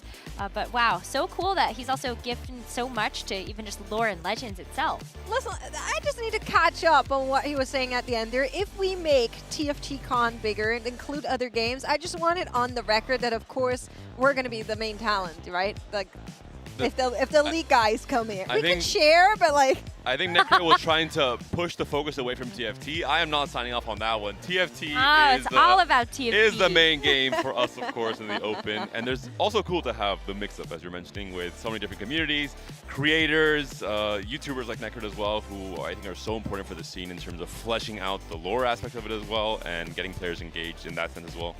But I now have it in my head that if we did have League of Legends as a part of the TFT Open, we could see some very legendary team play and legendary team flaming, right, in person. Yeah, like spice things up a little bit. More show matches. No, director is telling me that I've got to move on. So here's another package. Never mind, I guess I wasn't told that. I think our leaderboard is ready. Yeah, we have the numbers. Oh, okay. But I still should move on anyway. Let's show the lobbies. We have finished our heat number 2. And so you can see who has moved on from this. We got Chaos, Jazz Latte, Tex Summers. These are a few of the players from around the world here. Snooty Boo as well from Spain. Very happy to see him making it through. Salvi. Hey, Salvi, Dark Hydra. We Chichu as well. The winner from Macau is moving forward to day 2 at the very least. Great to hear that. Wow, that's so cool. Got some O's representation there. Huey, Dewey, Louie making it through. Sologasang as well, we saw them in the top 2. So a lot of the big names have guaranteed to make it through. The third places, of course, can still make it in terms of that point total at the end. But the top 2 have guaranteed their spots tomorrow. Aw, Barry just landing 25 third points. here. It's a lot of points. Still has a chance. Yeah, I think he's pretty good. Remember, it's the top 2 advancing forward from every lobby, and then the top 65 from points will join them. And so if you do have like 25 points, yeah, that's I think that's almost locked in. I think players even as low as 21 have some amount of hope still alive. Not much of it, but still some aspiration. So I think 25 is almost guaranteed to be a lock by the end of the day. And 24, 23, 22, that's a bit more dicey. We did catch someone sleeping. We did? In the competition, so They might not be making it through if they were asleep during their game. What's going on? Welcome back to TFT Paris Open. I am Aria, and I'm here to report that the competition has been exhausting, quite literally.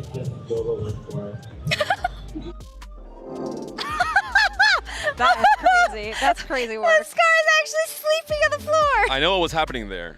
That's where he got the vision to play for Diana 3 in the show match, and then he just made it a thing when he faced up against Boy. God. Listen, that was it a takes moment. a lot of energy to build a Diana 3. He was just recovering. Exactly. That's so funny.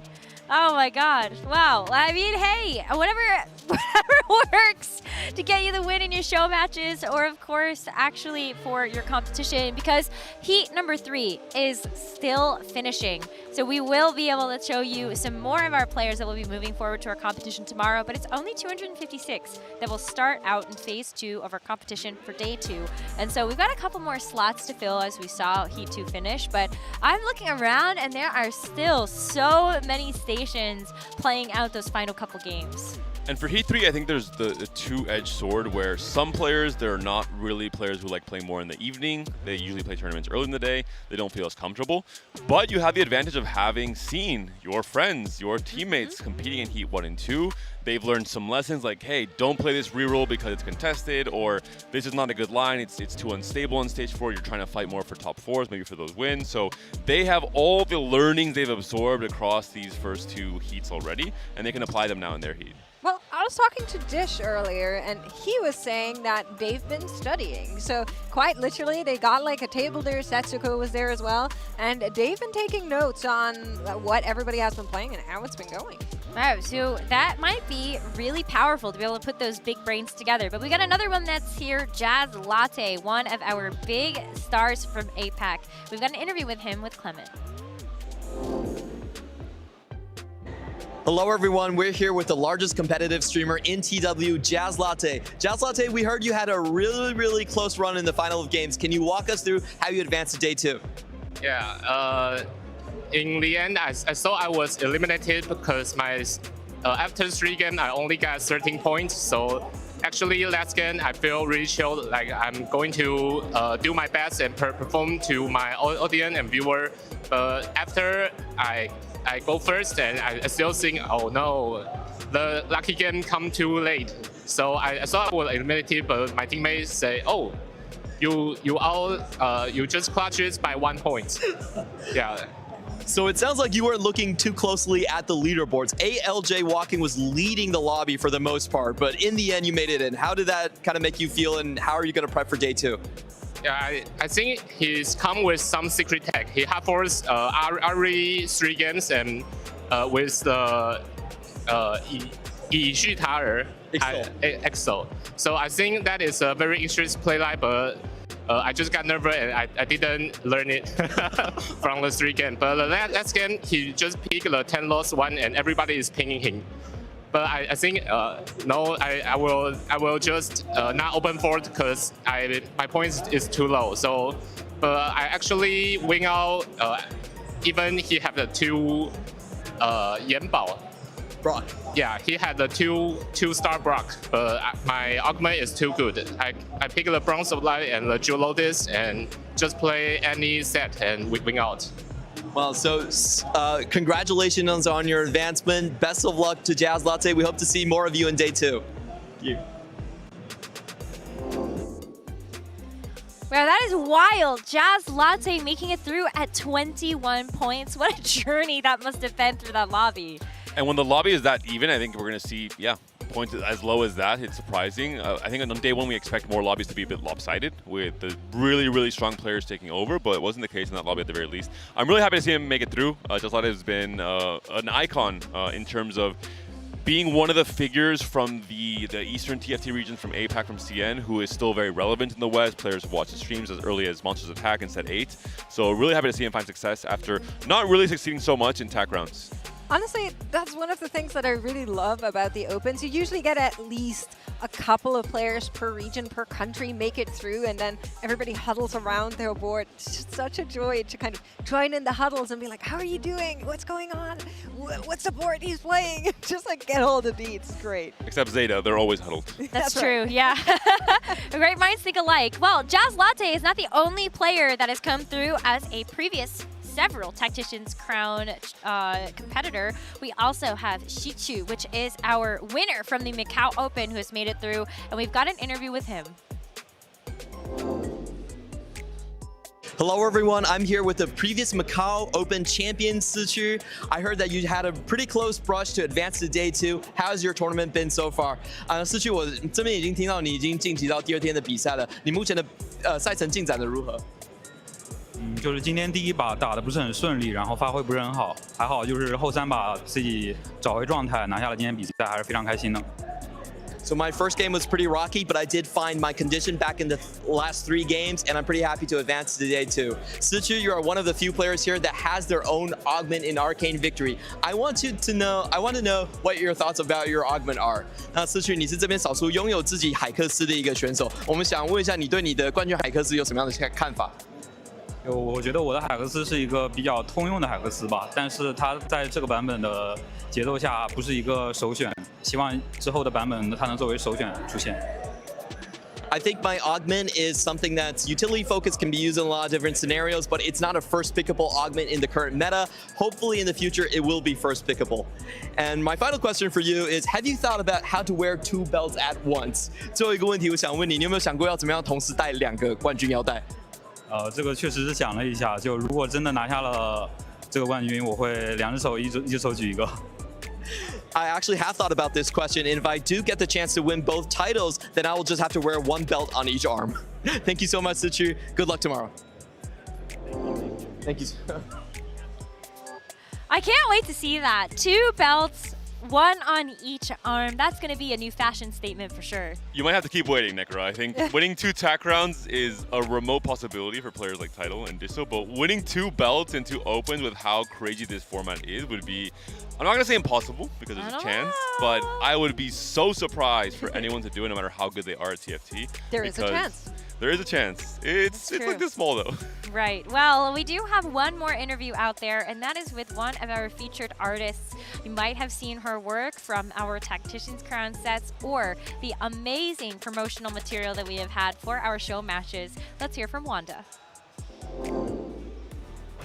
All right, off stage this time around because I want to enjoy whatever is happening here at Paris Open, because it's not only about playing TFT, it's not only about playing games in general, but it's also about the community and everything they offer. And we have La Reina, Wanda here, who's working on a mural. She's going to be working on that for the whole weekend. So let's check in on how it's going on. Tell us about the project you have here. Well, it's a whole wall, 14 square meters of TFT art, which is really fun. And it's 3 parts, so I'll be doing 1 part per day. All right. So yeah, it's like Pengu, Chonk, everything that's fine in this world. You're going to be busy throughout the whole weekend. I love the French Pengu. Honestly, it's my absolute favorite. There's the mascot roaming around as well. But as I was saying, this event is not only about playing TFT, it's not only about playing game, but celebrating the community and what you do and bring to the community. You also did all the artwork for the show matches. What does it mean to you to be here today and being able to display your art and doing all this for us? Well, I'm honored. I'm always so happy to get to work with the arts people on Riot. So they inspire me so much, and I'm so happy to be able to like see my art there and then do more art here. It's super fun. On that, thank you so much. Go and check in on her and what she's going to be doing throughout the whole weekend. Gracias por todo. Thank you so much, Maren. Catch you later. Bye-bye. We'll come back and check in on her later, of course. Stay tuned. It is a huge piece of artwork, and Wanda has been working so hard to be able to put that together. There's actually a really cute piece of it. If you missed it this morning, Mochi, one of our top players from APAC, proposed to his girlfriend, and she said yes! So they are going to get married. Congratulations to the 2 of them, and that is actually immortalized in that mural. Yeah. It's so cute. It's so cute. And Wanda is an absolute star. I really check her out, guys. For anyone that has seen all the TAC rounds, the studio floor and background is always designed by Wanda, and it's just always great to see in person when we're working as well. But now to have her here in Paris, to have her so involved with this tournament as well, it's so cool. I think she's been a big part of the art scene in TFT in particular, so it's cool to have that representation here in Paris. And also to get to watch her do it live. Like Yeah. you can actually just go walk up and kind of watch the progress as it unfolds throughout the course of the weekend. And there's just so much to be able to look forward to. Today was just day 1, but what are kind of some of your final thoughts about how today went? I'm still waiting to see what happens in Heat 3 in particular, because I think there's still a lot of players that I'm rooting for in that heat. I haven't heard of too many huge surprises. I know in Vegas and Macau on day 1 in particular, there was massive upsets right off the gate. I think this set, until now, it behaved itself in terms of the favorites making it to day 2. But I want to see the meta. I want to see the meta tomorrow in particular. The change from day 1 meta to day 2 meta, the comps being played, and how it evolves and adapts. So I agree on the meta. I think that's always very interesting to see like what new tech evolved over day 1 and what new tech came in day 2, and like players are really quick on that. But I think the biggest thing for me is how big this is. So we've been at Vegas, we've been at Macau, and Paris has somehow managed to be even bigger than, and it's only day 1, but it's been so amazing and it's been so cool. I'm really, really excited. And I want to say it with the words of, I believe, Robin earlier this morning. I don't think TFT Con is at its peak yet. I don't think so either. I mean, we're going back to Vegas next year, and so that's going to be really exciting to be able to see the scale continue to evolve and grow over the next couple of years. And where will we go next? I guess we're just going to have to see what will happen at the end of this weekend and forging forward to the future. But today, we will unfortunately be saying goodbye for now. We hope you enjoyed our program on the main stage. We hope you enjoyed all of the different show matches we had. What was kind of your favorite panel, show match, like game that we saw? Oh, Oh, Cluttered Minds. That was a great one. If I can be biased, the panel that I hosted, because it was so I great see. to hear the insight from the devs. So I have so many questions that I always wanted to ask, and I got a chance today, so I'm very happy in a selfish way. Oh my god, yeah, the Cluttered Minds was, I think, one of the things I laughed the most at with Gamely hosting and the 8 devs split across 4 teams.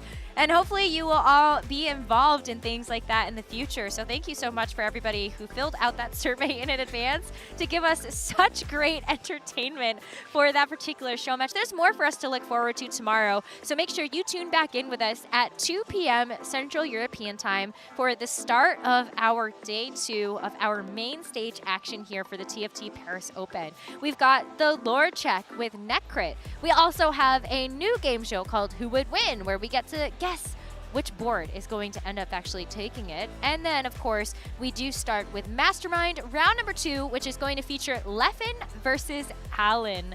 Okay, Panda, you're really looking forward to that one, aren't you?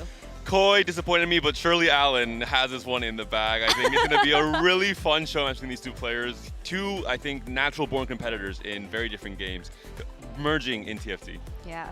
Can Absolutely. we maybe give Alan another briefing? He'll be mic'd up the entire time, just not to curse. Okay, I'll give him the rule set today, don't worry. I fear. Yeah, Alan cannot get fired. He's actually not hired for this event, so I think he's good. Well, either way, you're just not going to want to miss it because it's going to be a great time across the board. Once we are done with our show matches, we get further into our competition and we get into top 64 in earnest. We will be tuning back into the competitive action for the rest of the day because by the end of tomorrow, we're only going to have 8 players remaining to continue the true battle for Paris and see if they can lift that TFT Paris Open belt at the end of it all. Thank you all so much for tuning in today, and to all of our competitors that have started their journey. We look forward to seeing them continue tomorrow, and we will see you there. Good night. Oh.